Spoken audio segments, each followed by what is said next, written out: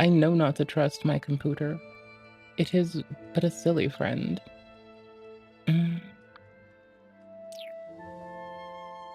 Actually, hold on.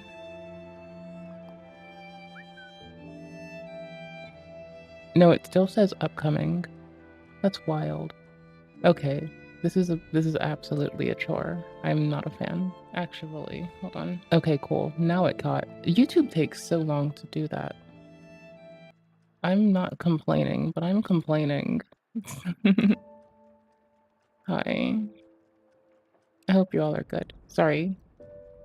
I'd apologize more, but you came here knowing that I suck. Dude was literally laughing at the situation just a couple weeks ago, claiming that he would beat this case just like OJ and he'll be home soon. In quote, I'm going to laugh like a maniac when I It's awkward. I did restart my silly ass connection, hoping that this would resolve. It looks like, and I could be wrong. Well, no, now I can pull a gig. I can actually, I have a spare gig to pull off of, it can only test up to a gig, but I have a fucking happy dappy gig. It's not failing to connect. My upload currently is less than my threshold. This is weird. It's very weird. Quite weird. A little bit weird. A little strange. A little odd. Hold on.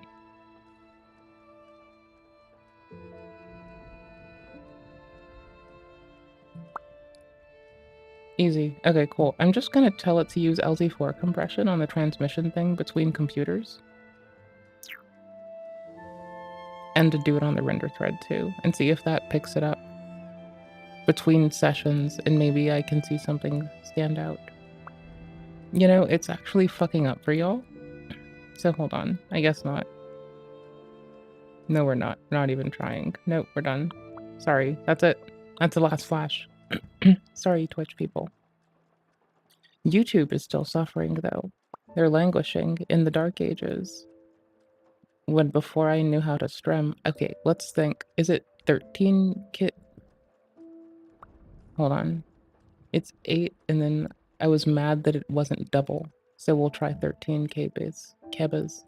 Because I think YouTube's just throttling my ass and like hitting me with the get fucked stick when I try to like send but a high enough bit rate for long enough. I think they're just mad at me.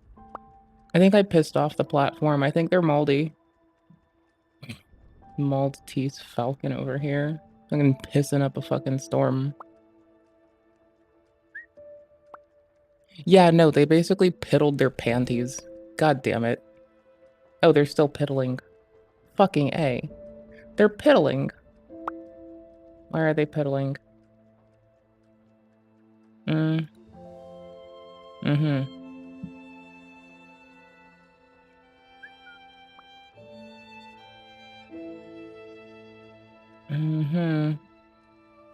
Mm-hmm. Mm-hmm. Okay, I closed the logs. It's stable looking now.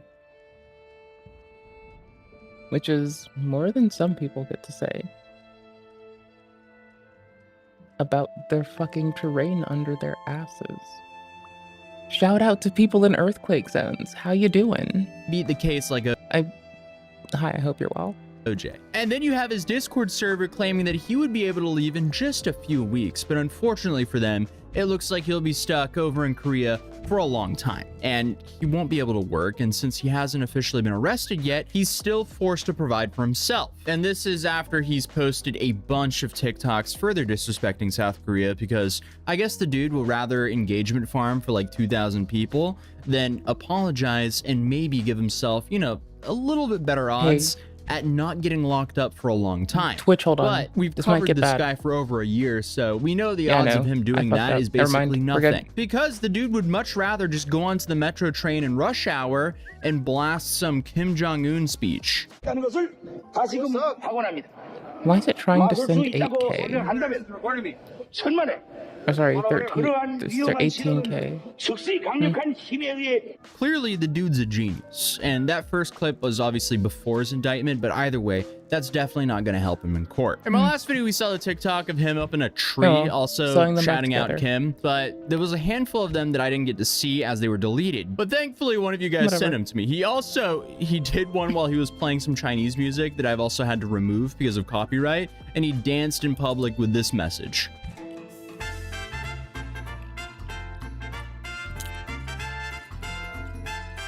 Yeah, I guess that's just your average Johnny engagement bait for a couple hundred people to watch, all while making his entire court case infinitely worse for himself. Dude is solely responsible for taking himself down. Like I keep saying, he is his own worst enemy, as he's just put all of his information out there willingly, then streamed himself committing dozens of felonies, then after doing so, taunts the government that's going to sentence him for weeks on end?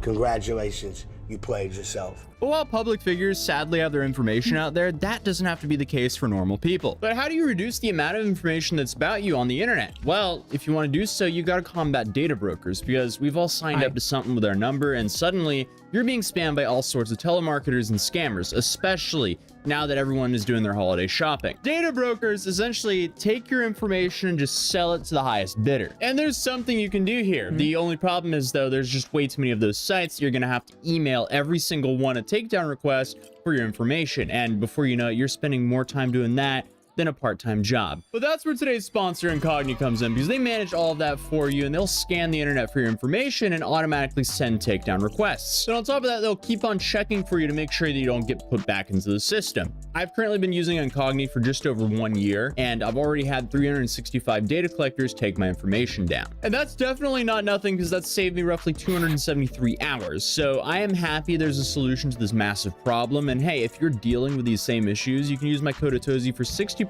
off your first year. For me, the service has been a massive win over the last year of using it, because my spam calls have basically vanished. But that's sadly just the tip of the iceberg for what data collectors collect. The crazier stuff would be, you know, your shopping habits, address, social security number, and employment history. So I'm grateful Incogni wanted to support the channel and allow me to promote a product that I personally use and enjoy. So again, if you think Incogni can help, you can go to incogni.com/Atozy by clicking the link right down below in the top of the description to start taking your personal data off the internet right now. But without further ado, let's continue the video, because things are just terrible for him. And all you can really do is kind of laugh at him, because his intentions seem to have just been to go to Korea, take advantage of their kindness, harass a bunch of strangers on the street, and make a bunch of money and leave. Infinite money glitch. Except it didn't go his way at all. He got banned on all relevant streaming platforms, which heavily kneecapped his earning potential. He got travel banned, then indicted, but not arrested. So he also has to pay for his own living instead of, you know, being a burden to the Korean taxpayer. So he has this court case coming up that was just extended. It was extended into the end of March of next year. So that adds a little over 3 months until he can actually see a judge. And to make things even worse for the guy, this case is not going to last for 1 day. This will likely drag on for months. And that's if this is the only case that he catches, as there's now plenty of time for them to add more charges or indict him for further things. Because remember, he live streamed himself doing everything. And then the icing of the cake is one of his old moderators hit me up and told me the police seized all of his equipment, which includes his phone and his computer. So he can't make money, and legally he can't either, because he doesn't have a work visa, nor can he apply for one because he's currently being criminally investigated. So he's truly stuck between a rock and a hard place. So I mean, it's safe to say Johnny Somali regrets going to Korea, because he is just taking too much financial damage here for basically zero upside. I guess he could apologize and lose the few amount of financial supporters he has left, or I guess he could keep on trying to engagement bait with disrespectful videos to please those few individuals, but also risk a way worse punishment. And you know, things just keep getting worse for him, because he's live streamed everything he's done. So now more clips are resurfacing that just shows everyone, including tourists, are fed up with his act.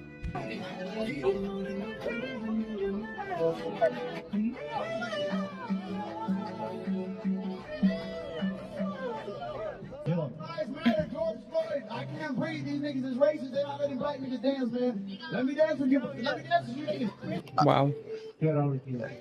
Or what? It's so wicked and appropriate. Okay.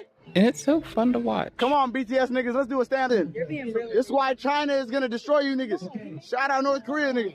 Yo, I don't care, nigga. This is my show, nigga. I take the shit over. You probably Travis country.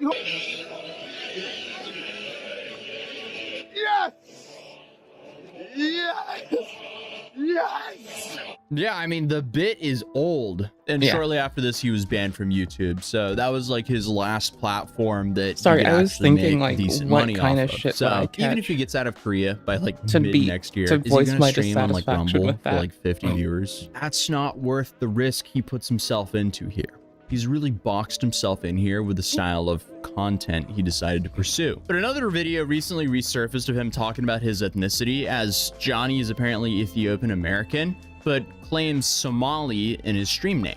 My dad is Ethiopian. My dad's Oromo. I never denied that. I never denied that I'm half Ethiopian, half Yemen. So Somali influencers are upset with him for dragging their name, which is very understandable. Stop clout chasing. I'll find you in Seoul. Hey, man. Bro, they beat you up in Japan. They beat you up like 4 times in Korea. I don't understand how you still have the confidence to be dropping comments like this, bro. And you say you do this for clout.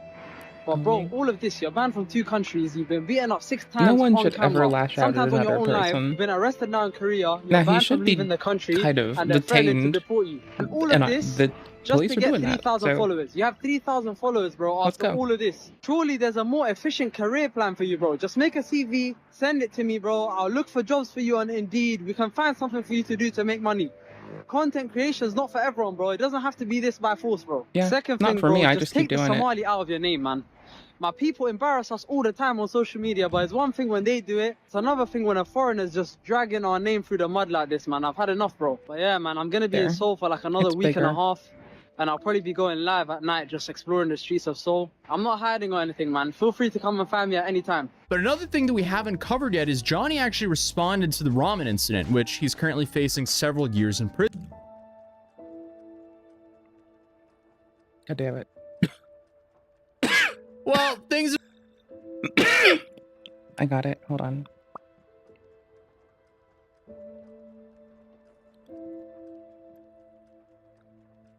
Got it. incident, which he's currently facing several years in prison for, and is essentially the main reason he was indicted. have And it's nothing safe to to add say here. his response is I'm terrible. getting her It stream will set up not again. help him in court if this is Oh, really shit. his defense. I am innocent. The Korean government and media is corrupt. I am the O.J. Simpson of Asia. The North Korean state media Okay, won't show sorry. this clip. Right, dude? I did have to, like, and then you just see his clip of him drunkenly trying to clean up a bit. I made a big mess. well, now I can see chat. I just genuinely, at this point, I just hope the legal system, like, I know that the legal system in nations like South Korea and the States can be a little bit amblingly slow and machinacious. So I just want to see a judge get a hold of him. Like, that's my hope. I want judges to get a hold of this one. Tear it the fuck up. Fuck it. Just because you drunkenly Go tried to hard. clean up a bit does not take back the How are you? harassment, disrupting the business, and chucking food across the store for your stream content. And that statement just makes things infinitely worse for yourself. This will definitely be very interesting. Hey, I fixed a lot of stream stuff. Like, you'd be kind of proud, I think, maybe? A little bit. At least a little bit. Maybe a tiny bit. I don't know. You might be a little proud. Maybe. I think. Maybe. I've been failing a lot, so, you know. Interesting to see what Anyways. happens moving forward. This will likely be the last update for a while, as it's not like Johnny can really do too much now with no phone or computer or ability to work, but who knows, maybe he proves us wrong. But if this video gets 50,000 likes, I might F around and fly out to Korea for his trial on March 20th to cover it for you guys. So feel free to drop a like, subscribe if you're new here, or you might not see me again, but hopefully I'll see you in the next video. Also, thank you again, Incogni, for sponsoring this video, and it'd be awesome if you guys checked out Incogni, and I'll see you guys in the next video. Peace. Wild. Fucking wild. Okay. Boy, howdy do Boy howdy. Boy howdy. Boy howdy do I ever.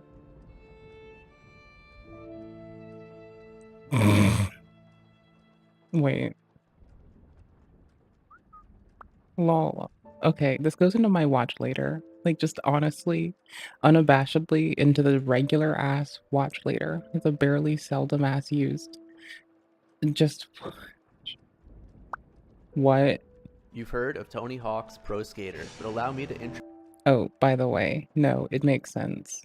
Why would we be here? Because I tried to watch either of these with y'all, copies of and everything just broke. This was gonna be what we like did to popcorn. I don't know if I want to play Belden Bling, or Pies of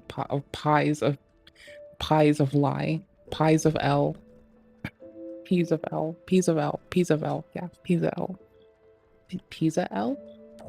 I mean, one of them's already running. I feel like if this person's on our screen, we'll get wrapped up in their shit.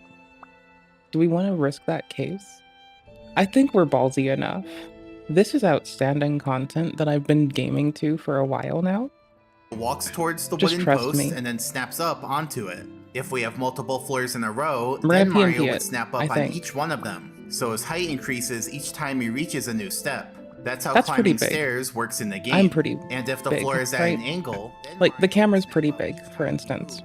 right? So in this case, his height increases continuously. And so That's if how this is ramps bigger work. than the camera, Though, note that it's pretty floors big. will also snap Mario downwards to some extent, so that walking downhill works too. Now let's talk I just about wanna play this walls. game A wall's hitbox and have extends one out of 50 two things units on on. both sides, And I it's figure you'll offset like to be a this. little lower down than the wall triangle itself. Its effect Maybe. is that I it have pushes no Mario clue, I hope. sideways in the direction of If the you hate it, triangle's I'm normal sorry. vector, which in this case is to the left. So we can see that as Mario enters Oof, this I hitbox, need- he gets displaced sideways, putting him exactly flush with the There wall's we go. hitbox and also putting him into the pushing I have animation. to open the, like, Just like unified before, chat for the my arrow for eyes. Mario going into the hitbox So I and don't the have arrow to for look Mario being around. pushed out of the hitbox happen on the same Ooh, it step, hasn't loaded so we through don't stuff actually yet. see Mario inside of the Weird. wall hitbox. And so now, if Mario just keeps walking into the wall hitbox, then he ends up pushing against the There. wall in a state of It'll equilibrium. capture from a bigger Like window on every now. step, he goes a little into the wall, then gets pushed out that distance, then There we goes a go. little into the Oops. wall, then gets pushed out that distance, Okay, there. etc. So that's what's going on when you push against the wall in the game. So even though Mario's position is 50 units away from the wall triangle, it still looks like he's touching the wall because his model is about 50 units in radius. In contrast, if Mario enters the wall hitbox from the other side, then he gets a big push from the wall, because this time he gets displaced almost all of the 100-unit diameter of the wall hitbox. Here's what that looks like in the game. Though you're not normally meant to go into a wall from that I'm side. doing hard And then for person ceilings, sounds shit their right now. hitbox extends from 160 units below the ceiling to infinitely upwards. Now the lower portion and upper portion have the same effect, but what effect that is actually varies based on what action Mario's in, so let's go through the different actions. First, if Mario's on the ground, then the ceiling hitbox cancels his 5 out movement. of. So you can see that Sorry as that I'm Mario bad. tries to enter the hitbox, I his like this movement fight. gets cancelled, which prevents him from entering the ceiling hitbox. And he also does the pushing animation when this happens. Also, I'm Here's gonna what try that looks like something, in the game. but my start So note isn't that even though working. Mario's That 160 works. units below the ceiling triangle, it basically looks like But not his my head is start. touching the ceiling because his model is just under 160 units tall. Second, if Mario's in the air and tries to enter a ceiling hitbox, then what happens depends on whether he's moving upwards or downwards. Everything else seems If he to work. enters a ceiling hitbox while moving upwards, then his movement gets cancelled and his vertical speed gets set to 0. This cuts short his upwards trajectory, since from that point on, he'll start moving downwards due to gravity.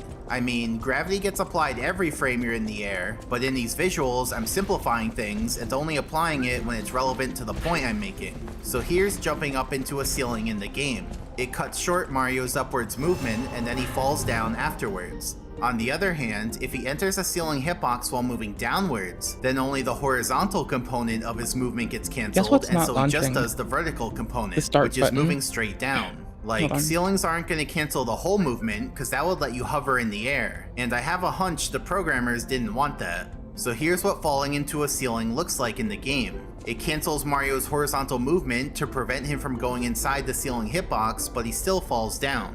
And then third, if Mario's in water, then the ceiling hitbox doesn't cancel his movement, but instead snaps him down to the bottom of the ceiling hitbox. So we can see that as Mario enters the hitbox, he gets snapped down. Here's what that looks like in the game. Mario snaps down as soon as he enters the ceiling hitbox. And if the ceiling is Oh, at give an me a angle, sec. then Mario snaps down each time he moves forwards. So Take for this. example, if I swim into the have ship, I controller get moved stuff I wanna fuck downwards with. accordingly. Now, you may find it strange that ceiling hitboxes extend infinitely upwards. Like, if a ceiling triangle's right here, then why should it have an effect way up here? Well, the thing is, most of the time, you only have access to the lower portion of the hitbox. The upper portion is usually out of reach, and so you wouldn't notice its effects. In fact, ceilings typically fall into one of two cases. Case 1, we're in an enclosed room, so the hitboxes look like this. In this case, the hitboxes prevent you from exiting the room. Like, if you try to exit downwards, the floor snaps you back up. If you try to exit sideways, the wall pushes you back in. And if you try to exit upwards, the ceiling cancels your movement and cuts short your upwards trajectory. So in this case, the room keeps you inside, and so you'd never normally be all the way up here interacting with the upper ceiling hitbox. And then case 2, there's an enclosed structure, like a box. So the hitboxes look like this. Now, I said ceiling hitboxes extend infinitely upwards, but that's just what they do in isolation. Because you see, when there's a floor above the ceiling, then the ceiling hitbox only extends upwards until it meets the floor hitbox. So you can see that the inside of this box is filled with the upper portion of the ceiling hitbox. And once again, this upper portion is inaccessible since there's no way to enter the box. Like, if you try to enter going downwards, the floor snaps you back up. If you try to enter going sideways, the wall pushes you back out. And if you try to enter going upwards, the ceiling cancels your movement and cuts short your upwards trajectory. So in this case, the box keeps you out, and so you'd never normally be inside of it interacting with the upper ceiling hitbox. One other note, you can see that the triangle hitboxes overlap in some cases, which brings into question which ones take priority. Well, that's actually pretty simple. Wall interactions happen first, so I put their hitboxes on the top layer, then floor interactions, so they're on the next layer, and then ceiling interactions, so they're on the bottom layer. Now, even though ceiling hitboxes cancel Mario's movement, there are still some ways to enter a ceiling hitbox, like by having an object push you into it. For example, here I have a Bob-omb push me into a ceiling hitbox, specifically the ceiling on the underside of the cog. So now I'm actually stuck because the ceiling cancels any movement I try to do, and it won't let me jump up either. Separately, here's what it looks like to enter a ceiling hitbox in the air. Mario just falls straight down since any sideways movement gets cancelled. And so there, we actually did touch the upper portion of a ceiling hitbox because we entered above the ceiling of the tunnel. So anyway, now we know the hitboxes of the 3 types of triangles. But there's one other hitbox that's also important, which is out of bounds. Now the term out of bounds can mean different things depending on the context. Like, a person might say that getting right here is out of bounds, because this isn't somewhere that you're intended to go in the course. But that's not what we mean in this case. See, the most useful way to define out of bounds is any point in space where there's no floor triangle below. So if our entire course was just this one floor triangle, then all of this area would be out of bounds. So that's everything to the side of the triangle and below it, just not above it. Think about it like this. The default state of space is out of bounds, and floors create safe havens above them. Also note that we color out of bounds gray and give it this symbol, and you'll see why in a moment. Now for the most part, Mario isn't allowed to enter out of bounds. If he's on the ground and tries to enter out of bounds, then his movement gets cancelled and he pushes, just like with ceilings. An easy place to see this is on the castle roof. Just walk up to the edge and Mario will start pushing. If Mario's in the air and tries to enter out of bounds, then the horizontal component of his movement gets cancelled, and so he only does the vertical component. So unlike ceilings, this happens for both upwards and downwards movement. That means you can jump up against out of bounds without it cutting short your upwards trajectory. And finally, if Mario's in water and tries to enter out of bounds, then his movement just gets cancelled. There's not a normal place where this happens in the game, but if you clip into the tunnel in Wet Dry World, like we did earlier, then you'll fall into the tunnel after the loading zone. Because of that, the town section of the level isn't loaded, and so you can just swim into the end of the tunnel. This is swimming into out of bounds, so Mario's movement gets cancelled and he just ends up swimming in place. So the reason Mario's not able to jump off of courses like Bob-omb Battlefield is because you can't move into out of bounds. There's no actual wall triangles on the edges of these courses keeping you in. And for courses with death barriers like Cool Mountain, the reason you can jump off of these courses is because the death barrier itself is made up of floor triangles. Here's a zoomed out view of the whole course. So you can see that the death barrier is made up of 2 giant floor triangles below the main part of the course. And then here's a side view of the 2 courses. So Cool Mountain has a death barrier floor below it, while Bob on Battlefield doesn't. The death barrier creates a safe haven all around the course, making that area habitable. So that's why in Cool Mountain, you can jump off the course and go below it, whereas you can't do that in Bob on Battlefield. Now, it is technically possible to enter out of bounds, but it's even harder to do than entering a ceiling hitbox. Like, our old trick with getting pushed by an object doesn't work in this case, because the game knows not to apply the object push if it would put Mario out of bounds. But nevertheless, there are still some ways to do it. For example, we can enter out of bounds by doing a ledge grab in this corner and then climbing up. We can jump into a cork box next to a steep hill. We can have the ground move out from under Mario, which is done here using the merry-go-round floor, and we can have Chuckya throw Mario out of bounds. As you can see in each of these cases, Mario dies when he goes out of bounds, which is why we give out of bounds the skull and crossbones symbol. But also when this happens, Mario stops having his hat on, though you get it back after you respawn. Now everyone always wonders, why does going out of bounds make Mario lose his hat? Well, let me explain. You see, Mario's logic every frame goes like this. First, it resets his hat state, so he'll be in the state of having no hat. Then it lets Mario do his action, like say, 1 frame of walking forwards. And finally, it updates his hat state to be how it's supposed to be, which gives him his hat again. And so his hat will be on by the time he gets rendered. So that's what normally happens every frame. I'm having but fun between thoughts. steps 1 and 2, there's a check. Specifically, it checks if Mario's out of bounds, and if so, then we're done with the function. Don't do the rest of the steps. So let's say Mario's currently out of bounds, and now let's walk through the steps to see what happens. First, it resets his hat state, which makes him have no hat. Then the check ends the whole function since Mario's out of bounds. So we never even get to step 3 where it puts his hat back on, and so we just see Mario without his hat. In other words, we're seeing the intermediate state of things that we're not normally supposed to see. So anyway, now we know the 4 types of hitboxes: floors, walls, ceilings, and out of bounds. Now you may have noticed that there's a bit of a similarity between walls, ceilings, and out of bounds, because they all basically block Mario's horizontal movement. So let's do a side-by-side comparison. On the left, we'll have Mario interact with a wall hitbox. In the center, we'll have Mario interact with a ceiling hitbox. And on the right, we'll have Mario interact with out of bounds. And just to clarify the ceiling case, there weren't many ceilings that worked well for this visual, never mind. but I did find one. See, in the castle foyer, I I'm clipped behind this pillar, did a backwards long jump, and then used the speed I'm configuring to DS for Win stuff. key door. Now opening that door Better loads a new control. area, I can mouse so out by clipping while behind I'm it, we end up in this using sort my of fake controller. area that you're not meant to be in. I want it There's to not work many with surface Special K. triangles here, despite what That's the visuals that's look what I'm doing like. really fast. So that means we can And go it's to really the edge slow. of the floor and push directly on a ceiling hitbox, specifically the ceiling of the hallway below that has the boo in it. So I just wanted to clarify that. So now let's compare the 3 cases. If Mario just walks forwards, then in all 3 cases he stays in place doing the pushing animation. Here's a diagram from above. See, the wall hitbox lets him go into it and then pushes him back out, which makes him be flush with the hitbox. But the ceiling and out of bounds hitboxes just cancel the movement, so he won't even be flush with those hitboxes. But now watch what happens if we try pushing at an angle instead of head on. In the wall case, we do a sidestepping animation, but in the ceiling and out of bounds cases, we still push, but now at an angle. See, the wall hitbox lets you enter the hitbox at an angle, then pushes you out perpendicularly, which lets you move along the edge of the hitbox. But the ceiling and out of So now I bounds have one for hitboxes still DualShock and just one for cancel the Xbox movement, input. so you don't end up And moving now I just along plan your on switching edges. those two So to recap arbitrarily so is what far, they wanted the me to pushing do. animation isn't That's okay. actually specific to walls. It can happen for ceilings and out of bounds too, though the sidestepping animation is specific to walls. Now let's see what happens when we jump into these 3 hitboxes. For the wall and out of bounds, the jump goes all the way up. But in the ceiling case, the jump goes nowhere, because like I mentioned earlier, ceiling hitboxes cut short your upwards trajectory. So in this case, Mario doesn't even leave the ground, he just lands instantly. So in our bullet points, let's And I add that already turned ceilings off are the Steam only doing one the that input. cancel your upward Sick. speed.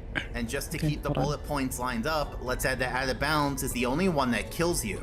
But now let's see what happens if we jump into them, but don't touch them until the downwards portion of the trajectory. In all three cases, Mario's forwards movement gets blocked, and so he just falls down in place. So just like with the ground movement, the wall lets Mario move into his hitbox and then pushes him back out, while the ceiling and out of bounds cancel the movement altogether. It's been but wild. that's just for jumping at a slow speed. If instead Mario jumps into the hitboxes moving at a medium speed, then in all three cases he does a soft bonk. You know, a bonk without any star particles, and Mario stays upright. So let's add that to our notes. And if he jumps into the hitboxes moving at a fast speed, or during certain other actions like a dive or slide kick, then in all three cases he does a hard bonk, which has star particles and Mario falls off his feet. So let's also add that. But now listen to the sound of each bonk.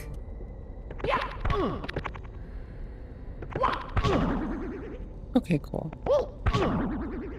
See, when you bonk on a ceiling or out of bounds, it makes a sort of boingy sound effect, while the wall doesn't do that. And so let's add that to our notes too. So overall, you can see that the three cases are pretty similar. They all let you push on them, and they all let you bonk on them. So it's easy to see why people might confuse walls, ceilings, and out of bounds. Someone might see Mario pushing and think he's pushing on a wall, but actually he's pushing on out of bounds. And someone might see Mario bonk and think he bonked on a wall, but actually he bonked on a ceiling. So just keep in mind how similar these three types of hitboxes are. Now, we're almost ready to get to invisible walls, but there's still one more topic we need to cover first, which is positional units. For example, here I'm showing Mario's position on screen, so you can see his X coordinate, Y coordinate, and Z coordinate. Each coordinate represents how far along Mario is on the corresponding axis. The X axis goes east and west, with east being the positive direction. The Y axis goes up and down, with up being the positive direction. And the Z axis goes north and south, with south being the positive direction. So take a top-down map of a course. If we zoom in, we can see the grid of individual units. So a single unit in SM64 is incredibly tiny, only like a centimeter wide. And the extra bold lines are the X and Z axes. Now we're going to analyze what a surface triangle looks like at this scale. I mean, surface triangles are usually way bigger than this, but we're going to be looking at some pretty tiny triangles for now, just so that we can see how certain properties work. Now, as you know, a surface triangle has 3 vertices, but what you may not know is that these 3 vertices have to have integer coordinates. In other words, the vertices always lie on the intersection of a horizontal unit line and a vertical unit line. So a triangle might look like this, or like this, or like this, but it would never look like this because here the vertices aren't at integer coordinates. The reason for this restriction is because triangle vertices are stored as shorts, and a short is a variable type that can only have integer values between negative 32,768 and 32,767. So it's impossible for a vertex to have a value that isn't an integer. So now let's consider this floor triangle. The question we're going to be analyzing is, where can Mario stand on this triangle? You might assume that it would just be this area, like the area enclosed within the triangle, but that's not right. Let me explain by filling out this little table. So Mario himself is at some coordinates, and those coordinates are stored as floats. Floats are another variable type, and they basically store real numbers, like numbers that can have decimal components. For example, let's say Mario's at X coordinate 1.34 and Z coordinate negative 2.79. But that's not the point that the game checks to see whether it's within the floor triangle or not. Instead, the game first converts those values to another type. Specifically, it converts the coordinates to shorts, and then that's the point that the game checks to see whether it's within the floor triangle or not. And like I mentioned earlier, shorts can only have integer values, meaning no decimal components. So to convert Mario's coordinates from floats to shorts, the game takes the coordinates and then chops off the decimal components. Got it. So it's not rounding, it's truncating. And so to summarize, even though Mario's at 1.34, negative 2.79, the floor detection function first truncates those values to 1, negative 2, and then checks if that new position is within the floor triangle or not. Why does it do that? I guess the programmers thought the calculations would work out better with shorts instead of floats, since floats can have slight rounding errors. But anyway, let me show this on the grid using the same numbers. So Mario's here at X coordinate 1.34 and Z coordinate negative 2.79. I'll also add a highlight to Mario's current unit square to make that easier to track. And then for the floor detection point, we can start at Mario's position, but then we have to truncate the decimal components. So for the x-coordinate, 1.34 becomes 1, meaning we go to the left edge of Mario's unit square. And for the z-coordinate, negative 2.79 becomes negative 2, meaning we go to the bottom edge of the unit square. So in general, the floor detection point will always be on the corner of Mario's unit square closest to the origin. And that directly follows from the fact that when you remove a number's decimal component, the number will only get closer to 0. So now if we move Mario around in a continuous way, we can see that the floor detection point moves around in a discrete way. And in all 4 quadrants, the floor detection point is still always on the corner of Mario's unit square closest to the origin. On the other hand, if Mario moves around within a unit square, then the floor detection point doesn't even move. In other words, all the positions within a unit square use the same floor detection point, because all their positions truncate to that same corner closest to the origin. Consequently, we can actually think of the corner closest to the origin as the representative for the whole unit square. So whatever floor status the representative point has will be the floor status for all the points within the unit square. So if the representative point is a floor, then the whole unit square is considered floor. If the representative point is out of bounds, then the whole unit square is considered out of bounds. And spoiler from the future, if the representative point is a ceiling, then the whole unit square is considered ceiling. I'll demonstrate this principle with the floor triangle from earlier. We were trying to figure out where Mario can stand on this triangle, and I said it was not just the area inside the triangle. So let's look at some points near the triangle's edge. If Mario's within this unit square, then this is the floor detection point, aka the representative point for the whole unit square. The representative point is not within the floor triangle, so I'll make it gray to indicate no floor. I'll also put a little arrow from the representative point to the unit square, just so that there's no confusion about which unit square it's the representative of. And note that because the representative point is always on the corner of the unit square closest to the origin, the arrow pointing from the representative point to the unit square will always be facing away from the origin. But anyway, since the representative point is gray to indicate no floor, we can color the whole unit square gray to indicate no floor. So even if Mario were here, which looks like it's inside the floor triangle, it would still count as being outside the triangle, since his whole unit square is considered outside the triangle. On the other hand, if Mario's within this unit square, then this is the representative point. This time, the representative point is within the floor triangle, so I'll make it blue to indicate floor. And then I'll put the arrow again, and now, since the representative point is blue to indicate floor, we can color the whole unit square blue to indicate floor. So even if Mario were here, which looks like it's outside the floor triangle, it would still count as being inside the triangle, since this whole unit square is considered inside the triangle. So going back to the whole triangle, the simplest way to determine where Mario can stand on it is the following process. First, mark all integer points that are within the triangle, including on the triangle bounds. Then put the arrows facing away from the origin to indicate which unit squares are being represented. And finally, fill in those unit squares. And so now, we can see the exact area where Mario can stand on this triangle.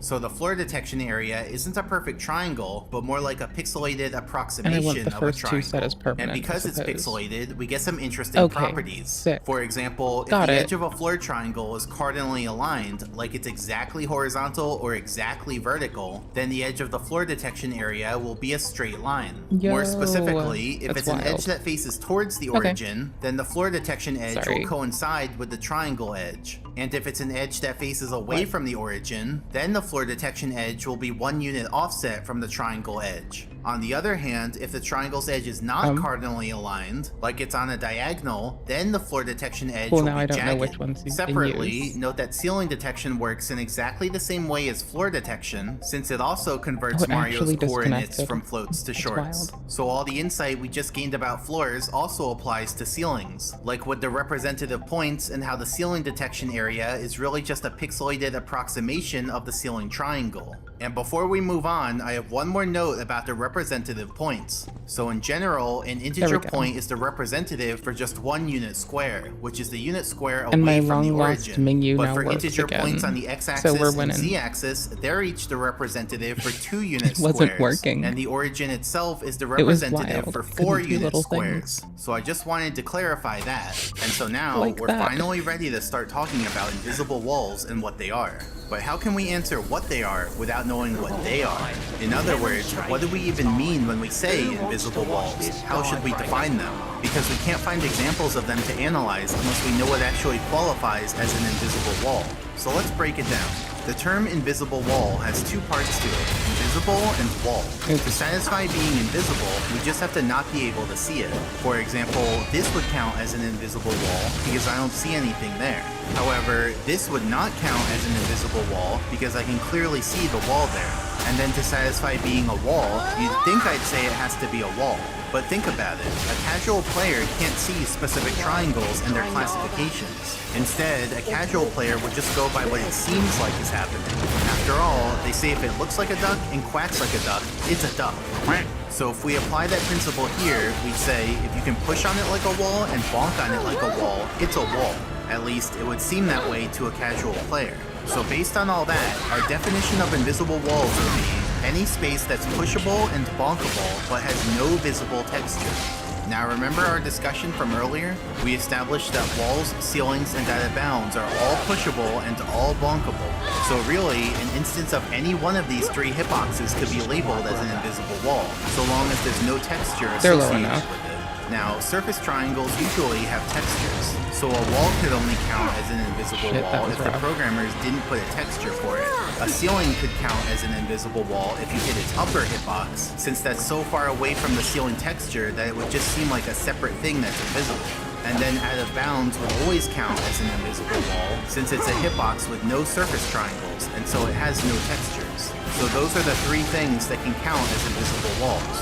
But from there, I've further broken it down into 8 causes of invisible walls. 3 of them are pretty straightforward, 4 of them are a little more involved, and the last one, well, let's just say it's the final boss of the causes. But instead of thinking about them like this, you know, 8 items in a row, we're instead going to think about them like this, with 4 items on the left, all separate, and 4 items on the right in a 2x2 table, like a Punnett square.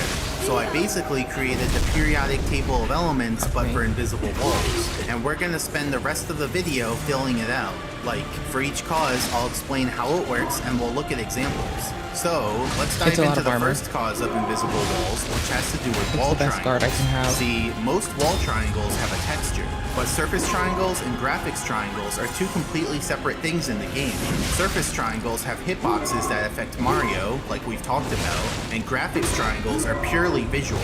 Now, for the most part, the programmers made it so that every surface triangle has a corresponding graphics triangle. But there are some exceptions, and so if there's a wall triangle with no corresponding texture, then that would count as an invisible wall.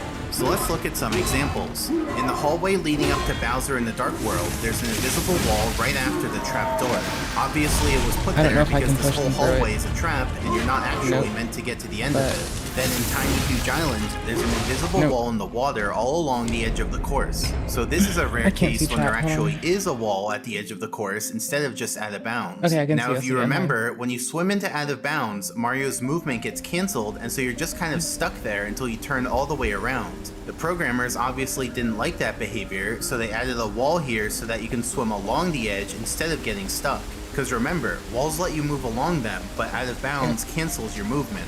And note that this wall is also present in the tiny version of the island. Then in the slide in Tall Tall Mountain, there's an invisible wall in the shape of a little rectangle at the top of the end of the first tunnel. So you might be wondering why that's there. Well, based on footage of the game's beta, we can actually conclude that this is a remnant of a left turn sign that used to be in that spot. It's kind of blurry, but it's there alright. So that means at some point, the programmers removed the graphics for the left turn sign, but accidentally left in the collision. Also in the Tall Tall Mountain slide, if you head the wrong way and go down the dead end path, you can see that they put a big invisible wall here. This is so that you can't fall off from here and land on a later part of the slide. Instead, they wanted you to plummet to your death. But since now we can see the exact edges of this big wall, we can actually just navigate around it and land on a later part of the slide anyway. In fact, here I've landed on a part after the loading zone, so the rest of the slide isn't even loaded. And so if I continue ahead, I just fall off and die. Then in Big Blue's Haunt, there's an invisible wall above the center of the merry-go-round. It's like a little column sticking right out of the pyramid. See, the camera in this room is normally situated right in the center above the pyramid, and they wanted to prevent you from going through that spot since that could cause the camera to turn really suddenly. But if we use hacks to I remove need to that back off invisible of wall them. column, we can see exactly what they were trying to prevent. See, the camera does a 180 in 2 frames, which probably isn't the best user experience. Then in Bowser and the Fire Sea, there are some invisible walls right after the funnel at the end. These were put there so that you don't accidentally AoE. jump over the funnel and fall down, because then you basically have AoE to and it's redo the free. whole level. But also, there are some invisible Shit. walls under the funnel to make It sure you wasn't free can't touch the AoE. ending trigger from the side. It was And close. finally, in Womp's Yeah. Fortress, there's actually a big forgot. invisible wall right under Okay. the course. Your So why intro. they put this one here? Well, it actually Shit. has to do with the water There, we that's at least in the got level. one. Let me give you a Took a quick rundown lovely, on water. easy So here's the second. side view of a surface of water. Note that I'm making it purple because blue is already taken by floors. So there are 2 important things to understand about water. First, the hitbox of water extends from the water's surface to infinitely downwards. Like, they never programmed water hitboxes to have a bottom. And second, whenever Mario enters a water hitbox, his height gets set to just under the water's surface and he goes into the swimming There we action. go. I should have Now, hit the normally, flight you wouldn't faster. notice the height change because Okay. you're only meant to enter water hitboxes This is from easy. the top, which means you'll already Should be be free near as the fuck. water's surface when your height gets set It to is. near the water's surface. So in most cases, We're waiting this for the height change sibling to doesn't come have for a this very next one. noticeable effect. But there are some It's gonna ways to suck enter for them. water from the side, in which case you can get a huge upward to the water's surface. For example, not. in Tall Mountain, you can clip through this wall into the water behind it. And from there, if you go forwards, you can enter the hitbox of the water higher up in the Oh, now level, we're fucked. causing you to upwarp to that water.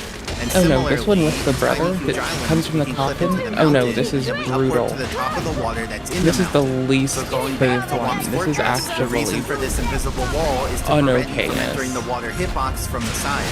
But they made a little oversight because to the right of this invisible They will wall juggle there's a me. gap. So you actually can enter We the may water as well call hitbox them the after all Juggernaut. and get the upward, which makes for a nice party trick. I wonder if I In can, fact, like, you ignore the say to little your one. friend, I bet you $10 I can jump off the edge and survive. Easy way to make money. Yeah. So yeah, that's the first they weren't clause of attacking, so it invisible did walls, minimal. I which we're forgot what gonna it did call for a sec. wall with no texture. Now let's They- look at the second so far, clause, it's which bringing has to back do with moves we ceilings. know. Remember, I said ceilings usually come in one of 2 forms: the top of an enclosed room or the bottom of an enclosed structure. I also said that the upper part of a ceiling hitbox is so far away from the ceiling texture that it just seems like its own separate hitbox that's invisible. So in these 2 cases, that would be above the enclosed room and inside the enclosed structure. These 2 areas are meant to be out of I had to reach, take the but roll there with are it, ways and to I interact took the with die them, with it. which we Oop, and count we're as wrecked. interacting Oh shit, with that an would wreck invisible now. wall. So 2, let's look at 1, some we're examples, fucked. starting with getting above rooms. Like we saw earlier, in Wet Dry World, you can use Chucky to clip into the space above the tunnel, which is an upper ceiling hitbox. Lol. If we bonk Right, in there, it's like our from angle that actually Got gets Stuff reflected card. every frame, because Fucking when Mario's in the ruined. bonk action, he's programmed to reflect off of Bonk. ceilings and out of bounds. Since here, Mario's surrounded by ceiling hitbox, he just gets continuously reflected, which looks pretty silly. In Hazy Maze Cave, it's actually possible to glitch this moving platform out of bounds. And so then, we can have the platform move out from under Mario while he's in the air, and so he ends up in the ceiling hitbox above a room down below. In the castle foyer, like we saw earlier, you can Bonk. clip inside this pillar. And so then you're able to push on the ceiling hitbox of the area below. You know, the area with the stairs that go down to the basement. And also, like we saw, you can backwards long jump and end up behind Hi. the upstairs key door. And that lets you push on the ceiling hitbox above the Boo hallway. Now let's We're look at negative getting inside content today. enclosed structures. Well, they in are Jolly pro Roger content. Bay, it's possible to clip inside the floating ship, whose whole inside is ceiling hitbox. And in Rainbow Ride, we can use a Bob-omb to clip inside one of these glass blocks. And of Ow. course, their whole inside is ceiling hitbox too.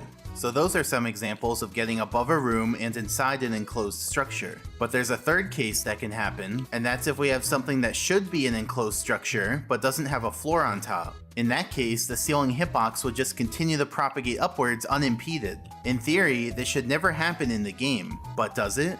Well, in the Tall Mountain slide, we have these 3 arches. And let me make the background white so that it's easier to see. So let's look at the first arch. On its underside, we have some ceiling triangles, and on the top side, we have some floor triangles. So no problems here. But now let's look at the second arch. On the bottom, we have some ceiling triangles, and on the top, there are no floor triangles. The programmers just didn't put any. So that means the ceiling hitbox isn't covered by any floors, and so it just propagates upwards without anything to contain it. And what about the third arch? On the bottom, we have some ceiling triangles, and on the top, there are once again no floor triangles. So on this arch too, the ceiling hitbox just leaks out into the space above. And so basically, if you've ever tried to jump over the second or third arch, you'll have found that you're unable to, because Mario just bonks on the ceiling hitboxes. We call these exposed ceiling hitboxes because unlike normal ones that are contained, these ones are just right out in the open, they're exposed. And then there's actually a fourth case for ceilings, which is a ceiling that's all by itself. Not the top of a room, not the bottom of an enclosed structure, but just a ceiling in isolation, whose hitbox would also propagate upwards unimpeded. Surely the programmers never did that, right? Well, in Cool Mountain, we have this bridge near the red coin star. At the end of the bridge are these two flaps on the sides. These were clearly meant to be walls, but they're actually ceilings since they're angled slightly downwards. And because the programmers didn't expect these surfaces to be ceilings, they didn't put any floors to cover them. So the ceiling hitboxes just rise upwards without anything to stop them, meaning that this is another case of exposed ceiling hitboxes. So watch out if you're ever playing around near these two flaps. So yeah, that's the second cause of invisible walls, which we're gonna call above ceiling below any floor. Because if there's no floor above the ceiling, then the whole area above the ceiling is bonkable. And if there is a floor above the ceiling, then only the area between them is bonkable. So now let's look at the third cause, which has to do with out of bounds. If you remember from earlier, all courses are surrounded by out of bounds, even if they have a death barrier. And that out of bounds is an invisible hitbox that you can bonk on, so it counts as an invisible wall. So if the course doesn't have a death barrier, then the out of bounds area will just be on the edge of the ground. And if the course does have a death barrier, then the out of bounds area will be at the edge of the death barrier, which you can reach if you jump far enough. So that's the third cause of invisible walls, which we're gonna call out of bounds on course edge. And so those are the first three causes, which I said were pretty straightforward. And that's because they directly correspond to the three hitboxes we talked about earlier: walls, ceilings, and out of bounds. So think of these three causes as the simple, basic implementations of those three hitboxes. The remaining causes are more advanced implementations. So let's get to those ones now by next looking at the Punnett square. Specifically, let's look at the fourth cause. Like I said, these causes are more complex. So instead of me saying the cause outright, we're going to build up to it with examples so that you get some intuition. So imagine a structure like this. It's a staircase with two steps. Now let's look at this structure from above. Not just like this, but also on a unit grid, which looks like this. So there's a floor rectangle on the bottom representing the lower step, and a floor rectangle on the top representing the upper step. Now I have two clarifications to make. First, a floor rectangle is just two floor triangles together that form a rectangle. Like, we could analyze this situation on the triangle level, but it's simpler to just pair up the triangles into rectangles and analyze the situation on the rectangle level. So that's what we're gonna do. And second, even though we're looking at the same shape on the left and the right, they're at different scales. The 3D shape on the left is at a normal scale that you'd find in the game, like hundreds of units wide, while the shape on the right is scaled down to be really tiny, like less than 10 units wide. I made it really tiny so that it's easier to see individual units. So for example, if we rotate the two shapes, the one on the left will stay normal looking, but the one on the right will deform, because remember, all the vertices still have to have integer coordinates, which has a big effect at this scale. Now on the right side, the structure looks like two floor rectangles with a seam in between. On the left side, the structure also looks like two floor rectangles with a seam in between, though if we look at the structure from the side, we can see that there's a whole wall on that seam, which causes the floors on both sides of the seam to be at different heights. So on one side of the seam, we have the floor edge at the bottom of the wall, which is the north edge of the lower step, and on the other side of the seam, we have the floor edge at the top of the wall, which is the south edge of the upper step. The question we're going to be analyzing is, are there any gaps between these two edges on the unit grid? And in this case, the answer is no, there are no gaps. The lower step's edge and the upper step's edge are exactly flush because they have the same lateral coordinates, so there are no gaps between them. Now if the floors were separated like this, then there'd be a gap. But for now, there is no gap. So let's clear that, put the structure back to a top-down view, and now we're going to rotate it to see if that causes any gaps between the edges. Now even though the two edges are changing coordinates, they remain exactly in sync. So for example, at this angle, there are still no gaps between the two edges, since they still have the exact same lateral coordinates. So let's rotate the structure back to its starting angle, and now we're going to change the structure itself. You see that upper step? I've now split it into two steps, and you can see this change reflected on the unit grid. So again, let's think about the edges that make up the seam between the lower step and the upper steps. Or in other words, the edges at the bottom of the wall versus the edges at the top of the wall. This time, that would be the north edge of the lower step, the south edge of the upper left step, and the south edge of the upper right step. Same question, are there any gaps between them on the unit grid? The answer is no, but the reasoning is a little different this time, because now there aren't just two edges with the same lateral coordinates. Instead, there are three edges, a long edge and two short edges. And notice that the two short edges connect at a point that lies exactly on the bigger edge. Because of that, we're going to call that point an edge vertex. In general, we'll define an edge vertex as a triangle vertex that's intended to lie laterally on another triangle's edge. So it's not meant to coincide with the other triangle's vertices, but instead be somewhere in the middle of the triangle's edge. And it doesn't have to lie exactly on the edge, but just be intended to lie on the edge. So in theory, it could miss by a little. Now going back to the structure, we can see that the edge vertex here does lie exactly on the bigger edge. And because of that, there are no gaps between the bigger edge and the two smaller edges. In the 3D view on the left, that means that this edge vertex is laterally aligned with this edge. And just to clarify, I could mark the edge vertex here or here. It doesn't really matter because those 2 points are basically guaranteed to line up with each other. So laterally, they're like the same point. So going forward, we'll consider them to be the same edge vertex and I'll only be marking one of them. Okay, so let's clear all of that, put the structure back to a top-down view, and now let's rotate it again. This time, you may notice something funky is going on with the edge vertex on the unit grid. So let's stop it here. And now same question. Are there any gaps between the edges? Interestingly, in this case, there is a gap. And that's because the edge vertex is no longer exactly on the lower edge. And how could it be? Because remember, triangle vertices must have integer coordinates, but there are no integer coordinates that lie exactly on the lower edge. Earlier, when the structure was cardinally aligned, it was easy to find an integer coordinate exactly on the edge because the edge went through so many. But now, since we're at a weird angle, the edge doesn't go through any integer coordinates, and so it's literally impossible for the edge vertex to lie on the edge. Instead, it just has to pick integer coordinates that are close to the edge. That means there are two cases. Case 1, the edge vertex overshoots and causes the floors to overlap. Floors overlapping like this is perfectly fine and won't cause any invisible walls. And then case 2, the edge vertex undershoots and causes a gap between the floors. And when there's a gap like this, then we have some problems. Remember, the triangle area itself doesn't represent where Mario can stand. Instead, we have our little process for figuring that out, so let's do that again here. First, we mark all integer points that are within the floor or on the floor bounds. Then add the arrows, and finally, fill in the unit squares. Now you can see the issue. There are two integer points that aren't inside any floors. Consequently, their unit squares are not considered to be floor. Instead, we call them floor gaps.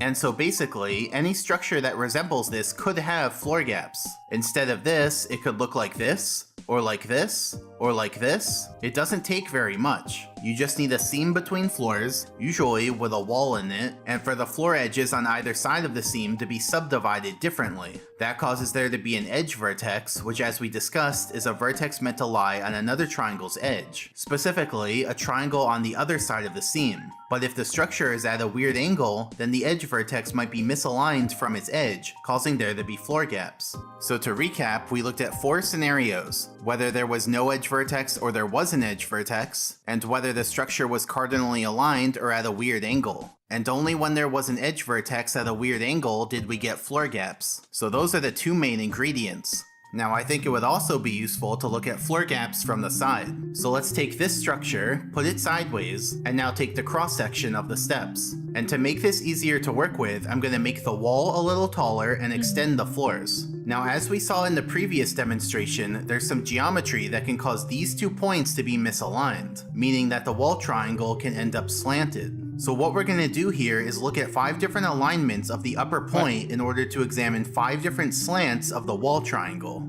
The 5 slants are leaning very far back, leaning a little back, perfectly vertical, leaning a little forwards, and leaning very far forwards. We're going to see which ones cause there to be floor gaps and what happens in those cases. So let's start with perfectly vertical. In this case, the 2 floors are exactly flush. Now for each case, we're going to see what happens when we show the out of bounds area. So first let's add the floor hitboxes, and then let's let the out of bounds area propagate upwards to see where it fills. In this case, the floors cover all of the out of bounds, which means all the area above is habitable. So I'll give this case a happy face. Then next, let's look at leaning very far back.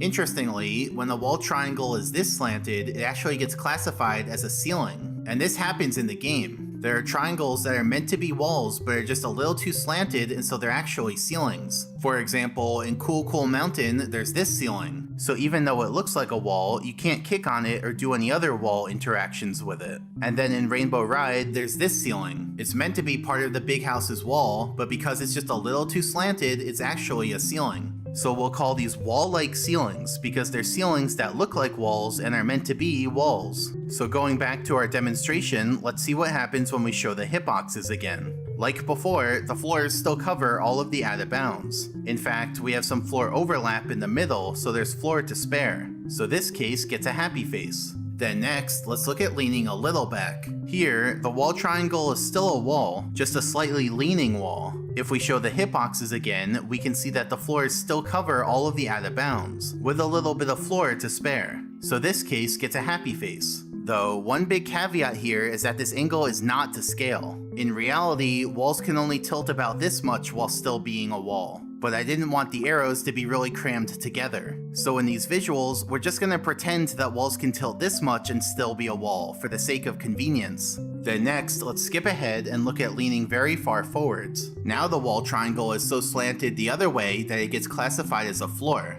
And this happens in the game too. For example, in Bob on Battlefield, the side of this third step has a floor triangle that's meant to be a wall. But because it's a floor, you can walk on it and slide on it. In Bowser in the Dark World, the side of this little bridge has a floor triangle. In Bowser in the Fire Sea, the side of this platform has floor triangles. And in the castle courtyard, the side of this structure has a floor triangle. So for these ones, we'll call them wall-like floors. But what effect does this have in our demonstration? Well, first let's show the floor hitboxes. You can see that the original 2 floors are now separated a bit, but luckily, this new floor covers the area in between. So if we show the out of bounds area, we can see that the 3 floors together cover all of the out of bounds. So this case gets a happy face. And then finally, let's look at leaning a little forwards. Here, the wall triangle is still a wall, just a slightly leaning wall. Now let's show the floor hitboxes. The 2 original floors are still separated a bit, but now there's no third floor to cover the area in between. All we have is a wall there, but walls don't cover out of bounds. It's like the wall took on the responsibility of a floor, but doesn't actually have the powers of a floor. Right. And so if we show the out of bounds area, we can see that a tiny sliver of out of bounds leaks through the leaning wall. And that sliver of out of bounds would be classified as an invisible wall. This type of invisible wall has caused a lot of frustration over the years. Like, think about this kind of invisible wall compared to the previous 3 causes that we looked at. These 3 causes aren't actually that annoying. For the walls with no texture, those are put there intentionally to prevent you from going to places that you're not supposed to go to. So they don't really get in the way when you're going to places that you are supposed to go to. For the ceiling hitboxes, those are mainly just above rooms and inside enclosed structures, which are places that you don't normally interact with. Well, aside from the arches in the Tall Mountain Slide and the bridge flaps in Cool Mountain, those ones can get in your way. And then for out of bounds on the course edge, you know where those are, and it's not like they're in the way because they're only on the edges of the course. But for this most recent type of invisible wall, it's just in the middle of the course out in the open. It could even be on the path that you're supposed to use, so you might just bonk on it out of nowhere while you're trying to beat the game. So this type of invisible wall, along with the rest that we're going to cover, are in some sense the real invisible walls, because they're the ones that frustrate players and give a bad name to invisible walls. So I'm going to give this case an angry face. So to summarize, we looked at 5 possible slants of the wall triangle, and only a wall that's leaning slightly forwards causes there to be a floor gap that lets out of bounds leak through. If we move the upper vertex around continuously, you can see that it's only a very narrow range that lets the out of bounds leak through. Basically, the wall triangle has to be leaning forward so that there's a gap between the lower floor and upper floor, but the wall can't be leaning too far forwards or else it acts as a floor that covers that gap. Now I think it would also be useful to see what each of these 5 cases looks like from a top-down view. When the wall leans very far back, the floors overlap. You can tell because the overlap area is an extra dark shade of blue. When the wall leans a little back, there's still a floor overlap, but a bit smaller in area. When the wall's perfectly vertical, there's no floor overlap or floor gap. The whole thing is just a uniform shade of blue. When the wall leans a little forwards, now there's a floor gap. You can tell because there's some white in the middle of all the blue. And remember, that white area is actually covered by the wall triangle, but that doesn't really do anything. And finally, when the wall leans very far forwards, then the wall turns into a floor which covers the gap. So yeah, it's only the one case that causes floor gaps. But interestingly, floor gaps don't necessarily cause invisible walls. See, there are actually 3 cases for what effect a floor gap has because it depends on what's below the floor gap. Case 1, there's another floor below the floor gap. I don't care. In this case, Mario can freely jump over the floor gap and not hit any invisible walls. He can also go into the floor gap and fall through to the floor below, assuming there are no wall hitboxes in the way. Then case 2, there are no floors below the floor gap. Like we saw a second ago, this lets a tiny sliver of out of bounds leak through. Tuning stuff. If Mario jumps into that sliver, he'll bonk, and if he walks into it, he'll push. And then case 3, there's a ceiling below the floor gap. This ceiling has a lower hitbox, but we don't care about that. It's the upper hitbox that causes a tiny sliver of ceiling to leak through. So this would also count as an exposed ceiling hitbox. And just like the sliver of out of bounds, the sliver of ceiling lets us bonk on it and lets us push on it. So it's only case 2 and case 3 that cause invisible walls. Now if you ever encounter an invisible wall like this, it might not be obvious whether it's from out of bounds or from a ceiling. Since you know, invisible walls are invisible, so in the game, we wouldn't see the hitbox colors that I'm showing here. But remember, only ceilings cut short your upwards trajectory. So a quick and simple way to distinguish between these 2 cases is to jump up into the invisible wall. If it lets you jump up, then it's out of bounds, and if it stops you from jumping up, then it's a ceiling. So let's look at an example. In Bob on Battlefield, there's this wall on a floor seam. Here are the floor edges on both sides of the seam, which are subdivided differently due to the steps. And based on those, here are the edge vertices. Now you may be wondering why it looks like I'm showing the same thing on the left and the right. Well, they're actually different camera modes. See, the one on the left is a perspective view, meaning that things get smaller as they go farther away from the camera. So it's like the normal camera mode that you'd see in the game. In contrast, the one on the right is an orthographic view, meaning that things stay the same size regardless of how far away from the camera they are. This orthographic view is useful because it allows us to have a nice looking top-down view. So next, let's show all the course's floor triangles, and now we're going to zoom in on each edge vertex to see how it misses its edge. Like, does it cause a floor overlap or a floor gap? The way this one misses is by causing a floor gap, because you can see the white area between the floors. Then for the next edge vertex, it also causes a floor gap. And for the last one, this one's a little weird. See, the bottom of the step and the top of the step don't actually line up, even though they were meant to. That's what actually causes the side of that third step to be a floor instead of a wall, like we saw before. But anyway, this just means we have 2 edge vertices to look at instead of 1, and they both cause floor gaps. So let's zoom out a little, and now you can see that there are integer coordinates that lie on the white area between floors, meaning that those points are out of bounds. Now let's remove the triangle fill color so that we can mark which unit squares are out of bounds. For each of those integer coordinates, let's add the arrow facing away from the origin, and then fill in those unit squares with gray for out of bounds. And now let's pan across the seam so that we can see all of the unit squares of out of bounds. So each of the unit squares on the right represents a little sliver of out of bounds that leaks through the leaning wall. And as we're panning on the right, I'm adding these slivers on the left so that you can see them in 3D. They're basically square columns that are 1 unit wide, though I'm drawing them each as 1 pixel wide because that's what's easiest to see. So that's the whole seam. Interestingly, there's one point near the middle of the seam that lies on the x-axis. So that point has 2 arrows and causes 2 unit squares of invisible wall. So yeah, that's how the out of bounds units are distributed along the seam. On the left, if we zoom in a bit, you can see the 2 unit columns in the middle that are extra close together, since they're both from that point on the x-axis. And if we step back a little, you can see just how high up this invisible wall goes, all the way to the top of the course at a height It's of mad. 32,768. It's molding too much to capture So it. it's pretty weird. There's just this invisible Oh, wall in the no. course that goes It's way higher molding up at than me. anything else. And of course, because it's an invisible wall, that means anytime you go through that spot, you may end up bonking on it seemingly out of nowhere. On Oh, the maybe other if I hand, just- you may end hold up on. passing right through it. So why is Nope, it that it you got only mad. hit it It's sometimes? not happy. Well, let me explain. Here's a top-down view of the Logs. unit grid, and let's say we have invisible wall units on a seam like this. Now normally, invisible wall units are at a slanted angle, but just to keep this demonstration simple, we're going to say that they're all in a Why? nice row like this. And let's say Brother, Mario's why? currently south of the invisible wall seam and wants to cross it going north. Now it's important to understand exactly how Mario's movement works. So Mario has a horizontal speed, which represents sorry. how many units Sorry. forwards he moves per frame. For example, if Mario's speed is 8, then he moves 8 units forwards per frame. But even that's a bit of an if I misclick, you oversimplification just because see the me game now. doesn't move Mario forwards all at once. I think that's Instead, fine. it takes his speed and subdivides it into 4 equal pieces called quarter steps. Yeah, So it a keeps speed of failing 8 to would be hook it. subdivided into 4 That's quarter wild. steps, each having a size of 2. Then on each frame, Mario moves forwards by 4 quarter steps. So in the game, you'd see Mario before he does the 4 quarter steps, Range. you'd see Mario after he does the 4 quarter steps, but you wouldn't see him at these intermediate positions because they happen mid-frame. But I'll still show them here because Range. they're very relevant for this discussion.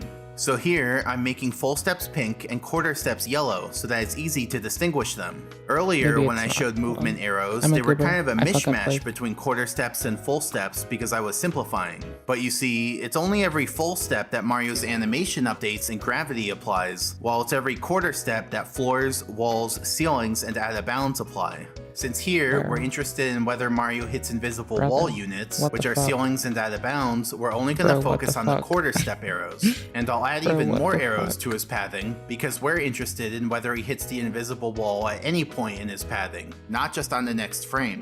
Anyway, since Mario's moving forwards 2 units at a time, that covers every second unit. That means there are 2 kinds of spacings, a spacing like this and a spacing that's offset by 1 unit like this. You can think of them as one covers the even unit squares and one covers the odd unit squares. If we look at the invisible wall seam, you can see that the pathing on the left skips straight over the seam while the pathing on the right hits it. Since invisible walls stop your movement, I'll remove all the arrows after the collision and put this symbol at the collision point. So in this example, there's a 50% chance that we hit the Hi. invisible wall, since 1 out of every 2 spacings hits it.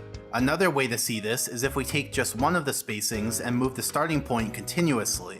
You can see that half the time it makes it through and half the time it stops. So that's why invisible walls can seem sort of random. Even though they're always there and don't move, you're not guaranteed to hit them when you cross the seam. Instead, it just comes down to whether your spacing crosses over it or goes into it. So in theory, you could always avoid hitting them by controlling your spacing just right, but in practice, at least casually, that's way too precise to control.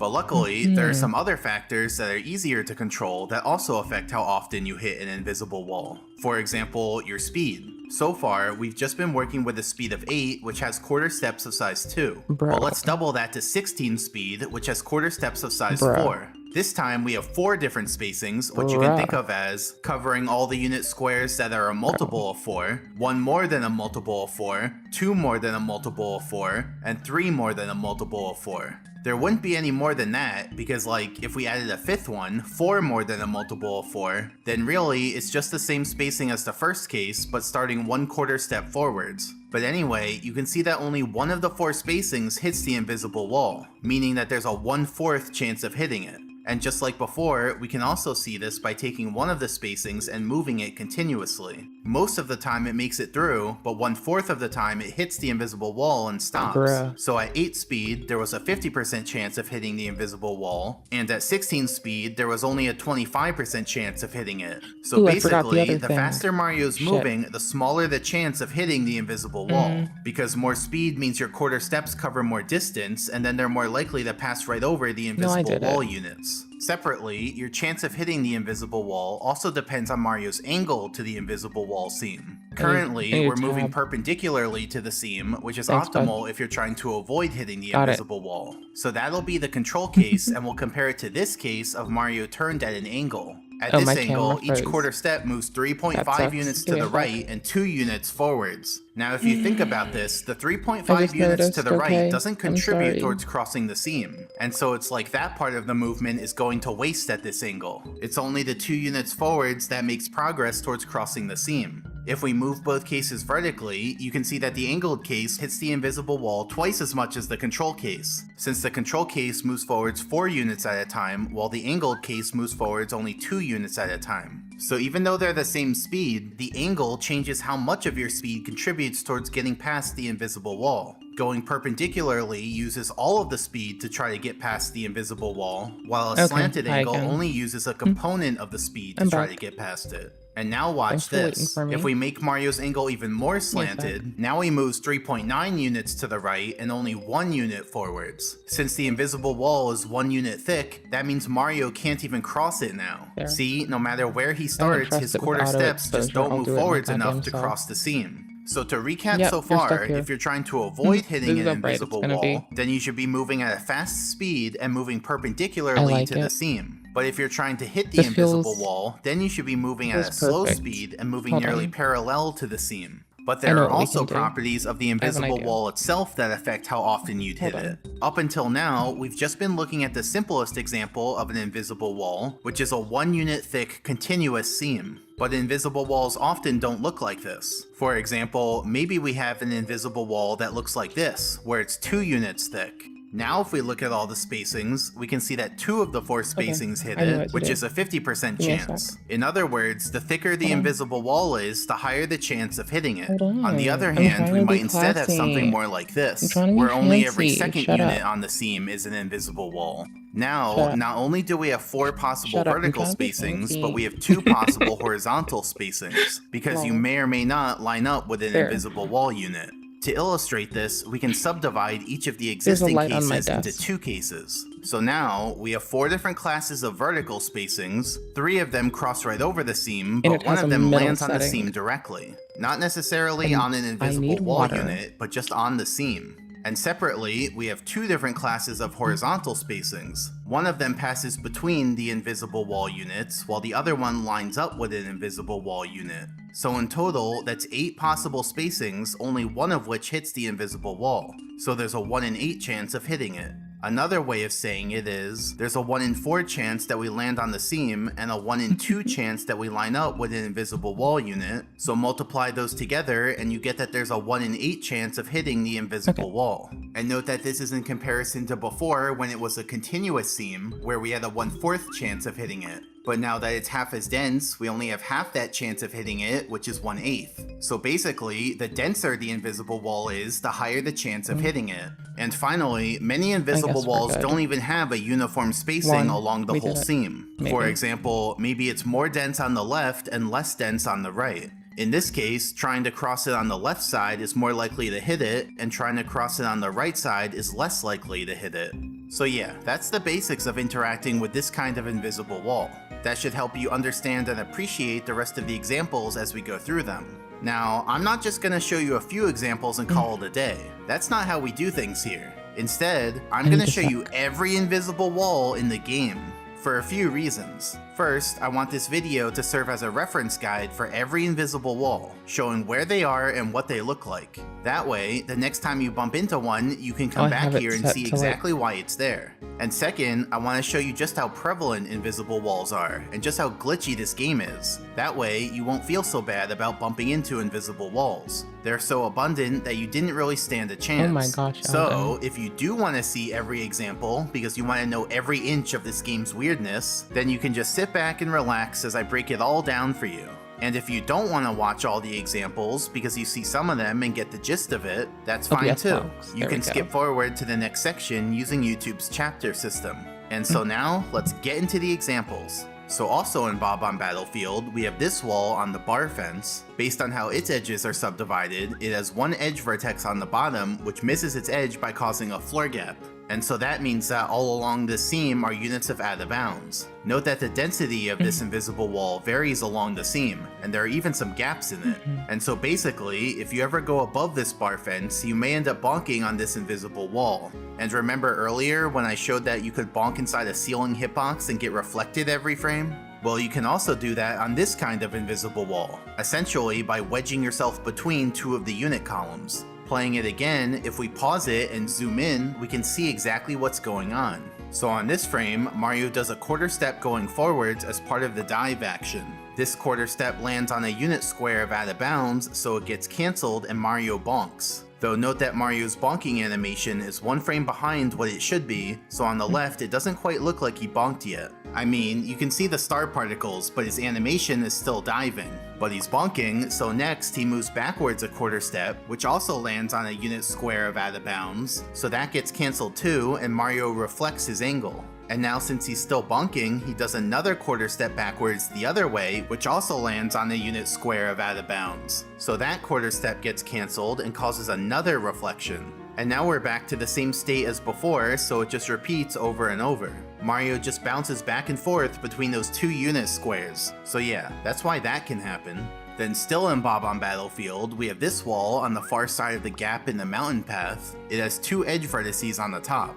Interestingly, the left edge vertex causes a floor overlap, so that's fine, but the edge vertex on the right causes a floor gap, which is where the problem is. So near that right edge vertex, we have some unit columns of out of bounds, specifically two groups of them. Now this invisible wall is especially evil because if you hit it, you fall into the gap. Like, I can't imagine a worse place in Bob-omb Battlefield to have an invisible wall than on the far side of a gap you have to jump over. Then even still in Bob-omb Battlefield, we have this wall right after the bridge on the mountain path. It's kind of a weird shape, but it has one edge vertex on the top near the bridge. This edge vertex misses its edge by causing a floor gap, which means that there are some unit columns of out of bounds near the bridge. And interestingly, if we zoom in on the bridge, you can see that some of the unit columns actually rise up into the bridge, and so they stop there instead of continuing to rise up. But anyway, that means that for this gap too, if you try to jump over it, you may end up hitting this invisible wall and falling into the gap. And one more in Bob-omb Battlefield, we have this wall below the upper alcove in the mountain. It has two edge vertices. Zooming in, we can see that the right one causes a floor overlap and the left one causes a floor gap. So the result is that mainly on the left side of the alcove, we have some unit columns of out of bounds, and these ones are fully contained within the alcove. So this means anytime you enter or exit this alcove, you might bonk on this invisible wall. Then in Jolly Roger Bay, we have this wall on the right side of this alcove. It has one edge vertex on the top. Will there be a floor overlap or a floor gap? It's a floor gap. I mean, it has to be. Otherwise, why would we be here examining it? Now a cool thing about this one is that it only has 4 unit columns of out of bounds, so you can see each one of them individually. And since this one's in water, we can swim into it, which cancels our movement, and so we just end up swimming in place. So it looks pretty odd.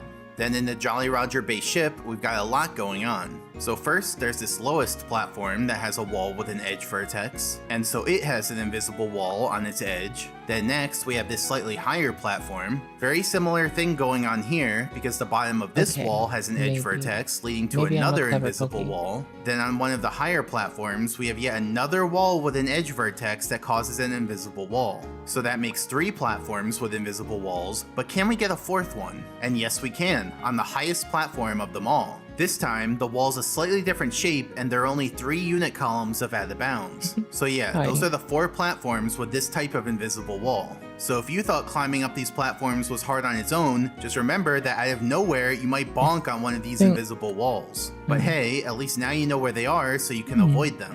Or hit them on purpose if that's what you're into. I'm not here to judge. Then in Cool Cool Mountain, we have this wall. It's like an upside down triangle, so it has one edge vertex on the bottom. Now if we show all the floors except the death barrier, you can see that there are some floor gaps. But this time, they're filled with ceiling instead of out of bounds. Because if we look on the bottom of the structure, we can see the ceiling down here, whose upper hitbox leaks through those floor gaps. So what that means is that all along the seam, there are unit columns of ceiling leaking through. Now as a general rule, in courses with death barriers, all the invisible walls coming out of floor gaps will be due to ceilings and not out of bounds. Because think about it, if the course has a death barrier, then the whole thing is protected from out of bounds. That means you wouldn't find out of bounds anywhere in the main part of the course. And it's not like the course geometry can generate its own out of bounds, that's not how that works. Here's another way to think about it. Let's say we have a floor and it has a floor gap in it. In order for this floor gap to have out of bounds under it, there would have to be no floor under it, because that's what out of bounds means.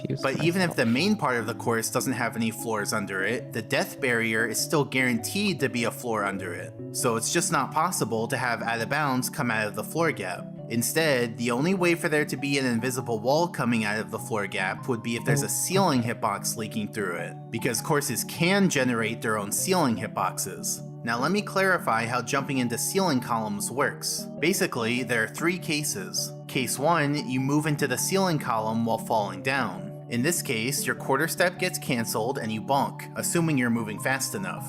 Then case 2, you move into the ceiling column while moving upwards. Then your quarter step gets cancelled and the ceiling cuts short your upwards trajectory, meaning you'll now start falling down. But then let's say you miss the ceiling column on the next frame, either because your speed changed or you're holding a slightly different angle on the control stick. Then you'll pass right through the invisible wall and continue with your trajectory, though it'll now be moving downwards. Okay, And then case good. 3, Sorry, I you was move into the checking shit. ceiling column while moving upwards, so your quarter step gets cancelled and it cuts short your upwards trajectory, and then you hit the ceiling column again on the next frame with your downwards trajectory. Then just like the first case, your quarter step gets cancelled and you bonk, assuming you're moving fast enough.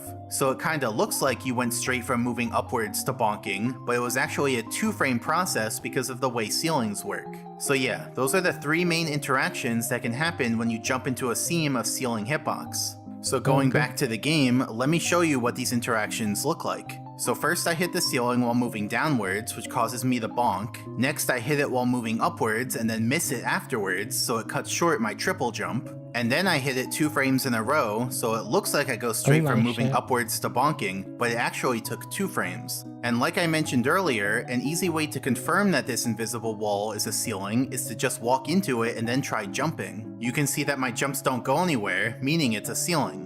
On the other hand, if we push against an invisible wall that's out of bounds and then try jumping, the jumps actually go up.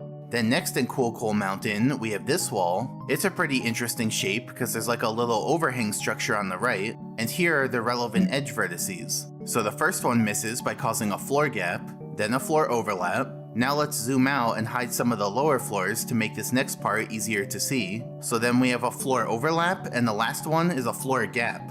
And based on our earlier discussion, you should already know that these ones are going to be ceiling leaking through and not out of bounds, since Cool Mountain has a death barrier. Now you can see that there are 2 sections of invisible wall. The section on the left is due to this ceiling on the underside of the wood, and the section on the right is due to this ceiling on the underside of the overhang. Wild. So these invisible walls could get in your way if you're doing movement near the red coin star. And remember, the bridge flap invisible wall is around here too, so surely there wouldn't be a 3rd one around here, right?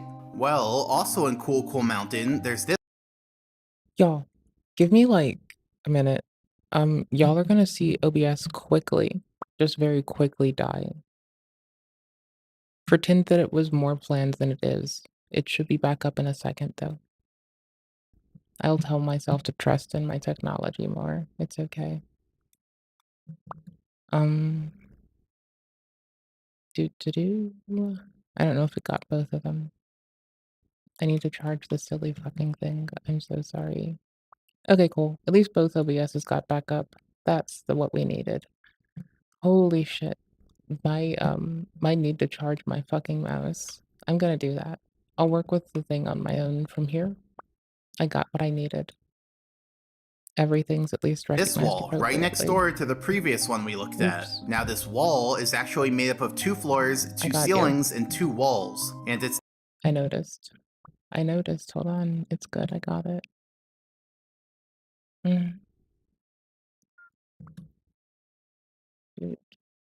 Dub.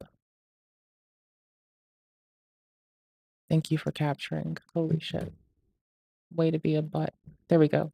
It's the big wall on the left that's the issue. It's another triangle, so it has 1 edge vertex on the bottom. This edge vertex misses the edge by causing a floor gap, resulting in 2 sections of invisible wall. The section on the right is due to this ceiling triangle that we've been looking at the whole time, and the section on the left is due to this ceiling down here, you know, the top of the little cave. And so basically, if you're messing around near the blue coins, you might just bump into this invisible wall. Now this invisible wall is interesting because it's actually used in the task for collecting Did I fuck up the bit rate again? That's the little thing I'm checking.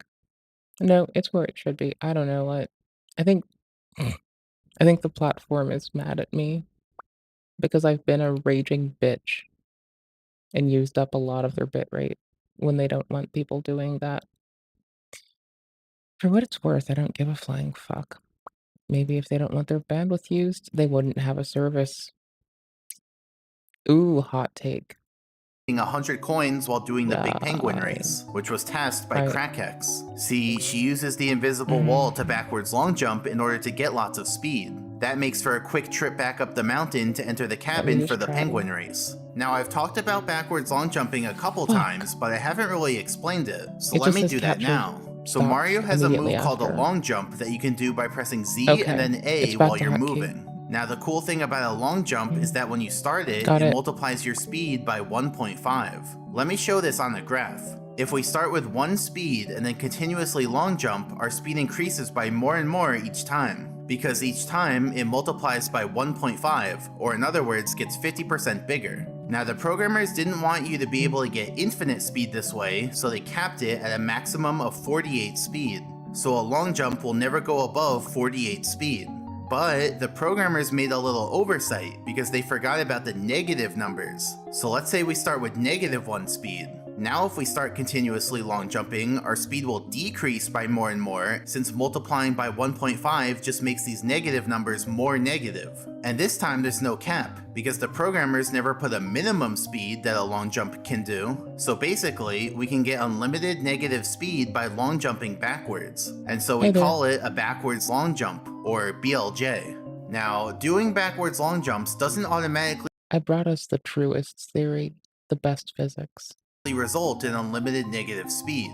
That's because even though the starting How you speed doing? of a long jump is uncapped, Mario loses speed while he's in the air We're from the doing long stuff jump. too. So trying to backwards long jump on a I flat swear. floor with nothing else won't work promise. because Mario loses too much speed in the air. We're, like, Looking at the quadruple speed tasking. value, you can see that I get to -20 speed right after starting a long jump, but then it goes back to -15 by the time I land and can do the next long jump.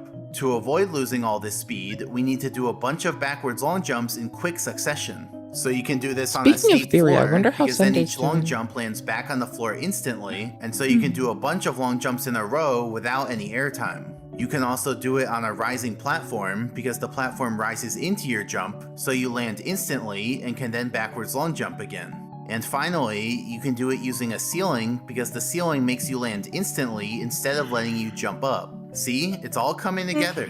So going back to the cool mountain task, let's pause it, zoom in, and now I'll show Mario's movement arrows. And I'll make the arrows green if they're on the first frame of a long jump. So you can see that each backwards long jump was strategically done to move into a ceiling column, which prevents Mario from jumping up and instead makes him land right after. That allows Mario to do the next backwards long jump right away, and so he's able to build up speed very quickly by doing that. So see, invisible walls can actually be helpful for something. Then in Big Boo's Haunt, we have this wall on a seam between floors. Now you might be wondering what floor the magenta line belongs to. Well, there are actually some invisible, intangible floor triangles in this room covering the giant There we gap go. in the floor. So why are they there? Got it. Well, you see, when Mario's in a course with rooms, like Big Boo's Haunt, then only 1 or 2 rooms are active at a time. Specifically, the game activates the room need that to be Mario's RB. in and any room that he's next to the door of. And the way the game figures out which Yeah, I need rooms to to be real activate fast. is Hold based up. on the floor triangle that Mario's above. So to put it simply, if Mario's above a floor in room A, then room A will be active. If he's above a floor in room B, then room B will be active. And if he's above a sort of intermediate floor, usually next to a door, then both room A and room B will be active.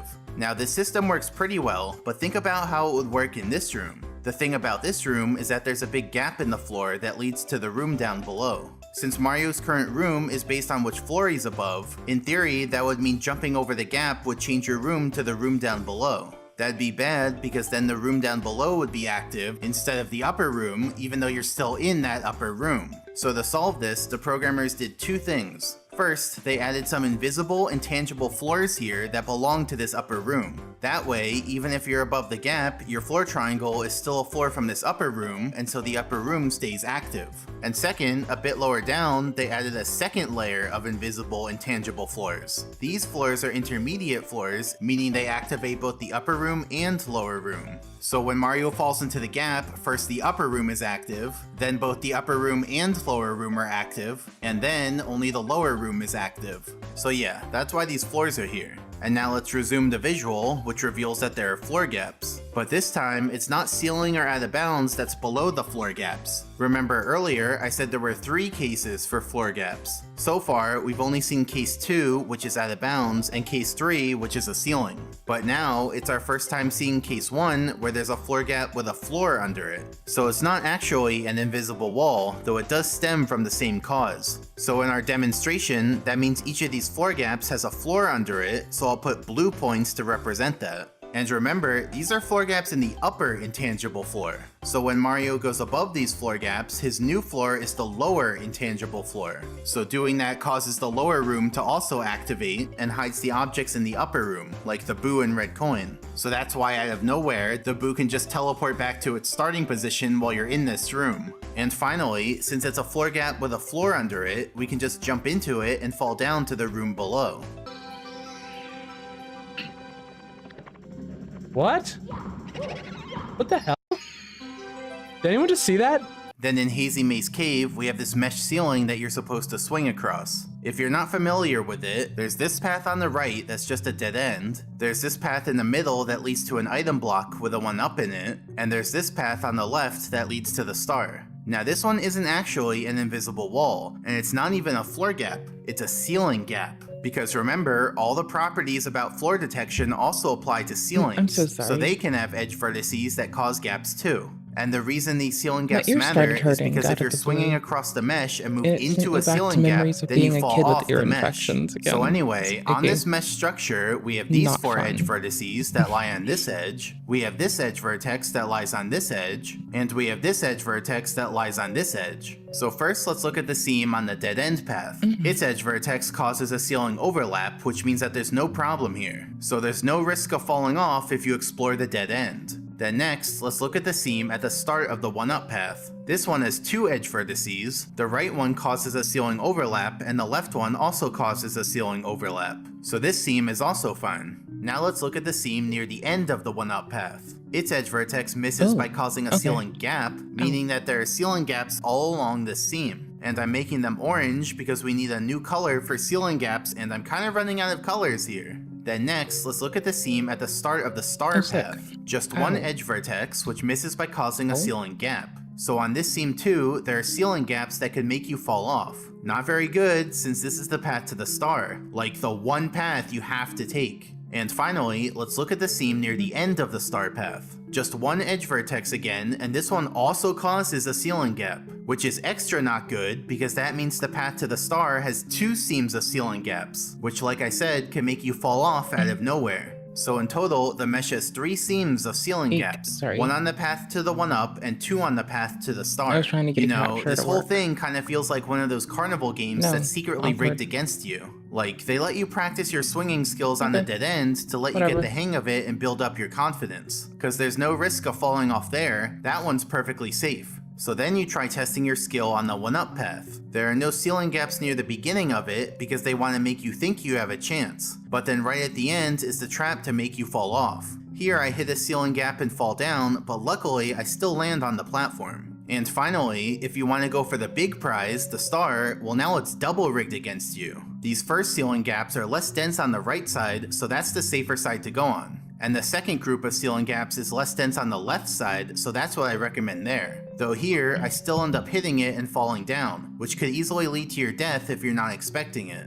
And also, because these are ceiling gaps, that means it's possible to just jump right up into the gap, because the ceiling doesn't block you there. Here's what jumping into the gap looks like in the game. And just for good measure, I bonk in there to show that I'm surrounded by ceiling hitbox. Then in Lethal Lava Land, we have this arched platform. Its shape is like a breeding ground for edge vertices. Look at it, we have 7 of them. So let's see, we have a floor overlap, floor overlap, floor overlap, floor overlap, floor gap, floor gap, floor gap.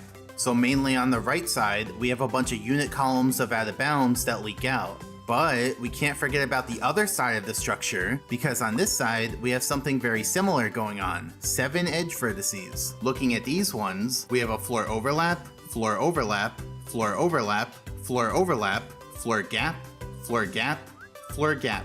So it's actually the same pattern on this side that it was on the other side. But yeah, be careful if you're on this structure. And when Mario does a lava boost, he's able to reflect off of out of bounds, which means we can wedge Mario between unit columns to make him reflect every frame, just like earlier with the bonking. Then in the volcano and lethal lava land, we have these flare triangles near the lava fall, which have an edge vertex between them. So this is a rare case when it involves a seam between floors without there being a wall on the seam. But we can analyze it just the same and see that the edge vertex causes a floor gap. So there's not even a wall over the floor gap this time, there's just nothing there. And that's why we get unit columns of out of bounds, which extend all the way up to near this upper path. So if you try to take a shortcut by jumping over the gap, you could just end up bonking on this invisible wall and falling down. And the cool thing about this one is that it's actually used in the A button challenge, you know, where your goal is to not press A. See, bouncing off the invisible wall helps you redirect your momentum when you're doing lava boosts up the lava fall, which lets you get all the way over to the star platform without having to press A at all. Then in Dire Docks, we have this wall near the 5 yellow coins. Based on the edges, it doesn't look like there should be any edge vertices here. It just looks like 2 edges that should laterally align.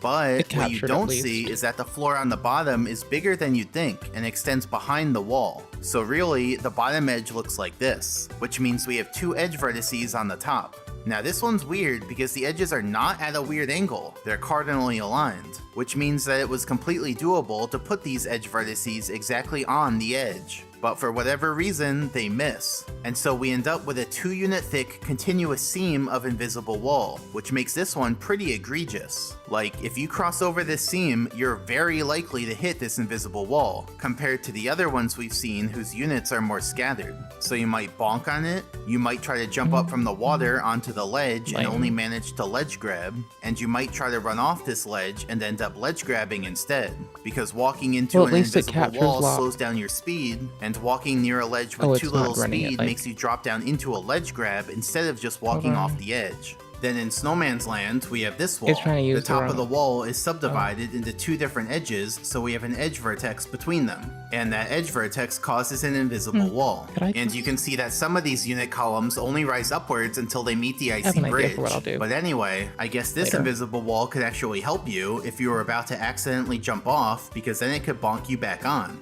Then another in Snowman's Land, we have this wall near the igloo, though 2 of these triangles are actually ceilings. So here are the edges, and here are the relevant edge vertices. Zooming in on them, we have a floor overlap on the left, and on the right, the vertices miss in a way that causes a floor gap. But just a little one with exactly 2 columns of out of bounds. And you can see that these columns only rise upwards until they meet the icy bridge. So it seems unlikely that anyone's ever hit these ones before, since there's just 2 of them and they're in such a weird spot next to this green wall. Also in Snowman's Land, we have these floor triangles on the snowman's head. Once again, this is a seam between floors with no wall in it, and the floors have an edge vertex that causes a floor gap. But do these floor gaps let through out of bounds or a ceiling? Well, why not both? See, farther down on the snowman, there's a ceiling that covers some of the floor gaps, but not all of them. So floor gaps to the northwest let out of bounds leak through, and floor gaps to the southeast let ceiling leak through. So it's like a hybrid invisible wall, half out of bounds, half ceiling, but 100% trouble. Because one bonk on this could send you falling all the way down the snowman, and I mean all the way down. Yeah. Then still in Snowman's Land, we have this wall near the moving snow mounds. It has 2 edge vertices on top because the wall is a trapezoid. The left edge vertex does a floor overlap, which is fine, but the right edge vertex does a floor gap, which is the problem. So all along the seam, there are unit columns of out of bounds. So if you're playing around near the snow mounds, you might just bump into this invisible wall. Now there's something very interesting about this invisible wall, which has to do with the snow mounds. If we look at it from the side and take a sort of cross section, you can see that each of the snow mounds actually drops down into the ground and covers the invisible wall for a split second before disappearing. And the extra big snow mound covers it a lot. So this is the only invisible wall where unit columns of out of bounds continuously appear and disappear. And because of that, we can actually have the out of bounds appear into Mario, causing him to die. You get Okay, it? sorry, Like switching normally, inputs. out of bounds prevents you from going into it, but we can go there when the out of bounds is gone, and then it reappears into us. So basically, you can just It die out detects of them. nowhere. And I should mention, Oh. if you go back into bounds, you can move around Never some more, mind. but the Game death doesn't take transition DualSense already controllers. started, and so it'll still take you Okay. out of the level. That's all. Now you have to wonder, did anyone ever die like this in the history of the game? Surely it would take like 1,000 years before this ever happened to someone by chance, right? Well, wonder no more, because it did happen to a guy named Bebop Bandit live on stream. So let's watch.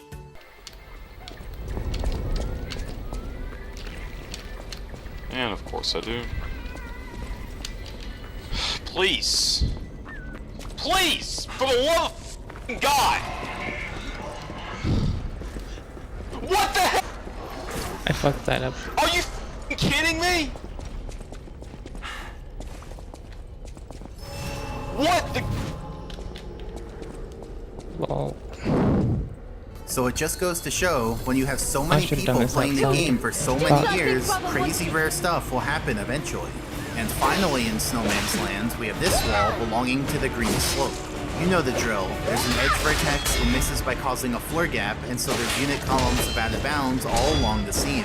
Now you might think this one wouldn't be too bad, because who goes on that green slope? But actually, speedrunners climb over it as a shortcut, so it could definitely cause them to bonk and mess up their run, because now you're sliding all There the we way go. down into the water. Then near the top of Tall Tall Mountain, we have this little sliver of a wall.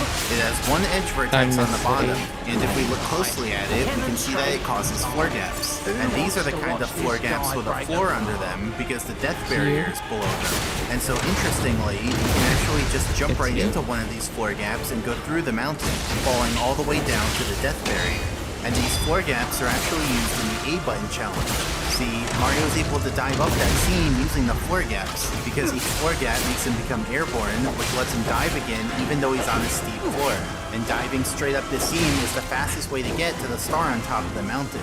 Then in Rainbow Ride, Oh, it's not we have this Elden. I need to wall stop on the ship. rolls. This one also doesn't look like it should I have tried any to play edge Elden. vertices. It just looks like two edges I learned I that have as much laterally time as I align. want right But now. if we look at the surface triangle view, you can see that there are multiple floors here. And that's because the floors on the right trigger wind, like think. most of the I have ship no does, clue. whereas We the could floors on find the out. left don't trigger wind, probably to let you get up to the star more I need to get out of the dark. So because of that extra subdivision of triangles, now we have an edge vertex on the bottom. That edge Oh, vertex it lets me causes a charge floor with gap, everyone so else, some or unit do other columns of inventory ceiling shit, leak like turn the through, light on. Specifically from a ceiling on the bottom of the ship. So I don't know how often you're gonna go right there, but if you do, you could hit this invisible wall. Then in the castle grounds, we have this wall above the steps in the boat. As you'll come to learn, steps are super prone to invisible walls. Oh, I guess I since could have each been step doing adds this, another huh? edge vertex. This one has two, so let's see. The left one causes a little gap, and the right one causes a huge gap. It's off by Oh, 6 it's on now, units. isn't it? Oh, no, It's like that's they the other weren't even light. trying to align it. And so the result of this is that we get an extra thick I know. invisible I should wall, really at have least it. compared to Like, the at other this ones point, we've I seen should so have it far. on the bar. So yeah, you might hit this one if you try jumping But I'd into usually the have it moat, done and before I good come luck in if if you I line wanted up it. with the extra thick section. It's not And usually also an in the in moment castle thing. grounds, It's we usually have a this wall I've near planned the it, bridge. or I know Like we're said, doing it. having steps is likely to cause invisible walls, and this is no exception. So this side of the bridge has some invisible walls. But there's also the other side of the bridge, which also has a wall above these steps. That also causes a bunch of edge vertices, some of which cause floor gaps to the right of the bridge. So on this side too, there are unit columns of out of bounds. So if you ever want to go from one side of the bridge to the other, maybe just walk on the bridge instead of jumping across the corners. You'll thank me later. And then inside the castle, we have the wall It's easier above to the see their stairs hand. down to the basement. With this many steps, we have more edge vertices than I know what to do with. Some cause gaps, some cause overlaps, you get the idea. You know, some part of me was like, there can't be invisible walls inside the castle. Like, this is the hub area, our safe haven. I But don't nope, think that even the hub brother area can spawns if I have, invisible like, walls, especially with more how many than steps just, like, there are in one. the castle. I just didn't well, notice that. Most of the castle steps are cardinally aligned, so they don't have any issues. So, but yeah, the I sides just, of these maybe steps it's are that at it a doesn't weird trigger at angle, all with which is the 3 of problem. them. So yeah, I on think both maybe sides they of might these have started stairs, there are timering it invisible too. walls that could get in your way. So watch out It is for a waste those. of fucking now heals to remember, just sit if here you with jump them. up into a ceiling, it cuts short your upwards trajectory and then you fall down. Also remember, if you jump up We into need to out of just bounds, pressure the them. horizontal We component don't of your need quarter to, but steps we're gets getting through it. canceled, but you still Not move in the mood. vertically. Interestingly, the programmers made an oversight Genuinely, because they not never for them. considered what should happen if these two The cases youngest occurred siblinghood together. is, like, And so, if you jump up into out of actually bounds with a ceiling above you, the most the out of bounds curious. cancels the horizontal component of your movement and you still move vertically, completely ignoring the ceiling. In other words, the ceiling has no effect. You can just go straight was up very into cool. the ceiling hitbox. Now this invisible wall is made of out of bounds and it I refilled extends my up water. into the ceiling. So here, if we jump up into the invisible wall, it lets us pass straight through the ceiling, putting us next to the upstairs key door. This trick was actually used in the 120 star task, since it's the fastest way to go from the courtyard to upstairs. And the last example, in the Snowman's Land room, we have yet another staircase whose sides are at an angle.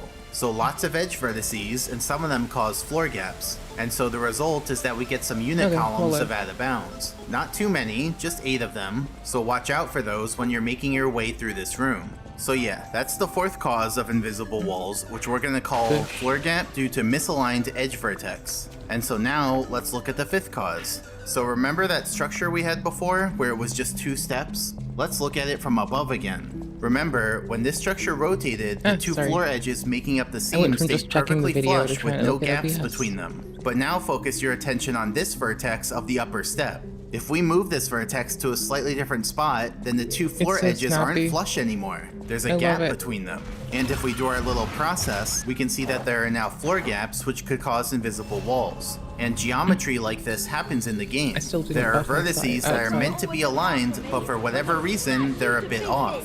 You know how the previous cause of invisible walls stemmed from a misaligned edge vertex? That one was at least understandable because the edge vertex had to have integer coordinates so it couldn't be placed exactly on the edge. But in this new case, there's really Oh, I no had a window. excuse. There we The go. programmers literally just didn't line up 2 floor vertices that could have easily been lined up, causing there to be floor gaps. So let's look at some examples. In Cool Cool Mountain, we have this wall near the beginning. Yep. Here are the floor edges, I and had we're to going to swap focus on weapons, this or not vertex. weapons, So items. let's go to a I top-down had to look view, down and show check the 'cause I was on the floors, wrong and one. now zoom in. The I wanna vertex say I I'm lucky that it highlighted didn't should have been trigger lined up with this other vertex, on the- but instead of exactly coinciding, we have 2 vertices that are 1 unit apart. And all because the programmers that was didn't bad. line them up right. So because of that, we have some gaps along the seam. And it's not a ceiling or out of bounds that's below these floor gaps, but another floor, specifically the death barrier. So the result of this is that we're able to jump into these floor gaps, assuming we do it at the corner where the wall is too small to push us away. And by going through this gap, we don't necessarily die, we can actually land all the way down here. One sec. That's I why this thought maybe technique it is will. used in the 120 star task, because it's the fastest way to get to the wall kicks will work star. Then in Shifting Sandland, we have these 2 floors in the quicksand, which presumably share a vertex over here. But if we zoom in, we can see that their vertices are actually 5 units apart. That means all along the seam between those 2 triangles, there are unit columns of out of bounds. Not very Nope. good, because if you're riding the shell I over tried that to, like, seam, then there's a chance your slap shell the might input break I out of wanted out of nowhere it and you'll again. die. I don't know how to get gyro to work with everything else we're doing. Invisawalled? Oh, And it could also mess up your flying, because if you fly Those into happen in out of this game, bounds, your too. angle gets redirected They're wild. downwards. So you might be flying along and suddenly you're redirected downwards into the quicksand.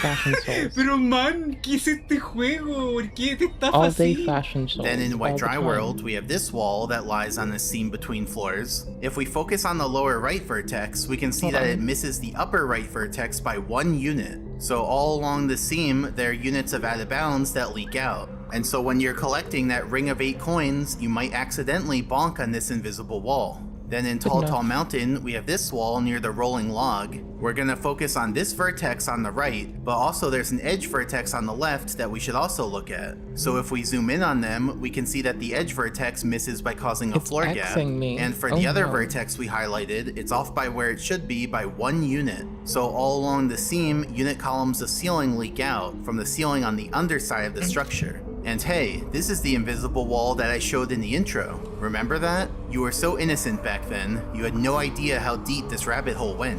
Then still in Tall Tall Mountain, we have this wall triangle. Note that the triangle next to it is actually Give me a 2 floor years and to not stop a sucking, wall. I got And now this. we're gonna focus on this vertex. Zooming in on it, we can see that it's off by 1 unit, which means that all along the seam, there are floor gaps with floor under them because the depth barrier is below here. And so it's actually possible to just fall right through one of those floor gaps and fall to the depth barrier. Now this was the last main example of floor gaps with floor under them, aka the kind of floor gaps you can just jump into. But there are a few other examples that aren't as interesting because you can't jump all the way into them. But they're still worth mentioning, so let's briefly go through them.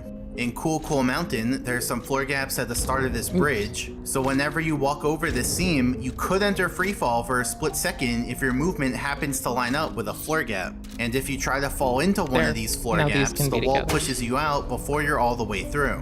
Also in Cool Cool Mountain, there's some floor gaps in the wall kicks will work area at the start of this icy bridge. If you try to enter these, you get pushed to the side by the walls. In Snowman's Land, there's some floor gaps right where this walkway connects to the bully platform. If you try to enter these, you get pushed to the side by the wall. And in Tall Tall Mountain, there's some floor gaps right near the monkey moles. Like the others, if you try to enter these, you get pushed to the side by the wall.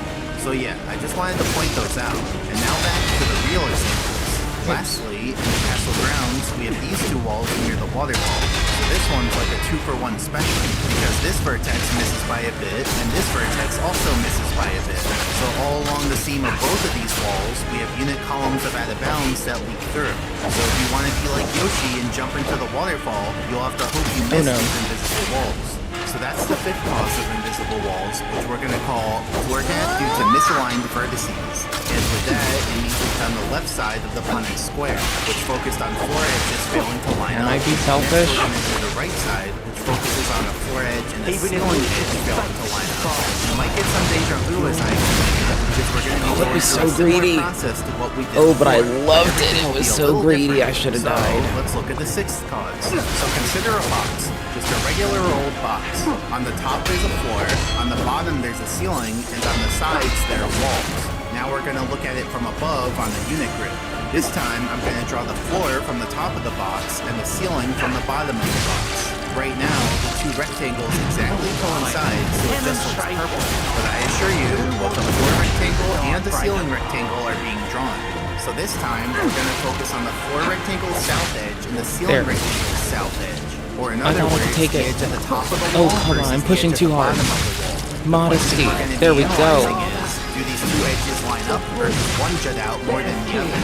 On the unit grid, you can see that these 2 edges have the same lateral coordinates, so they do line up.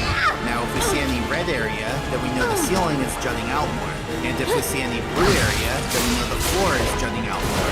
But if all we see is purple, then we know the floor edge and ceiling edge are exactly aligned.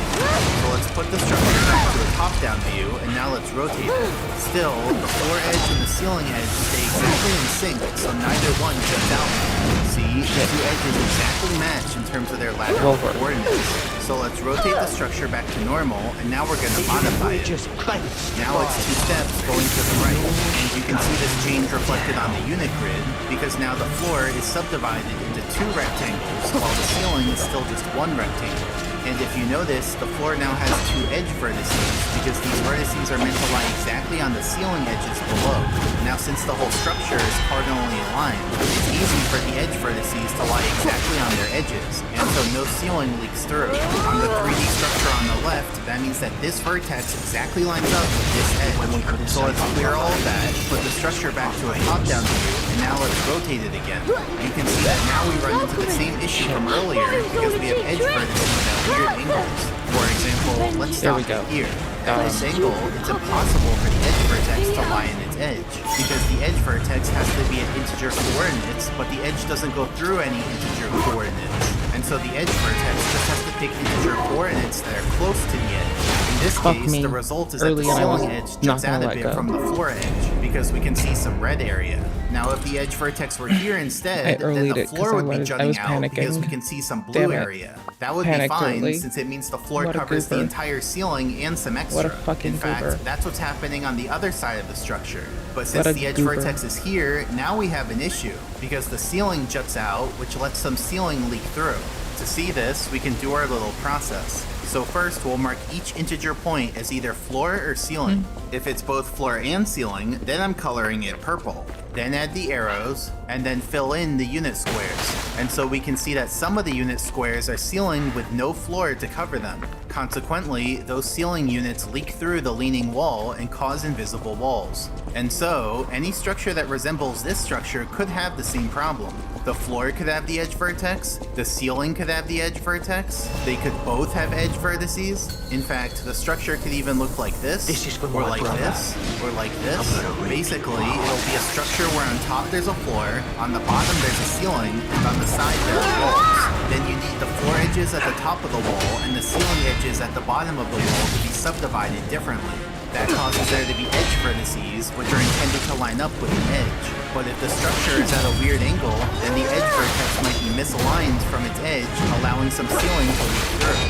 So to recap, we looked at 4 scenarios: whether there was no edge vertex or there was an edge vertex, and whether the structure was cardinally aligned or at a weird angle.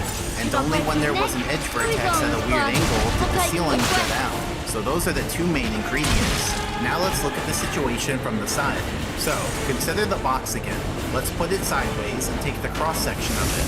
As we saw in the previous demonstration, there's some geometry that can cause these 2 points to be misaligned, meaning the wall triangle can end up slanted. So just like last time, we're going to look at 5 different alignments of the upper point. But this time, instead of checking whether 2 floors completely cover out of bounds, we're checking whether 1 floor completely covers a ceiling. So let's start with the wall being perfectly vertical. In this case, the edge of the floor is exactly flush with the edge of the ceiling. If we show the hitboxes, we can see that the floor completely covers the ceiling hitbox. And since none of the ceiling leaks through, it doesn't cause any invisible walls. So I'll give this case a happy face. Then next, let's look at leaning very far back. Here, the wall triangle is so slanted that it's now a ceiling. So that's an extra ceiling. I could just turn and block them, it's easier. But if we show the hitboxes, the roll is we can fun, see that the floor but the does turn and cover block both is ceilings the right way to completely. go. So this But the case roll gets a is happy fun. face. Then The next, desperate let's look at little- leaning a little back. Here, the wall triangle is still It's a so wall, bad. just a slightly leaning wall. If we show the hitboxes again, gets we can mundane see if I that don't the have floor fun. still covers the whole ceiling, this time with a little bit of floor to spare. So this case gets a happy face. Then next, let's skip ahead and look at leaning very far forwards. Here, the wall triangle is so slanted the other way that it's now a floor. Alright, tits. If we show the hitboxes, we can see that the 2 floors together cover all of the ceiling. Like, the original floor no longer covers the whole ceiling because its left edge is to the right of the ceiling's left edge. But fortunately, the new floor is there to pick up the slack and cover that part. So this case gets a happy face. And then finally, let's look at leaning a little forwards. Here, the wall triangle is still a wall, just It tries a to slightly start in leaning PS4 wall. mode, Now let's show the hitboxes. which is You can see nothing. that in this case, Then I have some of to the toss it ceiling to leaks Xbox through the mode. leaning wall, because walls don't cover ceiling be hitboxes. miserable. It's Nope, just like I not said yet. earlier, walls that lean slightly There we go. forwards are taking on the responsibility of a floor, but without the powers of a floor. So I'm gonna give this case an angry face. So to recap, we looked at 5 slants, and only a wall that's leaning slightly forwards lets ceiling hitbox leak through. And if we move the upper vertex around continuously, you can see that it's only a very narrow range that lets the ceiling leak through. Specifically, the wall triangle has to be leaning forwards so that the ceiling juts out more than the floor, but the wall can't be leaning too far forwards or else it acts as a floor that covers that distance. And finally, let's look at the side view and the top-down view at the same time. When the wall leans very far back, the fill is just a uniform shade of purple, so no ceiling leaks. When the wall leans a little back, we see some blue, meaning the floor juts out more than the ceiling. But that doesn't cause any trouble. When the wall's perfectly vertical, it's also a uniform shade of purple, which is fine. When the wall leans a little forwards, now we see some red, Drink a meaning lot the more ceiling water juts than out more juice than the each floor, time. so some ceiling might be leaking through the leaning wall. And when the wall leans very far forwards, then the wall becomes a floor that covers the ceiling hitbox. So it's once again a uniform shade of purple, which is fine. And so, it's only the one case where ceiling leaks through. And let me clarify something. Last time, we looked at floor gaps, which actually had 3 different subcases. It could be a floor gap with a floor under it, a floor gap that lets out of bounds leak through, or a floor gap that lets ceiling leak through. But this time, there's just one case. When the ceiling juts out, the ceiling leaks through. So I just wanted to clarify that bit of asymmetry. And so now, let's look at some examples. In Bob on Battlefield, we have this great concept. Here's the wall, You can see that the edges at the top Just and taken bottom of the apart. wall are subdivided I shouldn't have been in the which middle. causes there to be edge Honestly, vertices. So let's go to the a reason I top-down run and view, not block show the floors on the top of the tunnel, and you can see that on the underside of the is time tunnel, with we both have of them some up my ceilings. asshole. So let's add 'Cause those it's to our hurt. map as well. Now we're going to zoom in on each edge vertex. On Oh, all wow. 4 of these edge vertices, you can see some red area, meaning the ceiling juts out more than the floor. And so the result is that all along this edge, there are ceiling units with no floor to cover them, resulting in an invisible wall. But we can't forget about the other side of the tunnel, because here we have something very similar going on. Another 4 edge vertices. But will the ceiling jut out or the floor jut out? Let's see. First the ceiling juts out, then the floor juts out, then the ceiling juts out, then the floor juts out. So Hi. interestingly, we actually end up with only 2 ceiling units of invisible wall, one at each of the 2 vertices where the ceiling jutted out. So that's a cool thing about this type of invisible wall. Sometimes there will just be a single unit column sticking out right at the ceiling vertex itself. And now I'll show you another cool thing you can do with invisible walls, walking in midair, then down warping. So how does that work? Well, let me I guess explain. this is fast. So as you know, Mario's movement consists of him moving It using is quarter fast. steps. Now, the quarter It's step fast and function it's a in the little bit code more- has it's a a lot more return damage. value. You can basically think of the return value as the status for how the quarter step went. In The only thing total, we there have are that it 4 doesn't is possible crit, values that can be returned. which I do like, First, the but movement succeeded. give This me a is sec. basically I the wanna just default have- value I and wanna means have fun. nothing unexpected happened. I don't know Second, Mario much about became this airborne. sword, This but it happens seems when you pretty leave the fucking ground. OP. Third, the movement got cancelled, either because Mario moved into a ceiling or out of bounds. And fourth, Mario hit a wall, which happens when Mario hits a wall. Now the quarter step function can only return one of these values, so even if it seems like multiple things happened, the function just has to pick one and return it. So for example, let's say we have a setup like this and Mario does a quarter step. This quarter step both leaves the ground and moves into a ceiling that cancels the step. The function can't return both that Mario became airborne and the movement got cancelled, so it just has to pick one. And in this case, it picks that the movement got cancelled. That one takes priority. So what happens here is that the movement gets cancelled and Mario ends up pushing in place. He does not become airborne. Here's what that looks like in the game. Mario's movement gets cancelled even though the quarter step goes off the edge. But now consider this. Let's say Mario's walking into the ceiling and then suddenly the floor moves out from under him. You'd think he would fall down, but that's not what happens. He's actually able to stay in the air walking into the ceiling. See, the normal way that the game realizes that Mario is airborne is by checking the return value of the quarter step function and seeing if it's the airborne option.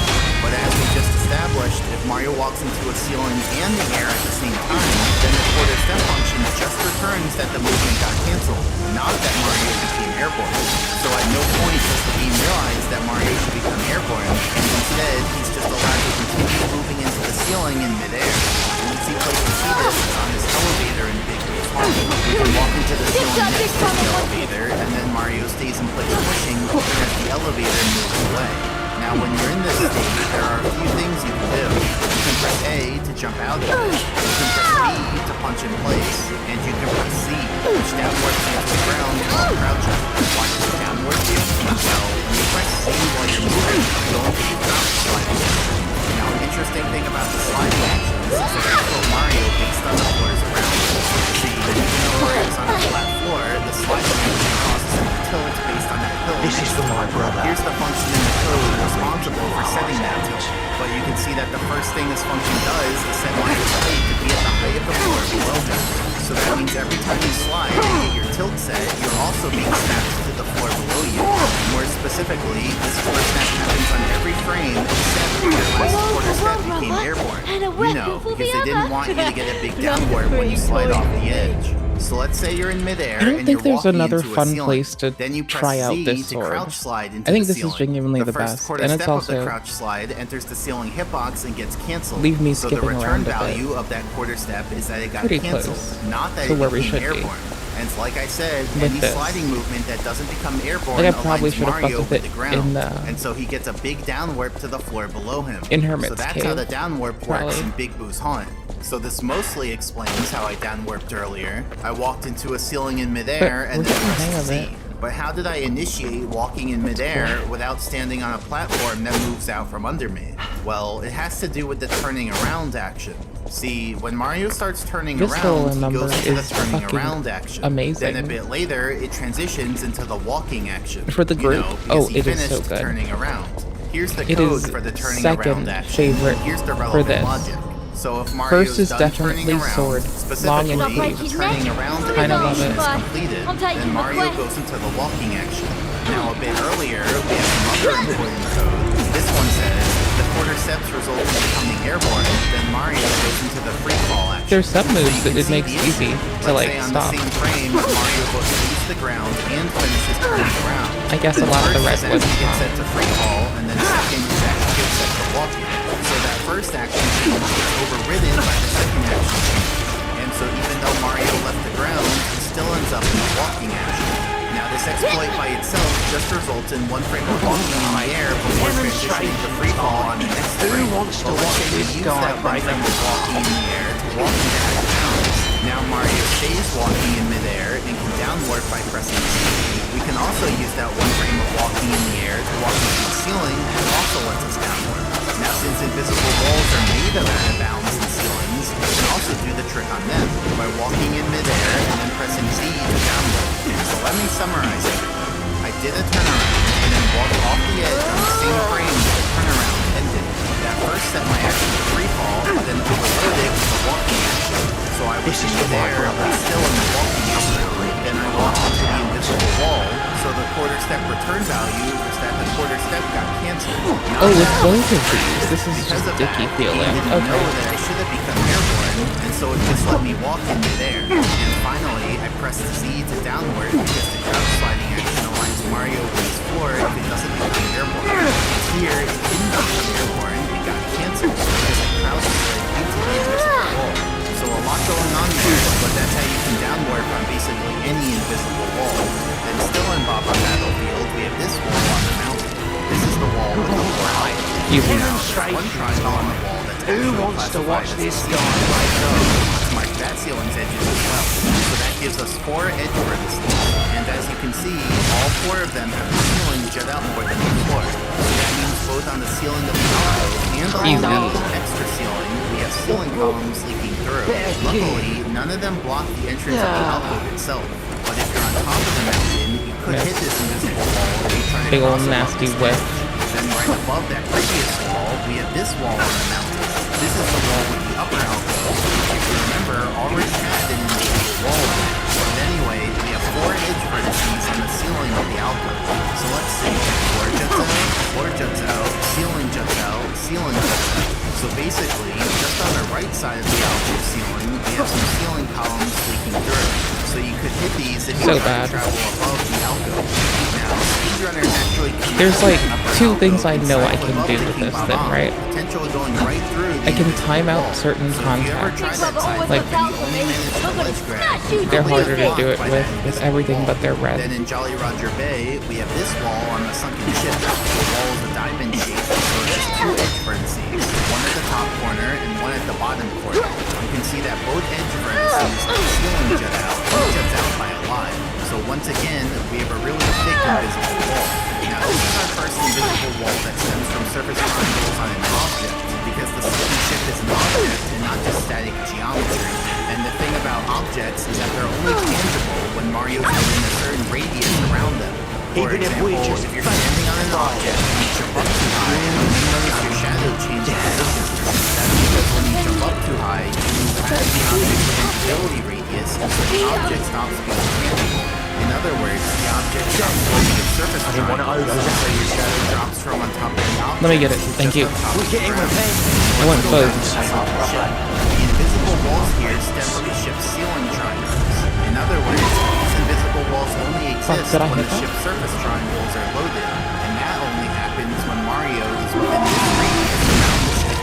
So if Mario's outside of that radius, the ship won't have any surface triangles, and so effectively there are no invisible walls outside outside of the radius. And so going forward, all invisible walls stemming from object triangles will have their height capped at the object's tangibility radius. I played so like here, shit. you can see that if we swim above the invisible wall, nothing happens, since the ship is intangible when we're this far away from it. But if we swim a little lower down into the invisible wall, then the ceiling triangles are loaded and affect Mario, causing him to downwarp. Because remember, when you're in water, ceiling hitboxes downwarp you to the bottom of their hitbox.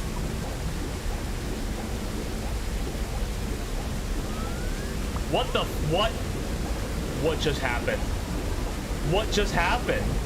Then in Cool Cool Mountain, we have this wall on the side of this snowy bridge. It's just a triangle, so it has one edge vertex on the bottom. If we zoom in, you can see that the ceiling juts out, meaning we have ceiling columns all along this edge. And I really like the way this one looks. It's very aesthetically pleasing. But anyway, if you're sliding down this path, be wary of jumping off to the right side here. Then still in Cool Cool Mountain, we have this wall near the wall kicks will work area. It has one edge vertex on the top. And when we zoom in, you can see that the ceiling juts out. So we have a decently thick invisible wall, which thins out farther away from the ledge. Now you might think, who would ever run into this invisible wall? Like, you're not just gonna jump off the edge right there, right? Well, not exactly. You see, speedrunners jump down that way to get to the wall kicks will work star. So let's take a look at some past attempts.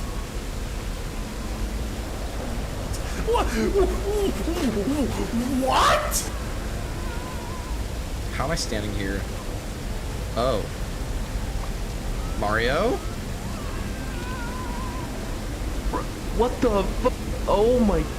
Oh my.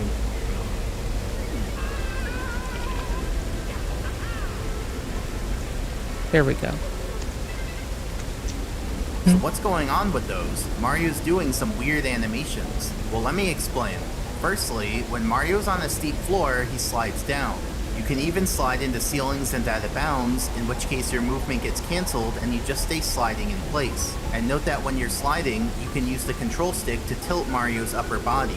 Now usually when you're in a sliding action, your animation updates every frame to be the sliding animation. But there's an oversight in the sliding code, because if you're sliding and your movement gets cancelled, either from moving into a ceiling or out of bounds, then Mario's animation doesn't get set to the sliding animation. Instead, you just keep whatever animation you are already in. I mean, here, I was already in the sliding animation when I started sliding into out of bounds, so I kept that sliding animation. But let me demonstrate it with a different animation. Here, I do the pushing animation and then start sliding into out of bounds. The sliding into out of bounds doesn't update Mario's animation, and so his animation stays as pushing, even though he's actually sliding. And when you're in this state, you can still use the control stick to tilt Mario's upper body. So going back to Cool Cool Mountain, you can see that the invisible wall here is right next to a steep floor that makes you slide. So we can use the invisible wall to let us slide in place with various other animations. For example, here I slide in place in the backflipping animation. So it doesn't even look like Mario landed yet, even though he's actually on the ground sliding. Here I slide in the jumping animation, and remember, I can still tilt Mario's upper body, which looks pretty funny in this animation. It definitely wasn't intended to handle that. Here I slide in the walking animation. This one also looks pretty silly when you tilt him, especially because he's just running in place. Where are you trying to get to, Mario? Trying to go somewhere? Oh, almost got there. Other edge vertex, the ceiling juts out. So actually, that results in just one ceiling column of invisible wall, right at the vertex itself. But then there's also the other side of the structure, which is like a mirror image of the first side. So we have two edge vertices, one of them lines up exactly, and the other one lets the ceiling jut out. So on this side too, we have another ceiling column all by itself. So I actually don't know if anyone's ever hit these ones before, given how little area they cover. Then in Lethal Lava Land, we have this wall at the start of the walkway. There's one edge vertex at the bottom. Now the edge vertex misses its edge, but it's interesting, because to the left, this causes a floor gap with out of bounds units, and to the right, this causes the ceiling to jut out with ceiling units. So it's once again a hybrid invisible wall with some out of bounds and some ceiling. So be careful when you jump onto the start of this path, because you will get burned if you mess up. Then in Snowman's Land, we have this wall on the ledge with the tree. It has one edge vertex on the bottom. It doesn't care now what this one's window also I'm a in. hybrid in a sense, because on the left we have a floor gap with ceiling leaking through, and on the right we have the ceiling jutting out more than the floor does. So that means all along this edge there are ceiling columns leaking through. So if you're ever climbing up the snowman and then you randomly have your height cut short or bonk while you're crossing this edge, now you know why. Then still in Snowman's Land, we have this section near the top of the snowman. This one's a little weird because it doesn't involve a wall. Instead, to the left we have a ceiling, so let's mark the ceiling's edge, and to the right we have a floor, so let's mark the floor's edge. And so basically, the edge vertex is here because the floor vertex is meant to lie on the ceiling's edge. Now the edge vertex misses, which means that farther to the right, we have the ceiling jutting out more than the floor. And so all along this edge, we have some invisible wall from the ceiling leaking through. This one could get in your way if you try cutting across the corner while climbing the snowman. But also, this invisible wall is next to a floor so steep that you can't stand on it or slide on it. You just fall off of it. So a cool thing you can do is wedge Mario between the floor and the invisible wall, and he just kind of gets stuck there in the falling animation. But it is possible to get out of it. Bro. Yeah, no. Detected. Okay. Wicked. What is going on? What? I've never seen that. What? Then in Tall Tall Mountain, we have this wall near the rolling log. See, there's a reason I picked this place to use for the intro, and it's because there's so many invisible walls around here that I figured the most people would relate to bumping into one of them. Then we also have one on this wall, which includes that part on the left without a wall. We actually have two different edge vertices here, which both miss the edge. So that means to the left, we have some invisible wall from the ceiling jutting out. And then on the other side of the log, we also have something going on.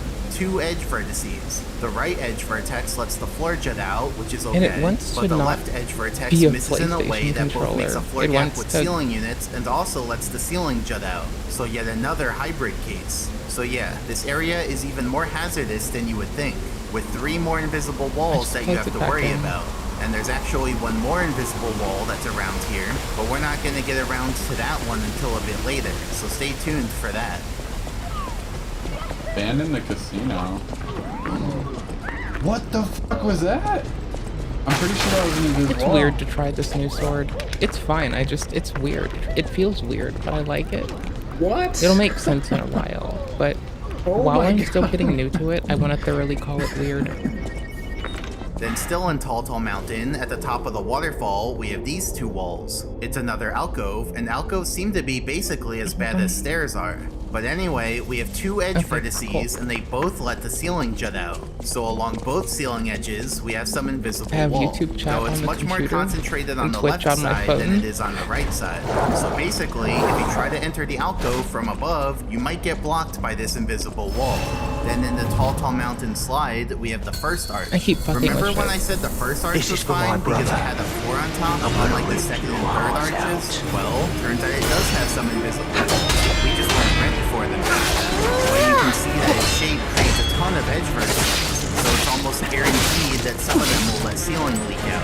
And then there's also the other side of the arch. There's not actually a wall on this side, but I'm still drawing the theoretical wall just to help you see the shape of the arch. So on this side too, there's a bunch of edge vertices, some of which let ceiling leak through. And the invisible wall on this side is basically a mirror image of the invisible wall on the other side. So while you can go on top of the first arch, unlike the second and third arches, there's still some invisible walls to worry about. Then in the huge version of Tiny Toon Island, we have this wall, one edge vertex at the bottom, which lets ceiling jut out, so we have some invisible wall to the right of the edge vertex. But we're actually not done yet, because on this wall too, we have something going on. 2 more edge vertices that will let ceiling jut out, so we have some invisible wall on this edge too.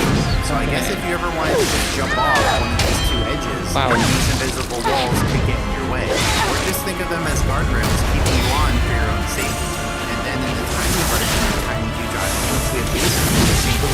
Well, only for the first invisible wall. The second invisible wall actually isn't present at all here. But for this one, it's just one more invisible wall that you have to worry about. And then pick the block, we have this wall on more stairs.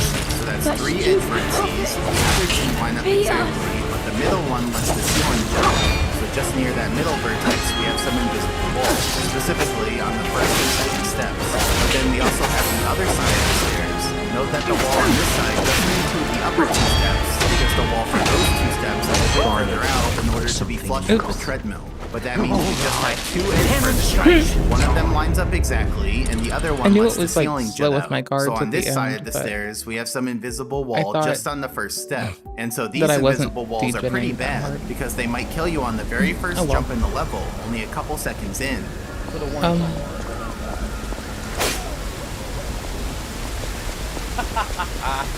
Balls absolutely everywhere. Like literally go for yourself. I know what to do. And since TikTok Clock is a vertical stage, that means invisible walls here have a much greater impact. Because now the invisible wall can affect you at later parts of the level too. This invisible wall goes all the way up until it meets this walkway. But more importantly, it's right in the middle of this gap you have to jump over, where sometimes it gets cut off a bit by this rotating triangle. But that means anytime you jump over this gap, you have to worry about this invisible wall. And bonking in TikTok Clock usually leads to falling way far down, often with dire consequences. So it's pretty unfortunate for speedrunners, but that's just the way it is. Oh, my cock, dude. And speedrunners will also try to jump from this cog until they get a hand star, which goes right through this invisible wall. So you could easily bonk during that jump too. Alright, so I can do it here and there's no invisible. Oh, it's not. Of all the things to not be capturing right now, the browser is a wild one. What? What? There we go. Okay. I don't have any words for that. No one invisible does. wall. I've never seen that invisible. It's funny watching the. It's funny watching the Mario players get malded. It's funny watching them mauled. To be fair and direct, it is really funny. It is my favorite sport. It's a spectator sport. Yes, it is. Oh my god, Invis wall, really? Oh my god, another Invis wall!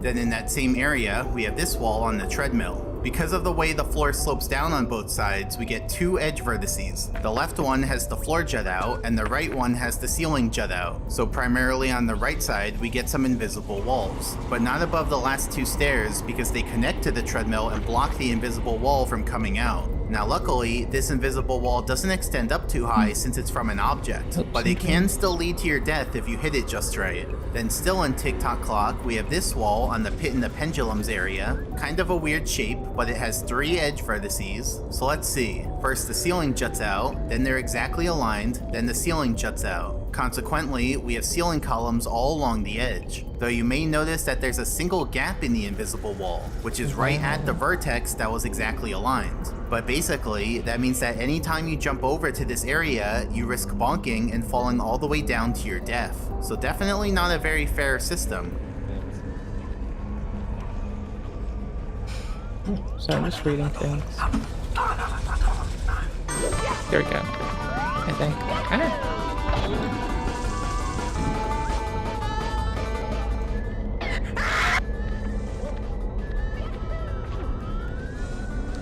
Why is there an invisible wall there? Hey, now you know why. Now this invisible wall also extends pretty high up in the level. You can see some of it stops at this walkway, but then the rest of it rises up all the way to the ceiling of the course. So yeah, this one can be pretty annoying given how far reaching it is in the level. Specifically, it passes by two walkways. For this lower walkway, if you try to take a shortcut by jumping across the gap, you may bonk and fall down to your death. That is the saddest thing since sliced bread. Yo! Yeah, because the report rate Clearly, depending on what the controller's set to. Clearly, Alright, this is not the run. Clearly! I'm just glad I'm streamlining stuff. And for the upper walkway, and if you try to jump down, as speedrunners do, always. you could definitely hit the invisible wall. Always. Okay, sick. I'm gonna see if I can get the capture for Elden to run, because I wanted to play it anyways. I'll be back. With, like, you know, a special indignation. A cock-eating indignation. Yes, I had to say something so silly to make me giggle that much more. Wow. Where's the fucking log? Bro. Log. Current log. Thanks. It was in front of me the whole time. It was actually in front of me. I did not Someone have to look. help me, man. Jesus fucking Christ. But this one actually has a solution. See, you can go forwards on top of the clock hand because it creates a little safe haven above it. It's like Moses parting the Red Sea, but it's the clock hand parting the invisible wall.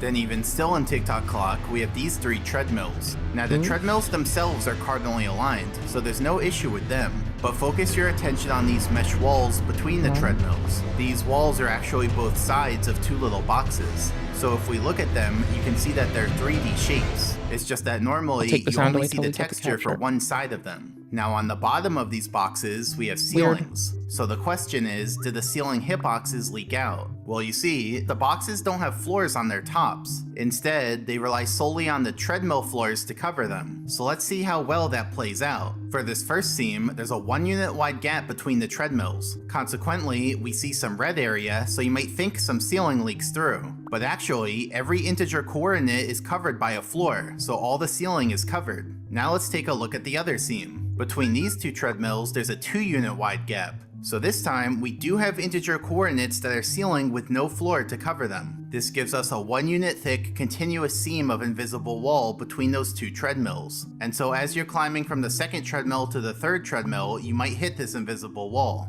But that's not actually the full story here. Remember what I said, the boxes have ceilings on the bottom, but no floors on the top, so they rely on the treadmill floors to cover the ceilings. But the treadmills are objects, meaning that they're only tangible when Mario's near them. So it probably wasn't a very good idea to cover the ceilings with floors that are only sometimes there. I'll illustrate what I mean with a diagram. So here are the 3 treadmills, here's the upper box, and here's the lower box. Now we're actually going to subdivide both boxes into 2 chunks. So both boxes have a right chunk and a left chunk. Next, let's add the ceilings on the bottom of the boxes. Now we're going to go through the 4 chunks to see what each of their ceiling hitboxes look like. So first, let's do the right chunk of the lower box. In isolation, its ceiling hitbox looks like this, but this chunk is covered by the lower treadmill. So if Mario's within this radius around the treadmill, then the treadmill will have its floors to cover the ceiling, so there's no invisible wall within that radius. But the invisible wall is there when Mario's outside of the radius. Then next, let's look at the left chunk of the lower box. In isolation, its ceiling hitbox looks like this, but this chunk is covered by the middle treadmill. So if Mario's within this radius, then the treadmill has its floors, and so there's no invisible wall within that radius. But it is there outside of the radius. Then next, let's look at the right chunk of the upper box. This one's not covered by any treadmill, so the full ceiling hitbox is exposed. And finally, let's look at the left chunk of the upper box. In isolation, its ceiling hitbox looks like this, but this chunk is covered by the upper treadmill. So if Mario's within this radius, then the treadmill has its floors, and so there's no invisible wall within that radius, but it is there outside of the radius. And so now you can see the true nature of these invisible walls. Specifically, we have 4 separate chunks of invisible wall. One of them is fully exposed, and the other 3 exist only outside of the tangibility radius of the corresponding treadmill. Now I'll show what these invisible walls look like in the game. So we have the right chunk of the lower box, the left chunk of the lower box, the right chunk of the upper box, and the left chunk of the upper box.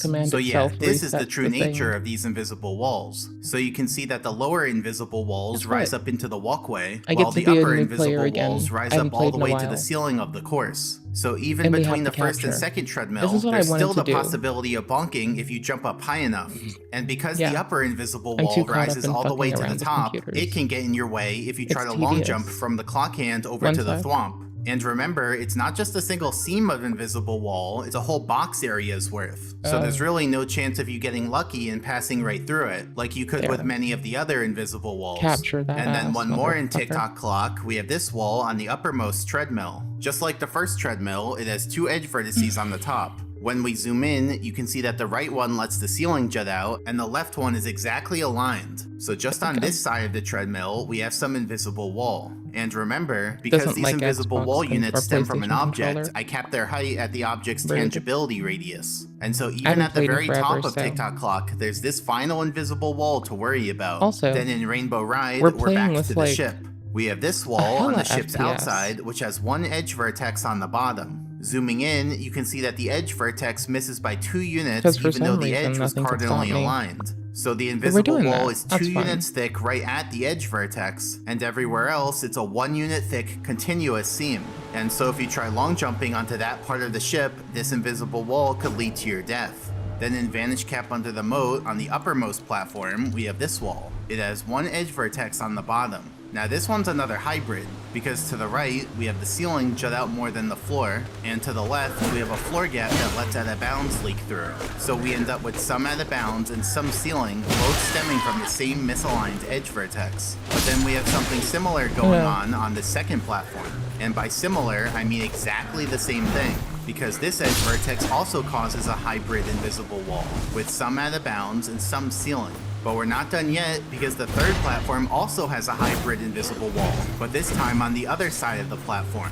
So you might be wondering just how many of these platforms are going to have invisible walls. Well, we're on the 4th platform right now, and there are only 7 platforms total, so why don't you take a guess at how many of them have invisible walls? Right now we're seeing the 5th platform's invisible wall, and the 6th platform also has an invisible wall. So we're 6 for 6, place your bets for the last one. And the 7th platform also has an invisible wall, this time on the other side again. Can you believe that? That means all 7 platforms have invisible walls on them. Look at that. Look at what you have to go through every time you traverse this area. A whole gauntlet of invisible walls. So you thought the challenge was just to make your way down some platforms while collecting the red coins. But nope, there's an additional secret challenge, which is to hope you get lucky on every platform's invisible wall. And speedrunners will do a triple jump on the 7th platform in order to get onto the railing, which goes right through that last invisible wall. I got invis-walled. Mousing out, I'm losing my controller again. We worked really hard to stop that from happening. It's getting a little bit... Oh no. I know why. What the? Oh, it's not switching profile. I have no clue. Temporary invisible wall. Oh, okay. Alright. Moving right along.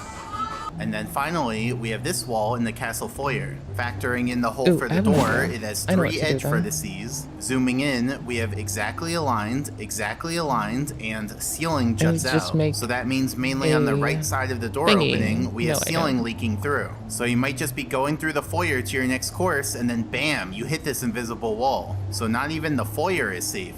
So that's the 6th cause of invisible walls, which we're going to call ceiling juts out due to misaligned edge vertex. And so now let's look at the 7th cause. So remember that structure we had before where it was just a regular old box? Let's look at it from above again. Remember, when this structure rotated, the floor edge and ceiling edge stayed perfectly flush without letting any ceiling leak through. But now focus your attention on this vertex of the ceiling.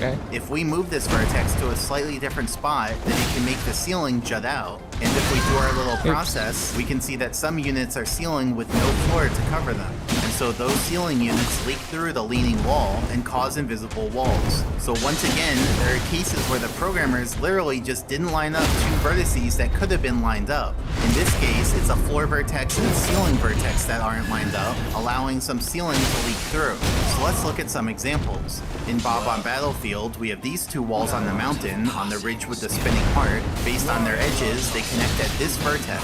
So will the floor vertex and ceiling vertex line up? Nope. The ceiling vertex misses by 1 unit and causes ceiling to jut out on both walls. So we end up with invisible wall on both of these edges. So this is just one more invisible wall on the mountain that you have to worry about. Then in Mom's Fortress, we have this wall on the axle connected to the rotating elevators. Note that the axle is shaped like a triangular prism. We can see that the floor vertex and ceiling vertex are 1 unit off, so the ceiling juts out on this edge. Though it only results in 3 units of ceiling leaking through. But nevertheless, it's still a potential thing that can make you bonk out of nowhere as you play this level.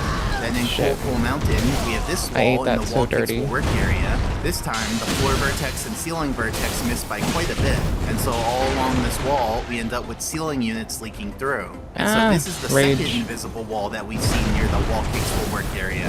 And remember, speedrunners go through that spot as they make their way to the star, so it's extra bad for speedrunners. Fucking lame. What? What's that? Okay, I don't know how many that? rolls it is. The Let's get invisible this. wall? Wow. I never seen this. Wow. Then in Snowman's Land, we have this wall on the snowman. And let's also mark this floor edge next to it, because that also connects to the vertex we're about to look at. Zooming in, you can see that the floor vertex misses the ceiling vertex by 1 unit. Stakes are higher so now, on the bitch. left, we have a Let's floor go. gap with ceiling coming out, and on the right, we have the ceiling jutting out more than the floor. So another hybrid case. And earlier, we had another invisible wall right around here. So I guess this part of the snowman wasn't Just put one together attack, too not well. two. Then in Tall Mountain, on the mushroom near the Didn't know start, that we have these 4 came like walls. that. Based on their edges, that gives us 5 vertices to examine. So let's see. Floor juts out, ceiling juts out, exactly aligned, ceiling juts out, and both floor and ceiling jut out in different directions. That means along all 4 of these edges on the mushroom, the ceiling juts out and causes invisible walls. So anytime you jump onto the starting mushroom, you might bonk and die. Though on the bright side, you don't actually need to go onto that mushroom for anything. But what if it affected a mushroom that was a lot more important, like the lonely mushroom? Because on this 2 of mushroom them, too, those we also have 4 relevant big-ass walls. whiff When we city. look at these Such a bad vertices, player. we see something very similar, with the vertices missing each other. That gives us invisible walls along these 4 edges too. And this one's even worse, because this is a mushroom that you have to go to. And so you might This should bonk be out of so much nowhere more and die easy. as you're No. trying to get the star on it. This should But be we're like done not yet, a trouble. because there's one more mushroom we have to do, I didn't and have to that's the roll. mushroom with the red coin star on it. You know, I'm starting to suspect that they just copy and pasted these mushrooms, which would explain why all 3 of them have such similar mistakes in terms of not lining up their vertices quite right. But yeah, that means that this mushroom also has 4 edges worth of invisible wall. So you can easily hit this and die as you're jumping to the red coin star. And don't count on the Panic winds roll. to save you. Oop. I noticed it was coming too late. I love this move too much. Oops. What do you? I should get behind, not what I did. That's all. Oops. What do you want me to do? My bad.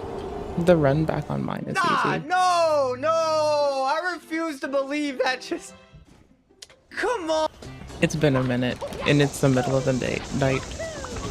So hi, I forgot how to deal with a man. Oops. You look like the NPC version of Mark Ruffalo. What is going on? What is going on? So anyway, how are you guys doing today? Pretty good. How's work? And just the other day, Liam was on a world record pace run and lost the run to this invisible Shit, wall. those fuck me up. The way they look.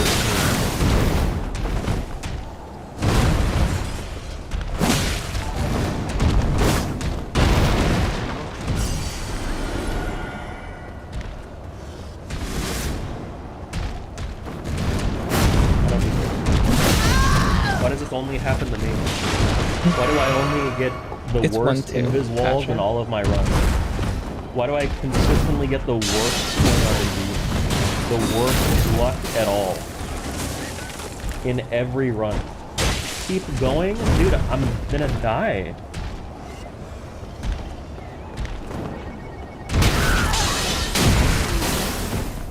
I was like playing fine, man. Like I was playing fine. I would have saved time, man. Oh my god, man. So to avoid hitting this invisible wall during a speedrun, you just have to aim Early. to the right. Specifically, make sure you cross onto the mushroom No, to the right that was of this wildly vertex early. that I'm highlighting here. The long If you windups do that, always then you fuck will with me. avoid the invisible And it's been a wall. minute And in and I Tower of forgot the that man Windcap, is we have that this way. wall on the side Holy of the shit. rook. This wall has 2 edge Hi, vertices, it's but only we're also playthrough going to number look at this 3. vertex I'm on the allowed far to left. struggle. So let's see Get what off we my got. ass. Ceiling juts out, floor juts out, and then this vertex misses by 2 units, causing the ceiling to jut out. So all along this edge, we end up with invisible wall from the ceiling leaking out. But we're not done yet, because we also have to look at this wall on the rook. Once again, we have 2 edge vertices and another vertex to look at. This time we have ceiling juts out, floor juts out, and this vertex misses by 2 units. So it's the exact same thing on this side, which makes me wonder if this was copied and pasted too. And we're still not done because we have one more thing to look at, and I literally mean one more. Because on this vertex, as we zoom in, you can see that the floor vertex misses the ceiling vertex, and it results in just 1 unit of ceiling leaking out. So in total, we have 2 edges of invisible wall, which are symmetric to each other, and a separate single unit of invisible wall in a different corner. But it's not jumping into these invisible walls that you should be worried about, but flying into them.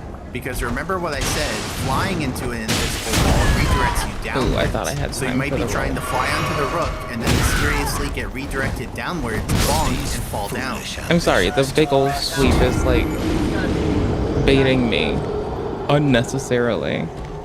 And I'm using my roll to time it then. Somebody explain when you land on something, why aren't you sliding?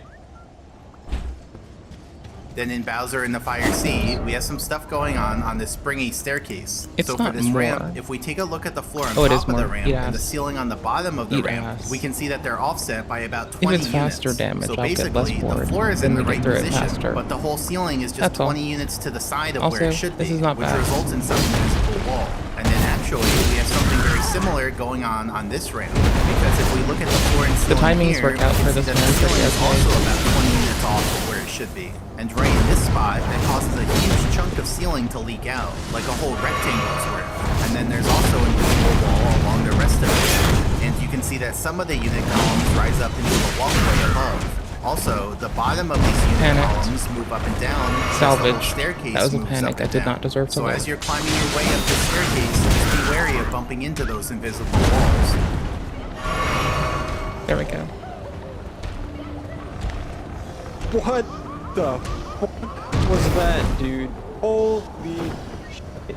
But there's also a cool thing you can do with these invisible walls. We can walk into them, and then the staircase moves away, resulting in Mario walking in midair. Like we discussed earlier, this is because every quarter step returns that it got cancelled instead of that it went airborne.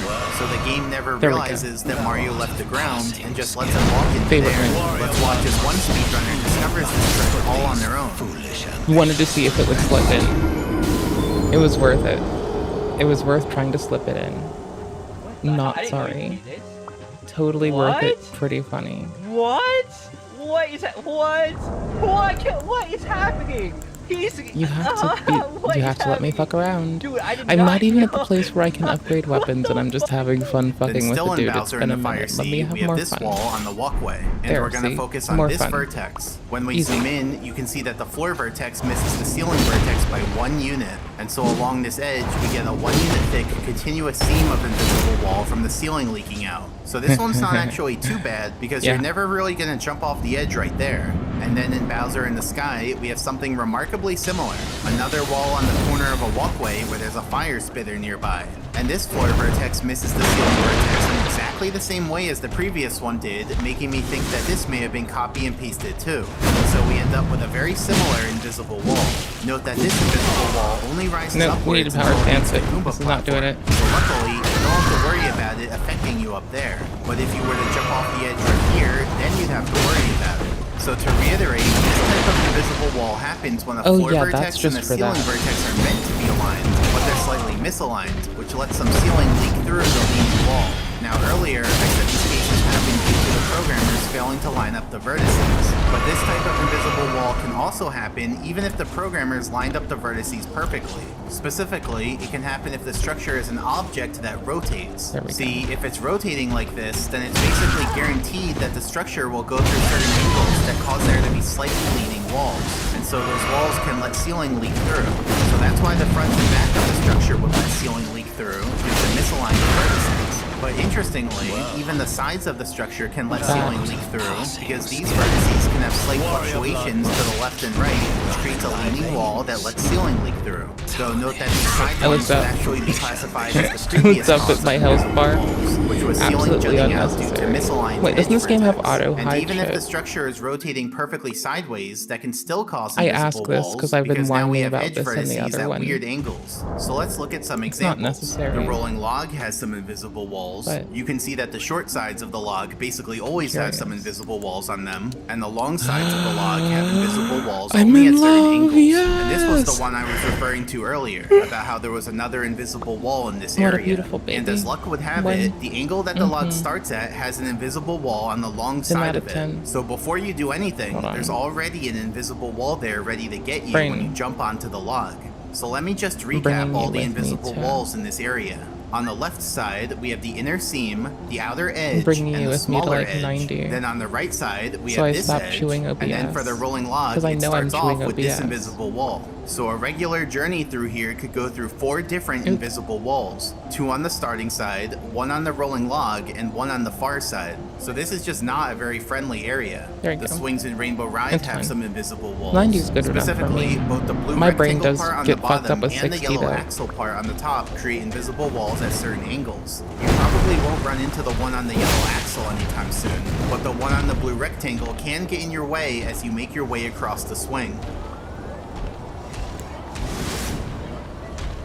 The crusher in the volcano has an invisible wall on just one frame, specifically on the first frame when it starts retracting back into the wall. So you can hit this one if you try jumping over the crusher while thought I was it's gonna out. wait to roll. The rotating bridge in Lost Fortress has invisible walls at many different angles, though note that the invisible walls only come out of the very tip end Again, of the thought I bridge. was That's because it's cross tap not hold. an upside down triangle. Yikes. I just had to deal with this with the game that I was just playing. Weird angles. And walking Wow. on this one is usually pretty bad, because then you fall down the ramp. What? Hello? Dude.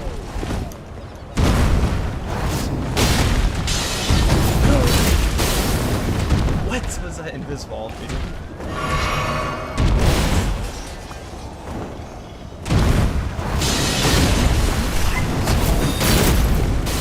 Oh, that was nice. It's handy. The It's a big spinning win. I have triangle lost in the the lead. clock has some invisible walls, but just on the front side. You wouldn't think there'd be any there, but the floors on It the is top worth are it. subdivided midway through the edge, which is what gives it an edge vertex. So we already talked about how this gap has invisible walls on it. Not but worth even it. this triangle has invisible walls on it, which could easily mess you up and cause you to fall all the way down. Tits. Rotating elevators Early. have invisible walls when they rotate around at the top of their movement. See, for a so if person you thought it just was finally annoying how they learning some rotate moves, around, I'm now not you mad. know that it's even more annoying because those rotations For a produce person who has invisible memory walls. issues. The rotating cubes in TikTok Clock have invisible walls when they rotate around, so you could hit one of those ones Just and fall chilling, down to having a your good death. time. The rotating triangles in TikTok Clock also have invisible walls, both when they're For two rotating brainers. and at certain stationary angles. So these ones could also trip you up and make you fall down. The elevators that are on fixed tracks have invisible walls since they tilt as they go around their pattern. Look at how many there are. This elevator was supposed to help us get around, not inhibit us from getting around thought I by got blocking fast us enough, with damn invisible it. walls. Now for the most part, I'm just showing one instance of each object, because it's just not feasible to show every instance of an object forgot in every that's two. position at every angle. Forgot. But for these fixed track elevators, I'm making an exception. See, since they do the same movement every time, their invisible walls are the same every time. So it just feels more worth it to show each of the 3 fixed track elevators Shit. in their entirety. Think of it like a carnival ride. Not that I was rigged carnival used to the ride, wiser key way to but like a do nice the peaceful inventory ride stuff. where you're sitting in the boat, I even nice and safe, peeked and and just was passing by double the sure. scary I pirates or forgot. something. But in this case, you're riding on the elevator with me as we're watching all the Eyes of invisible lie. walls. There. So relax, take a breather. You earned it for getting this far into the video. Just walked So we just into have a it, friendly rolled conversation, into it, me and you. just took it Me, like a who's champion. recording these voice lines months in advance, and you who can't actually talk back. That'll work, right? So I hope you're enjoying the video so far. This is literally the video that's taken the most effort of any video I've ever made. So I hope you find it worth the effort. And don't worry, I'm not gonna disappear paste for that link forever again. after this video. I have a lot more video ideas that I want to make. They're kind of I got epic. regular video ideas, I think YouTube they're the short coolest. ideas, music video ideas. So if you want to see all those, make sure to subscribe. And our elevator ride is almost over, so let me commemorate this occasion with a little poem. Before Here and Now, I was all on my own. Then you came Why is around it and I failing found to my new connect? home. A place for just us to talk about it all, and Make as it an make added sense. plus, some invisible walls. So if you want my view, all joking aside, I love being with you on this elevator ride. Make it make sense. Oh my.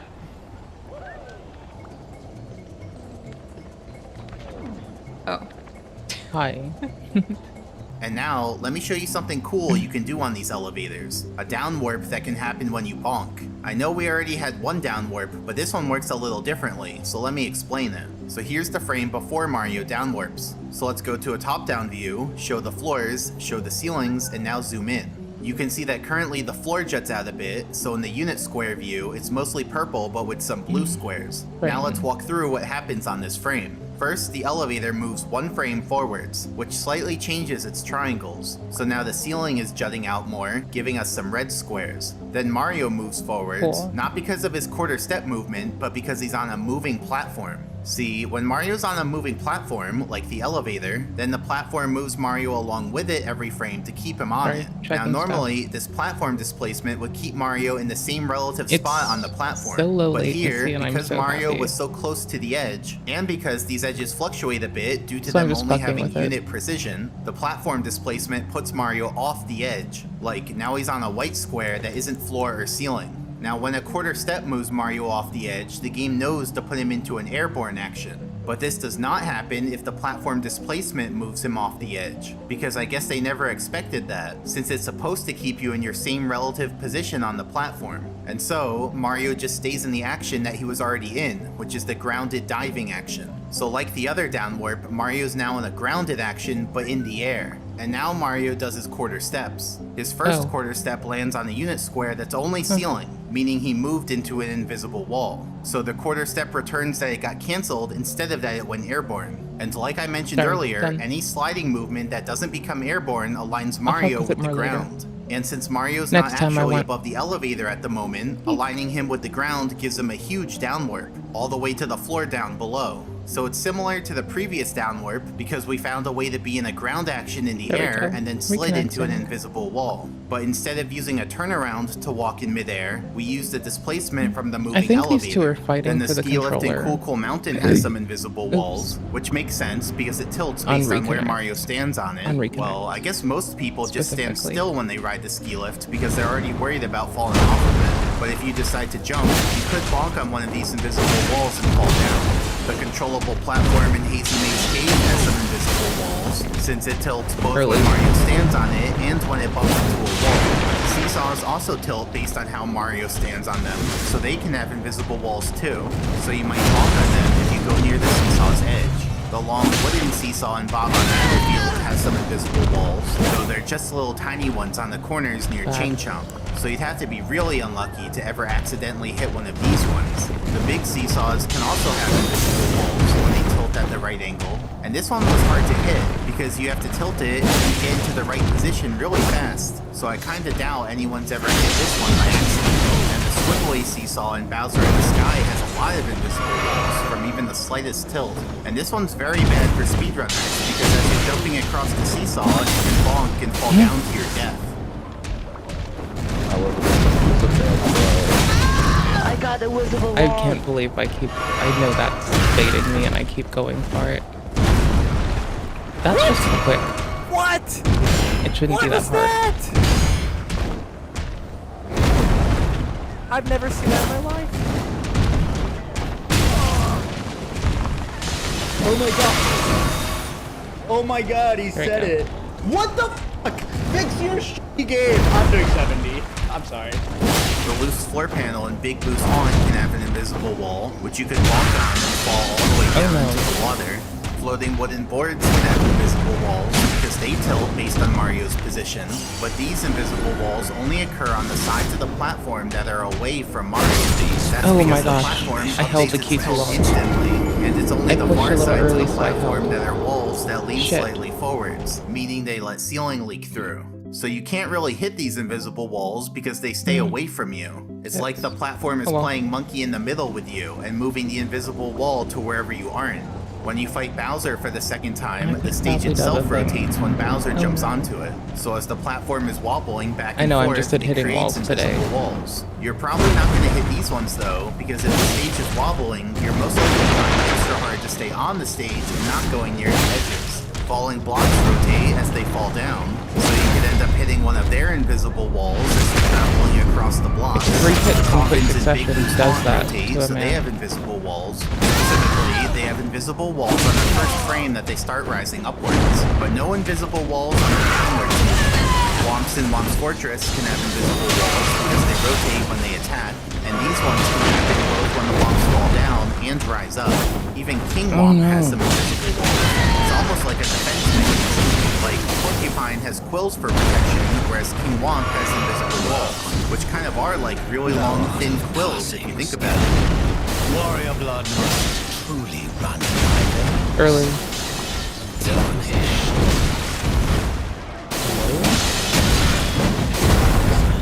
The falling plank in Womp's Fortress has some invisible walls, but mainly just on one side of it as it falls down. Now this one was hard to hit, but I did find a way to do it. So first I go onto the plank, hit it once with a breakdance to get it wobbling, and then knock it down with a wall kick, which positions me perfectly to hit the invisible because there are wall. people who know hit Irock this has man. some invisible walls, But I but would only like on more the help. initial movement when he gets into position, not anytime after It's that. such a And big if you're open really worldy fast, game. you can hit these invisible walls. I don't know why you'd want to, but you can. Even Dory has invisible walls on the sides of his tail. But don't think of it as Dory attacking us. It's more like a sea creature who got their tail stuck in plastic and now can't get it off. So you could bonk on this invisible wall, but you could also be trying to swim onto Dory's tail and then suddenly you get downwarped to under Dory. Because remember, ceiling hitboxes downwarp Mario when he's in water. So yeah, that's the 7th cause of invisible walls, which we're gonna call ceiling juts out due to misaligned vertices. And now the whole punished square is filled out, so let's take a look at it. Basically, the top row is misaligned edge vertex, the bottom row is misaligned vertices, the left column is floor gap, and the right column is ceiling juts out. So these 4 causes are just all 4 combinations. And now we just have one more cause to Like do, them which is protecting the each 8th other. cause, aka the Should've final seen it. boss of the causes. This one's a weird and complicated one, but don't worry, we're gonna build up to it How many like we swings? always do. So, imagine we have 4 floors arranged like this. I'm gonna label them A, B, C, D, so that it's easier to talk about them. And let's place Mario in the middle, so he's airborne and about to fall down. Now, when Mario's in the air, the game calculates which floor is directly below him. This is because as he's falling, the game checks to see if he landed yet by comparing Mario's height to the height of the floor below him. If Mario's about to move lower than the floor, then that means he landed, and so then the game puts him directly on top of the floor in the landing action. But now let's go back to when Mario was still in the air. As I explained, the game needs to know which floor is directly below him. But how does it calculate this? Your intuition might say, start at Mario and draw an arrow straight down. And whatever floor the arrow hits first is the floor directly under Mario. If we do that, we get floor C. I don't know but what this that's just does. what our I intuition don't remember says. anything. What does the game actually I do? barely remember well, how to play, show what happens, which I think we're is gonna great. use a table. I think that's So good. what the game does is go through the floors one by one in order from highest to lowest, which in this case would be A, B, C, D. For each one, it checks 2 things: whether Mario's within the bounds of the floor laterally, and whether he's above the floor. So for floor A, Mario's There's within the people off into bounds, the but woods. not above it. For floor B, Mario's not within the bounds because he's too far to the right, but he is above it. For floor C, Mario's within the bounds and above it. Now, as When soon I as was the game playing finds a floor online, it that was meets fun. both criteria, it returns that floor as I the don't- one directly like, under you Mario. cannot have a It doesn't higher bother FPS checking the rest online. of the floors It would because actually those fuck ones up should be further multiplayer. down than the floor Mario's gonna land So on. no. And so those further down floors shouldn't affect his trajectory. You know, because he's gonna land before he goes down that far. Like, you can fuck so with anyway, Reshade, that's the so be process that happy. the game does to find the floor But you directly cannot under do that Mario, thing. which found floor C. And our intuition also said floor C. So This in this thing. case, the game logic matches our intuition. However, there are some obscure cases where the game logic does not match our intuition. For example, let's say we have 2 floors arranged like this. Let's call them A and B, and let's say Mario's here. Same question, which floor is directly below Mario? Well, first let's do our intuition. If we draw an arrow straight down from Mario, then we hit floor A first, and so floor A should be the one directly below him. But what does the game logic do? Well, once again, let's get out the table. So the game goes through the floors from highest to lowest and returns the first one for which Mario's both within the bounds and above.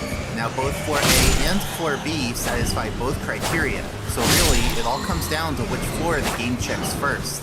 So if floor A is checked first, then it's the one under Mario. But if floor A were considered lower than floor B, then floor B would be checked first and would be the one under Mario. As I've mentioned, the game checks the floors from highest to lowest. But that's a little ambiguous here, because some of floor A is above floor B, and some of floor A is below floor B. So it's not exactly clear which floor is higher up and gets to be checked first. But don't worry, the programmers figured out a very simple technique to order floors. One might even say a little too simple, because the way they programmed it is, all floors are sorted by the height of their first vertex. Let me explain.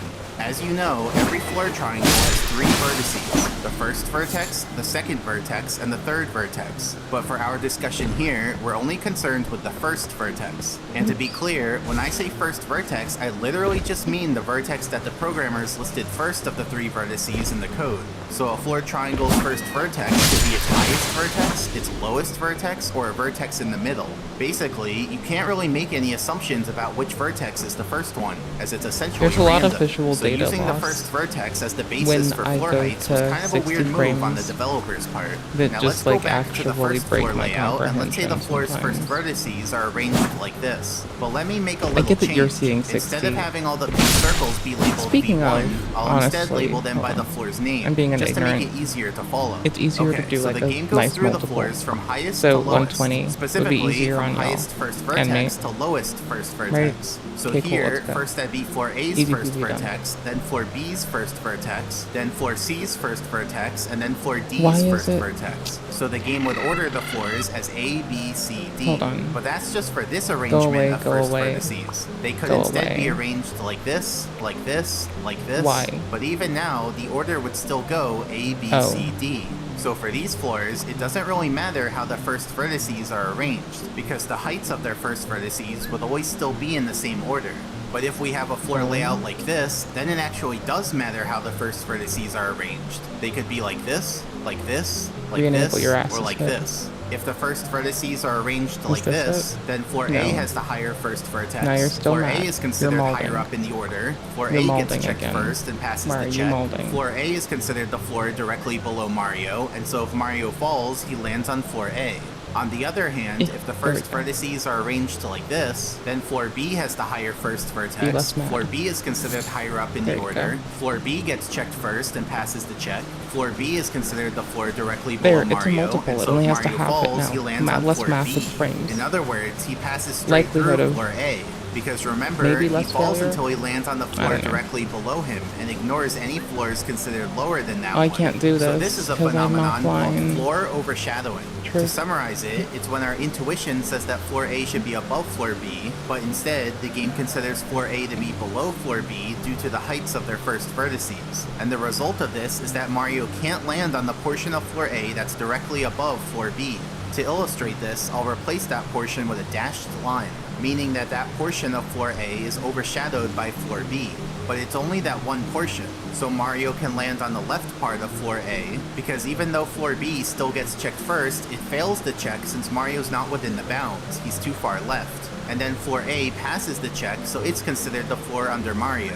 And then similarly, Mario can land on the right part of floor A, because once again, floor B is checked first, fails, floor A is checked next, and succeeds. But when Mario goes in the middle, floor B is checked first, and this time I'm succeeds. here for a little So longer. floor A is never even considered, and so Mario So can pass a lot of straight why I'm through floor doing A this to is I'm land on playing floor games B. with And the Moonlight setup doesn't have and to look Sunbeam. exactly like this, with So the I'm bigger just floor above the streaming smaller the- floor.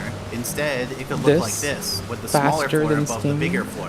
Here, the bigger floor's first Like, vertex to is my above the smaller Steam floor's Deck. first vertex, So, the smaller it floor basically gets just completely runs hella overshadowed. faster. Like It you runs can't like land this on any now. part of it. And the setup could even look like this, where the smaller floor juts out of the bigger floor. Here, both triangles' first It's easier vertices are 'cause at the it's- same height, but one of it's them not still two has to be OBSs, sorted it's at higher a up smaller in the resolution. order, which in this case would just be I whichever encoded triangle is stored AV1. first in the code.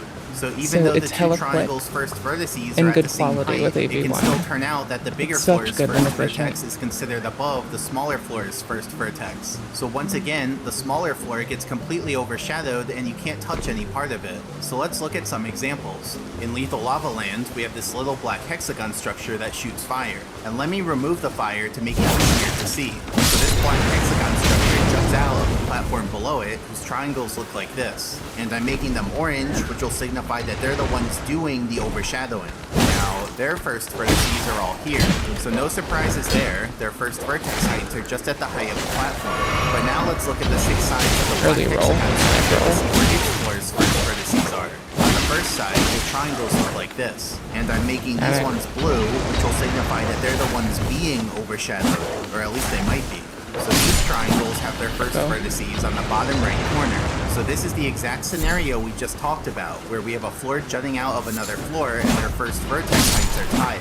And in this case, it just so happens that this blue first vertex is considered lower than the orange first vertex. So these blue triangles get completely overshadowed, meaning Mario can't touch them at all. But that's just for this side. Let's look at the other sides too. On the second side, the triangles look like this, have their first vertices on the bottom right corner, and so they also get overshadowed. On the third side, the triangles look like this, have their first vertices on the bottom right corner, and so they get overshadowed. Guess what? On the fourth side, the triangles look like this, have It's been fun because I have actually like, okay, it's not ideal, right? But we do have it like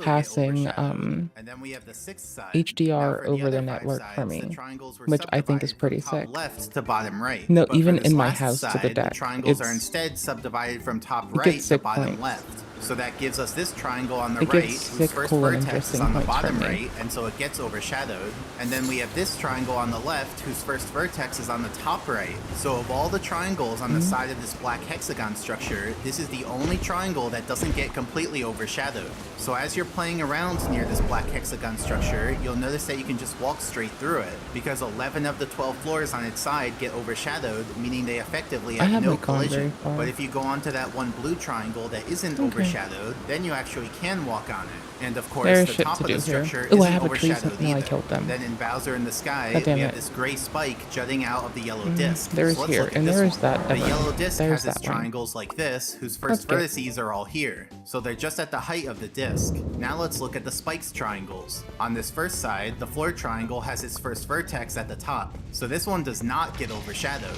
Then on the second side, the floor triangle also has its first vertex at the top. So this one also doesn't get overshadowed. Then on the third side, the floor triangle still has its first vertex at the top, so this one also doesn't get overshadowed. And then on the fourth side, the floor triangle has its first vertex on the bottom left. Now, even though it's at the same height as the yellow disc's first vertex, it's considered lower. So that means this one side of the spike gets completely overshadowed. I want that and great so if you're room, playing around but I near am here, not you can actually just walk straight inside the spike by passing through that I don't blue floor. have that And hey, look, competence. I turned Mario into a traffic cone.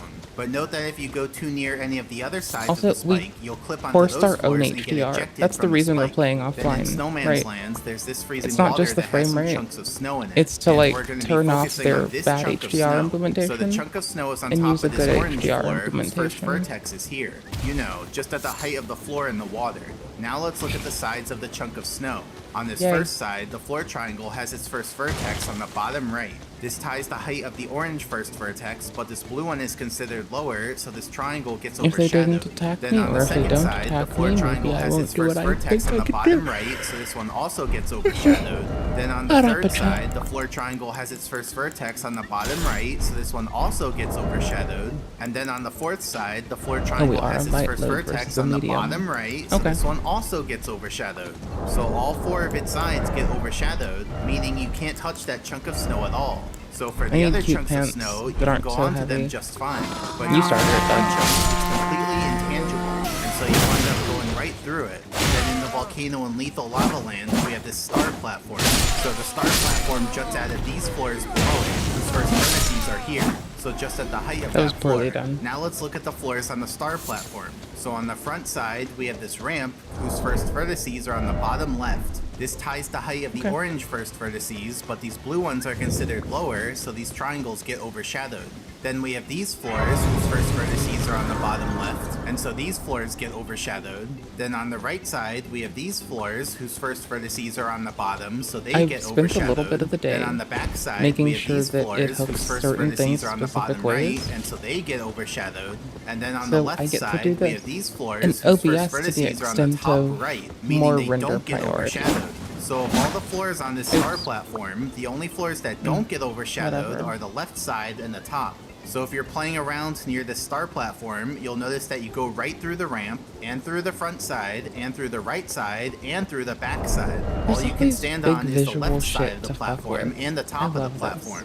Then in Bowser and It's the like Dark there's World, always we have shit you several can of these distinctly crystals see on to the go screen fuck path. with. So let's Like I start forgot with how this to play crystal. so And bad let me just that point like out, I these did crystals kill look like they have Mog, 6 sides like graphically, just by being but an in terms of their asshole. collision, they actually Right. only have 4 sides. So I just wanted to clarify that so you Mog don't is get dead, confused 'cause I when I did show some the dickhead shit. triangles. So on this But I first haven't side, like the just floor triangle has its played first in vertex so at the top. long, On and the second side, that's the floor playing as a triangle has its mage, first vertex right? on the So it's bottom right. weird. On the third side, the floor triangle has its first vertex on the bottom left. And on the fourth side, the floor triangle has its first vertex on the bottom right. Now, this crystal is located on top of this orange floor, whose first vertex is here. So let's look at it from the side and show the crystal's first vertices again. You can see that the orange vertex is higher than all the blue vertices, meaning that all 4 floors on the crystal get overshadowed. So you can't land on top of this crystal. Then next, let's look at this crystal. It was a on good the first idea. side, the floor For triangle now. has its first vertex on the bottom right. On the second side, the floor triangle has its first vertex on the bottom left. On the third side, the floor triangle has its first vertex I on the forgot how to bottom do right. this. And on the fourth side, the floor triangle has its first vertex on the top. Now, you can see that the crystal is located on top of this floor, whose first vertex is here. So let's look at it from the side and show the crystal's first vertices again. You can see that the orange vertex is higher than some of the blue vertices, but not the one on top. So that means there's just one floor on top of the crystal that doesn't get overshadowed. And finally, let's look at this crystal. On the first side, the floor triangle has its first vertex on the bottom right. On the second side, the floor triangle has its first vertex on the bottom left. On the third side, the floor triangle has its first vertex on the I bottom do not right. like And how on the it's fourth trying to side, deal the with floor the color triangle has its between first HDR and vertex on the SDR top. still. Now, you can see that this crystal is located Like- on top of this floor, whose first vertex is here. So let's look at it from the side and show the crystal's I first feel like vertices it's again. You can see that the orange contrast. vertex is higher than Oh some of the gosh, blue it might just be vertices, but not the contrast. one on top. So that means there's just one floor on top No. of the crystal that doesn't get overshadowed. And so if you're playing around near here, you can actually just jump straight Gamma. into these Sorry, 3 it's gamma. crystals. For the first one, all 4 of the floors on top of it are intangible. Though it's still pretty precise to get into, because the wall hitboxes on the sides will push you out. For the second crystal, you can jump into it as long as you avoid the one floor on top that's still tangible. And then same thing on the third crystal. So if you want to impress your friends, challenge them to jump into a crystal, and then after they fail, you do it. And during their attempt, maybe don't tell them which crystals it's actually possible on. So anyway, those crystals are an example Okay, of now. this setup where we have a smaller floor above a bigger floor, and so the whole smaller floor gets overshadowed. Do I have Then in dupes? Bowser in the Fire Sea, we have this elevator in the mesh cage. And I'll Dude. hide the mesh cage to make it easier to see. So this elevator has a floor on the top. On the bottom, there's a ceiling. Ew, And I on do the have 4 a shirt that I sides, there can't are also prefer, ceilings because the sides are but I tilted. don't So recall nothing if out it's of the like ordinary so far. It better. just seems like a normal platform. But now watch this. Okay. If we look inside the elevator, we It can does see a bump us to texture on the medium, north but it is our side. favorite That's shield not supposed to overall. be there. But not only Well, is there an extra buckler, texture there, I there are guess. also extra floor triangles there. So if we show all the floor triangles on this elevator, we have these 2 blue floor Those. triangles on the Actually, top and these 2 orange floor use triangles on the those north now, side. right? But we're only concerned with these 2 specific triangles. So here are their first vertices. Even though they're at the same height, so glad the it orange doesn't, vertex like, is considered higher than the blue vertex. force you to the So what menu that when you means do is that that the now. orange floor overshadows the blue That's nice. floor, creating a That's 10 out of triangle-shaped 10. hole in it. Now, for the most part, you can't actually reach the hole because the mesh wall blocks you from getting close enough. But at the top of the elevator ride, Forgive where me. there is no more wall, No. you can I've become been airborne for a split testing second you by going over to the see hole. whether But or note not that even at the grace top, you truly can't fall does all the way guide through you. the hole because the And wall pushes you out. whether you are And then fit in to Tall face Tall the Mountain, we have challenge this area that near entails. Ukiki. And for It some seems visuals, my like this worries were one, I'm using the unfounded. orthographic Torrent camera mode for both the had your left measure screen from the and the very right start. screen. But anyway, Whereas I here we may have this pretend. orange floor at the bottom There of is the water but one and this other blue thing floor on the I side can of the do to slope. offer you So let's look at it from the side I and can let's look take at it you from to the above. round table Now here are the hall, triangle's first gathering vertices. place So you can see that of the orange tarnished vertex is champions, higher than the blue vertex. So guided what that means is that by right at the grace. section where the 2 floors overlap, the orange floor overshadows Actually, I the need blue that to floor, upgrade a creating weapon. a little hole I thought on it the was slope. lost behind So if other you're ever shit. playing around here, a cool thing you can do is jump right through the slope by going through that little hole. It's like a little secret area in here, just for those who know about it. But if you move to the side, then you'll clip out and enter the water. Works. So those holes were an example of this setup, where we have one floor above another floor, and so a portion of the upper floor gets overshadowed. So now you understand floor overshadowing. But you might be wondering, what does this have to do with invisible walls? Well, let's say floor A is actually part of a platform with walls on the sides and a ceiling underneath. Now we're going to focus on the ceiling's upper hitbox, so let's let it extend upwards. As you can see, most of it stops at the floor hitbox as intended, but a part of it leaks through. And that's because the overshadowed part of floor A doesn't cover ceiling hitboxes. Consequently, the ceiling hitbox escapes through I that can jump portion again, and I becomes forgot. an I was trying to do invisible the wall. Pinocchio And this Souls invisible jump. wall isn't just a few ceiling units The scattered problem is along the switching seam. between This things. is like a whole section of ceiling leaking through. So basically, if you have two floors with the lower one overshadowing the upper one, and you have a ceiling between the two floors, then the ceiling's hitbox will leak out through the overshadowed part of the upper floor. I And the didn't remember setup if I could killed even look like anybody. this, where the two floors are adjacent, so they overlap by the tiniest bit and let out just a little bit of I can't online ceiling. right So let's now. look at some examples. Sucks. In Rainbow Ride, we have the chimney in the big house. So let's look at it from the side and let's look at it from above. We have this orange floor on top of the chimney and this blue floor on top of the roof. And here they're first vertices. Now even though they're at the same height, the orange vertex is considered I usually higher than the forget this, blue man. vertex. So the orange floor Shit, I overshadows the forgot. blue You floor, start in the creating a castle. little square-shaped hole in the Fuck. roof right I'm not above there the yet. chimney. That's fine. And then we have the ceiling on the underside of the roof, which is right between the two floors.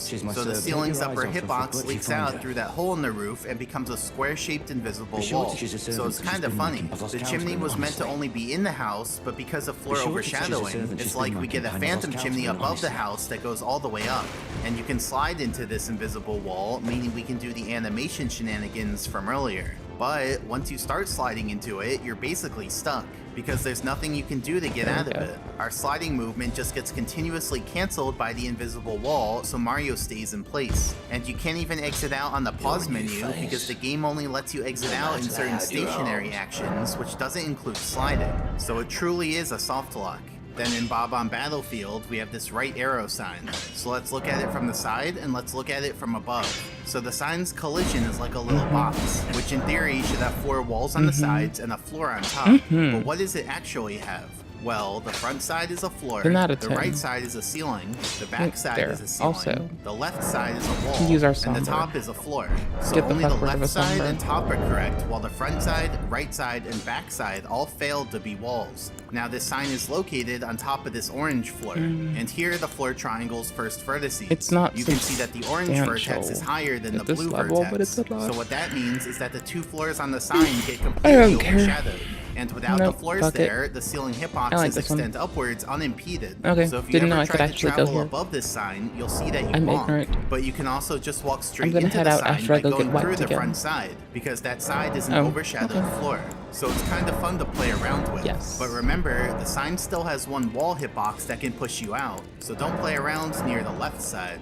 Then still in Bob on Battlefield, we have this fence on the mountain. Now here's what the fence's collision looks like. Here we go. So you can see that its cross-section has a rectangle part Or on the bottom actually- and a triangle part on the top. No, hold on. But importantly, the triangle part is a ceiling It's instead good of for, a like, wall. So just keep that in weapon mind art as we go spam through the right visual. now. Anyway, we have this orange floor Not next to the options fence I and this blue have. floor on top of the fence. So let's look at it from the side and let's look at it from above. Here are the triangle's first vertices. The orange vertex is just a tiny bit higher than the blue vertex. So the orange floor I'm not even overshadows the kidding, blue it's floor, kind but of. only a little bit on the edge between them, because these triangles are adjacent instead of one directly above the other. You know, like we talked about. But before I I'm show the kind invisible of not walls for that opposed, side, we but also it's have to look kind at of the not other the way side to of the go. fence. Because on this side, But it's we have kind this of orange funny. floor next to It the is fence and definitely this blue funny. floor on top of the fence. It is a So 10 let's out look of at it 10 from for the funny. side and let's look at it from above. Here are the triangle's first vertices. The orange vertex is just a tiny Okay, bit higher than the blue vertex. So the orange floor overshadows the blue floor, but just a little bit on the edge between them, because these triangles are also adjacent. So now, let's look at the front of the fence could and use show it the for ceiling Astro from Horse earlier. Spam. At these 2 corners of the ceiling triangle, the orange floor overshadows the blue floor, so the ceiling leaks out in just 2 unit columns. So this is I yet don't use another a touch this invisible to do wall that. on the I mountain, forgot. though it is only 2 units, so not the worst thing in the world. Then we're back to inside the Jolly Roger base ship. So we have these orange floors on the wood and these blue floors on the platform. Oh, I can do so that, let's I look at it forgot. from the side and let's look at it from above. Zooming out a little, here are their first vertices. For some reason, you I can kept see that thinking the orange Castle Morn was vertices the are other higher than the place. blue vertex. So what I that forgot. means is that the blue floor I gets kept thinking it overshadowed was just on its edge because the the orange one floors that and takes blue us to floors are Dude Man. adjacent. So now, let's look at the wall on the side of the platform. And one of the triangles on this wall is actually a ceiling. Now we're gonna do our old process. So we have two edge I did say I vertices was on gonna this go to wall, Dude and now Man, let's didn't zoom I? in on them. This edge vertex Okay. causes a floor overlap, which means that it's a point where the orange floor overshadows the blue floor and lets that one ceiling triangle There's another leak safe through. spot, though. And then same thing happening on the other edge vertex. And it is a sword So along that is this a seam, big we have ceiling columns leaking flesh out through hog little holes heaving on the blue thing. I floor forgot the because those specs parts on. of the blue floor are being overshadowed by the orange floor. It would be less So I know we effort already had with 4 more invisible damage. walls inside the ship, but now we have a Oh, 5th actually, one. hold And I on. promise that's the last one that's in here. Then in the tall mountain slide, we have the 4th arch. You thought there were only 3 arches? Well, there's actually a 4th one later in the slide. So let's see what's going on with this one. We have this orange floor on top of the wood and this blue floor on top of the arch. So let's look at it from the side and let's look at it from above. Here are the triangle's first vertices. You can see that the orange vertex is higher than the blue vertex. So the orange floor overshadows the blue floor, and so on top of the arch, there's a rectangular hole, which covers the whole arch except for the 2 sides. And then for the ceiling on the underside of the arch, it leaves its hitbox out through that hole. And so if you're going down the slide, you can't jump over the 4th arch either. And that means all 4 arches in the slide have some invisible wall on them. Though note that you can go on the 2 sides of the arch because the floor isn't being overshadowed there. Then in Snowman's Land, we're back to this wooden part near the top of the snowman. So we have this orange floor on the snow and this blue floor on the wood. So let's look at it from the side and let's look at it from above. Here are the triangle's first vertices. You can see that the orange vertex is higher than the blue vertex. So what that means is that right at the tip of the blue floor, there's a little triangular hole from the floor getting overshadowed. And then on the bottom of the wood, there's a ceiling. So right at that little hole, the ceiling hitbox leaks out. Now earlier, I said you shouldn't cut the corner here because there's an invisible wall there. But even on the corner itself, there's an invisible wall. So definitely not one of the better I corners didn't roll in the fast game. enough. Then in Okay. TikTok Clock, we have I a was still section in around there. the page. So we have this orange floor on the bottom of the page and there's a blue floor on the walkway. So let's look at it from the side and let's look at it from above. Here are the triangle's first vertices. Now even though they're at the same height, the orange vertex is considered higher than the blue vertex. So what that means is that right at the tip of the blue floor, there's a little triangular hole from the floor getting overshadowed. And then on the bottom of the walkway, there's a ceiling. So right at that little hole, the ceiling hitbox leaks out. So it's very similar to the previous one we saw in Snowman's Land. But at least in this corner, there's only 1 invisible wall instead of 2. So I guess it's only I the was second like, where am worst I corner in the going? game.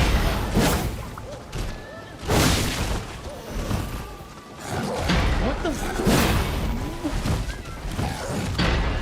What are you looking for? I got robbed.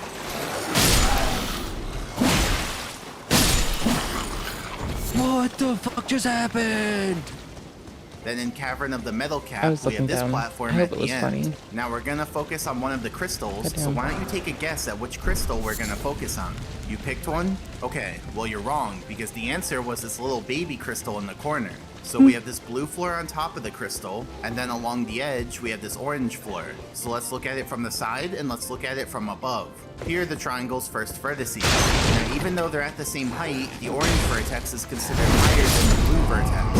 And so what that means is that on top of the crystal, there's a little sliver of a hole from the floor being overshadowed. And then for the ceiling on the bottom of the crystal, it leaks its hitbox out through that hole. So the other crystal's a-okay, but for this little baby crystal, you might not want to travel above it. And here I slide into the crystal while in the pushing animation, so you can do the animation shenanigans here too.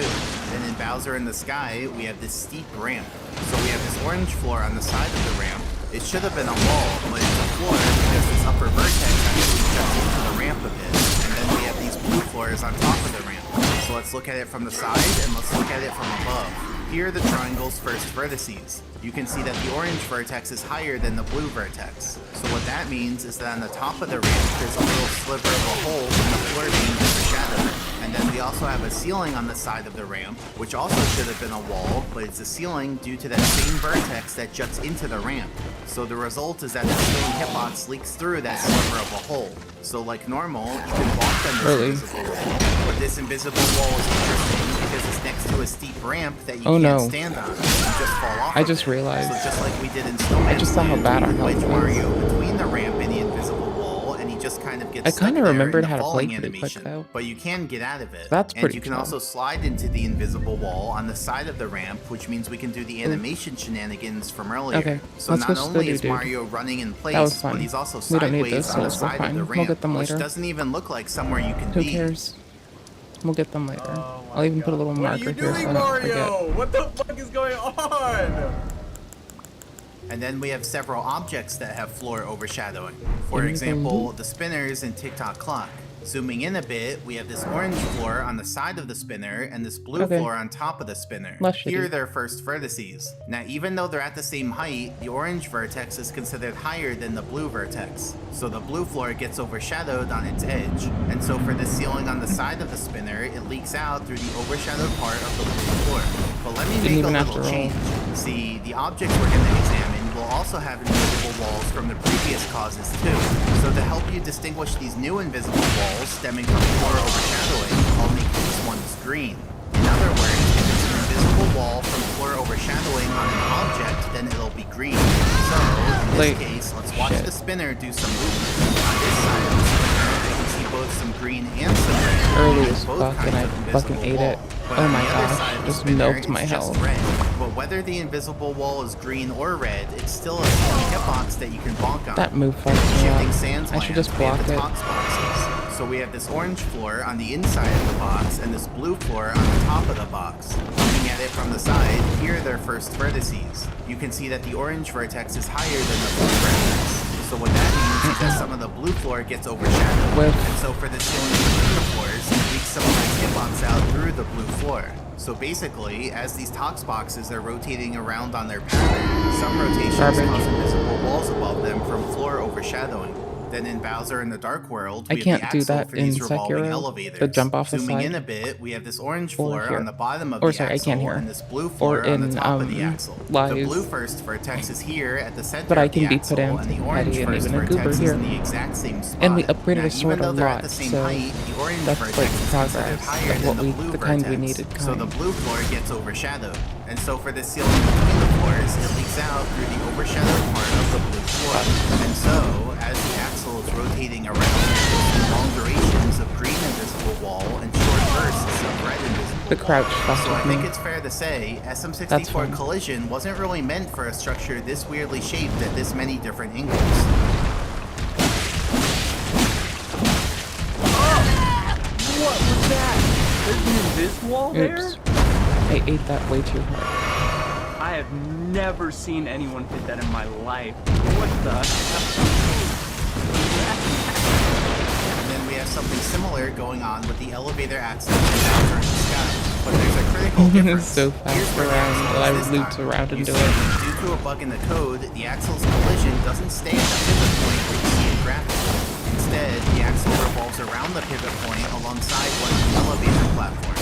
So let's pause it here, and now let's do some analysis. So we have this orange floor on the bottom of the axle, and this blue floor on the top of the axle. The blue first vertex is here at the center of the axle, and the orange first vertex is in the exact same spot. Now, even though they're at the same height, the orange vertex is considered higher than the blue vertex. So the blue Yeah, you floor get me gets for my run. overshadowed. It's gonna And be so for the fail, ceiling but I'm between the sleepy, floors, I've had it leaks fun. out through the overshadowed I've been part mostly of the fixing blue a floor. computer in my But free wait, time. we're not done Not yet. just fixing, See, sorry. the axle I've is been so close to optimizing the fuck out of elevator our shit. platform that they overshadow each other at some points. So we have So you this can orange fight me. floor on the elevator platform and this blue floor on the axle. Yeah, it's not good Here are their first gameplay. vertices. I give you You that. can see that the orange It still vertex makes the is stream higher less than the shit. blue vertex.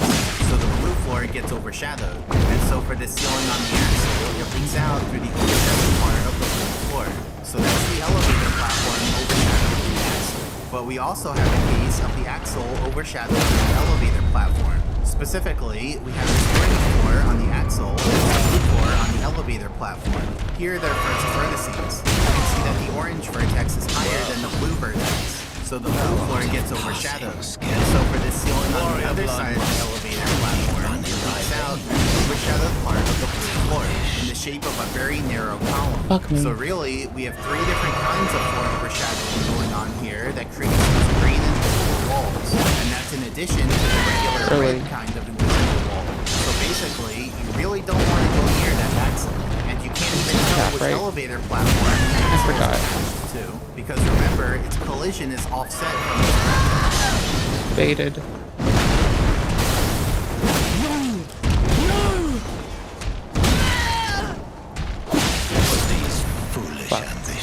I knew I was walking into it at the end at least, so that's like at least a whatever's.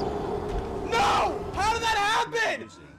To my merit, I'm not a challenge runner, so you know. Then in Third TikTok place, clock, we have the I'm pendulums. bad, So we have and this I'm not a orange floor challenge on the runner. yellow part and this blue floor So on you're the stuck stick. with this. Here they're first vertices. Sorry. Looking at it from the side, you can see that Oh, the I left orange that. vertex is higher than the blue Oh, no, vertex. this is it. So the blue Oh, that's floor gets empty. overshadowed. And on the underside of the stick, we have the ceiling here, which looks out through the overshadowed part of the blue floor. But we're not done yet, because we also have something going on just the yellow part of the floor. So I we have thought this I orange nailed it. floor on the side, which should have been a wall, Lol. and this blue floor on the top.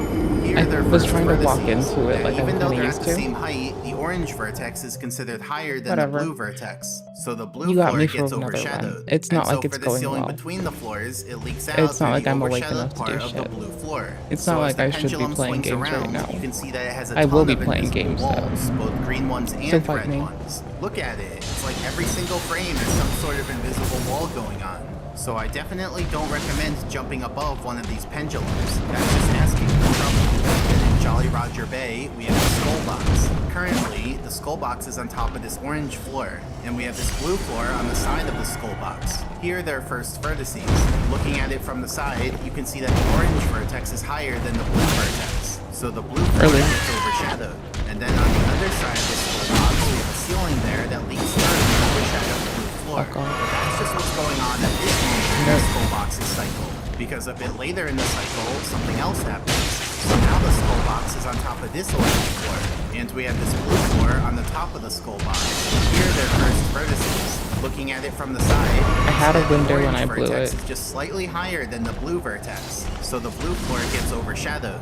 And then on the right side of the skull box, we have a ceiling there that leaks through the overshadowed blue floor. So now, let's watch the skull box do a complete cycle.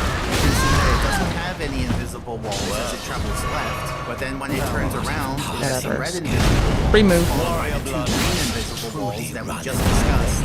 So if you think about it, the skull box was meant to get in your way by hurting you when you touch it, and so these invisible walls are basically just helping it accomplish its mission.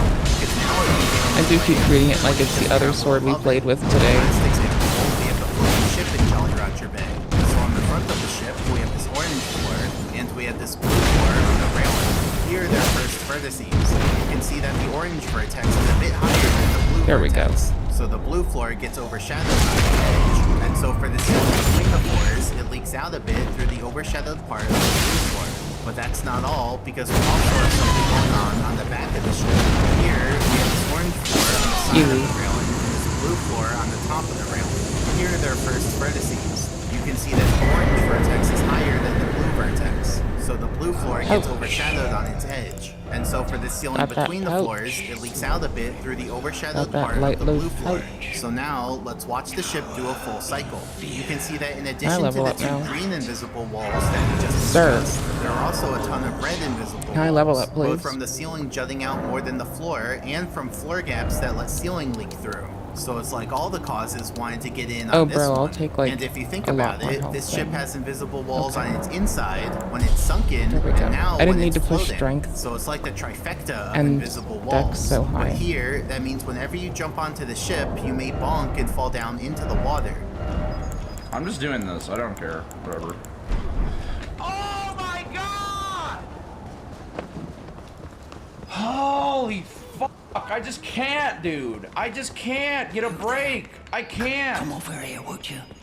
What? You're tarnished, Not aren't again. you? No. Dude, I'm why do your I keep mother. getting stuck Advise there? against it. It's tightly got. You breach the cars. Main gate me. But of course. What? What was that? Now there's one more topic we need to talk about, which is Mario getting squished. You see, in order for Mario to get squished, there has to be a floor and a ceiling. And then there are two requirements. First, the distance between the floor floor and the ceiling has to be less than or equal to 150 units. That's why you only get squished when the floor and the ceiling are pretty close together. And second, at least one of the surfaces has to belong to an object. So the floor could be an object, the ceiling could be an object, or they could both be objects. So you can get squished here because the ceiling is long. You can get squished here because the floor is a grindle. But you can't get squished in here because the floor and ceiling are both static geometry, no objects. And note that even if a ceiling would cause a squish, you can't just move into it. Like, it's still a ceiling hitbox that cancels your movement and prevents you from moving into it. So instead, you basically need the ceiling to move into you, then you'll get squished. Now when Mario's squished, he goes through the squish logic. I wouldn't mind their cute pants. Which are simplified into 3 main steps. First, it's a cute clothes change I would take. Is less than 10.1 units, then Mario takes 3 damage. So Mario has to be pretty squished in order to take damage. And note that he won't take more damage that way it doesn't repeatedly damage him every frame. Second, the game tries to give Mario a squish push. We'll get more into that in a bit. And third, Mario loses his speed and drops to the height of the floor below him. Now, touch grass. Touch gray aces. Please do not touch your gray aces without their consent. Ceiling to get squished. You just have to be somewhere in the ceiling hitbox, so anywhere above the ceiling qualifies. So if you're in the air and then the squishing conditions get met below you, you'll downwarp to the floor. You're stuck with For example, watch that. what happens when a grindle stomps down on Mario while he's in the air. Remember, ceilings don't push you down unless you're in water. So here, Mario passes straight into the ceiling hitbox until the ceiling goes close enough to the floor for a squish to happen, which downwarps Mario. Squish. So if ceiling hitboxes can squish Mario, what about invisible an extra 100 health. Well, think about the invisible walls we've seen that are made of ceiling hitboxes. There could be a floor gap that lets ceiling hitbox leak through. The ceiling could jut out and let ceiling hitbox leak through. And the floor could get overshadowed and let some ceiling hitbox leak through. I don't have to touch this to fucking First move. two cases would only cause a squish if there happened to also be a floor right below the ceiling, in which case the invisible wall could downward Mario. For example, these coffins have a floor below them, so you can get a downwarp if one of their invisible walls appears into you.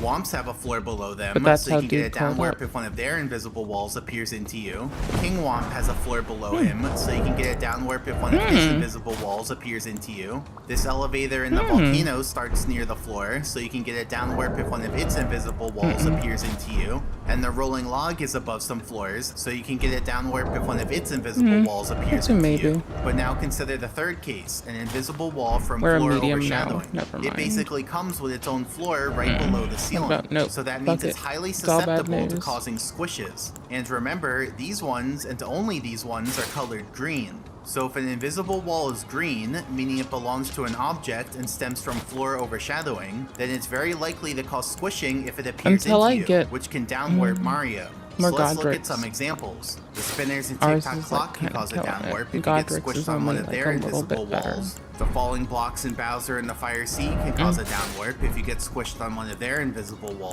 Now I didn't show these green invisible walls earlier, so let me do that now. Let's pause it on this frame, zoom in a little, and hide the invisible wall for the moment. So we have this orange floor. We're nearly at our favorite dagger, so I'm gonna go get them.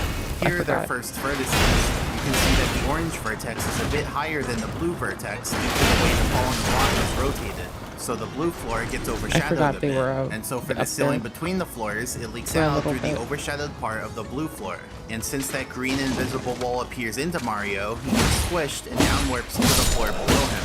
And the same thing can happen with these falling blocks in Lethal Lava Land. Playing it again, let's pause it on this frame, zoom in a little, and hide the invisible wall for the moment. So we have this orange floor on the lower block, and we have this blue floor on the upper block. Here are their first vertices. You can see that the orange vertex is a bit higher than the blue vertex due to the way the falling block is rotated. So the blue floor gets overshadowed a bit. And so for the ceiling between the floors, it leaks out through the overshadowed part of the blue floor. And since that green invisible wall appears into Mario, he gets squished and downwarps to the floor below him. What the? What the? That is, What? What happened there? Toss boxes in Shifting Sands Land can cause a downwarp if you get squished on one of their invisible walls.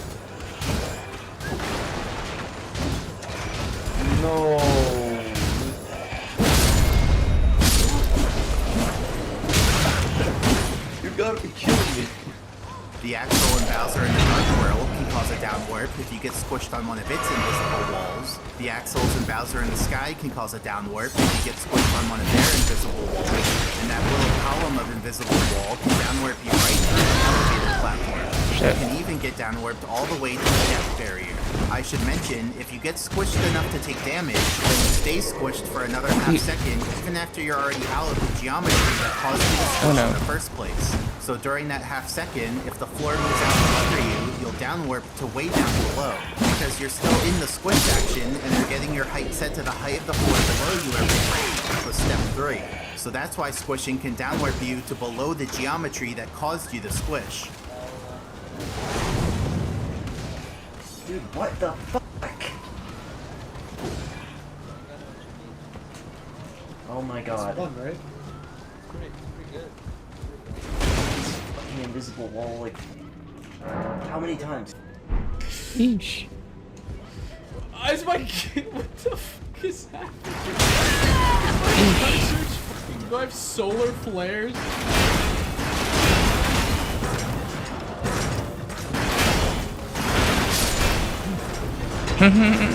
No. Oh, I didn't use them. No, no, no, no, no! Are you no? Gosh. There you are. I just can't believe what I'm seeing! Go fuck yourself. What's the Oh my I think they de-aggro the second I hit this room. So I can get just them now if I want. Which I kinda do. What is the wall? The pendulums in TikTok Clock can cause a down warp if you get squished on one of their invisible walls. I thought they said and I pendulums actually in down warped TikTok all the way to the death barrier because the pendulum moved out from under me.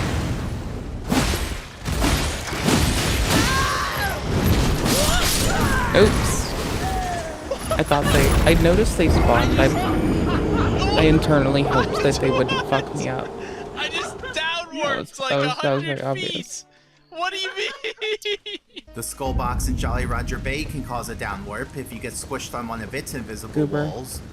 Goober tier bullshit. What?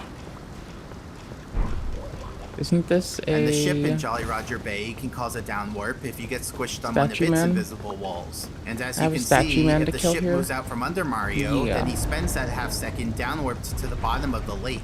But once the half second is over, he upwarps back to the top of the water, because remember, entering water upwarps you to the water surface.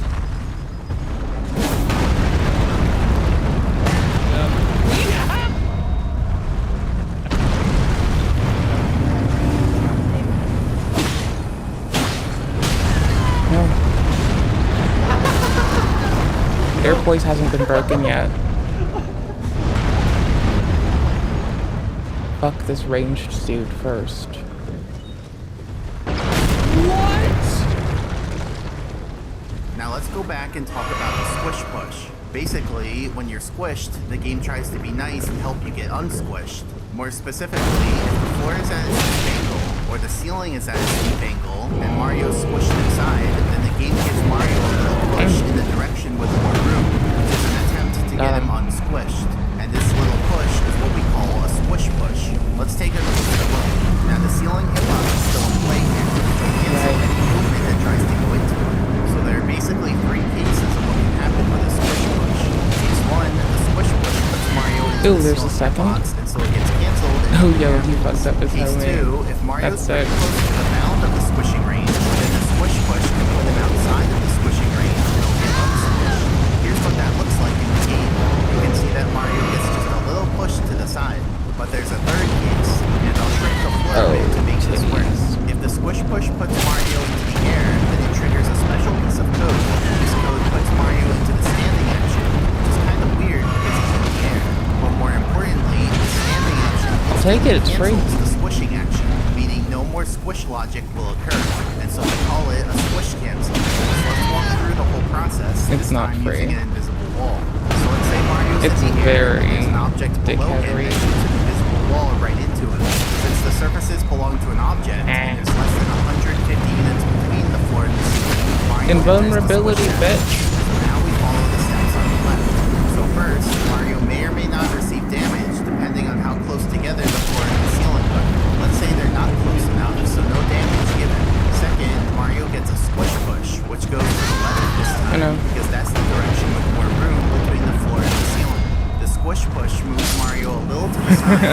application. It broke in the funniest way. Already in the air, That was but what's wild. important is that the squish I push liked sees that. that he That ends made up it all in the better. air. That triggers the special code for a squish cancel, meaning that it cancels the squish and puts Mario into the standing action.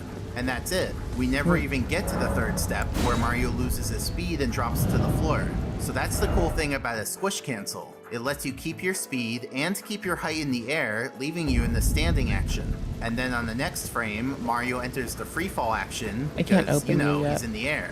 So basically, a squish cancel lets you transition from any air action into standing and then free fall. So let's look at some examples. Here I do a squish cancel on a spinner, so I go from long jumping to free fall and then I ground pound. Like, you can't normally ground pound when you're long jumping, but the squish cancel transitions Mario from long jumping to free fall and then he is able to ground pound. Here I squish cancel on the elevator axle in Bowser in the Dark World, and you can see that squish cancels can give you damage if the space between the floor and the ceiling is too small. Because remember, the damage is given out on step 1, but the squish push and squish cancel I'm gonna give you the happen link on to the step VOD 2. we're watching again. Here I squish cancel with on the the timestamp. elevator axle and Bowser in the sky. Now since squish cancels can give out damage, we can do something pretty silly. Watch here as I squish cancel 3 times in a row, so I lose all my health in a split second. Thank you very much so for it letting just me hang seems out. like Mario dies out of nowhere, but it's because he got squished 3 times in quick succession. And squish canceling I on just the need elevator to, like, axle do self-care is even done shit, in so the 1 key good night, my task, which dears. is the fastest way to beat Please the be game. well. See, I appreciate Mario all of you backwards long equally. jumps on the elevator to Thank you build up very much for speed, your then time. uses a It's squish precious to cancel me. to redirect that Bye-bye. speed, and then does a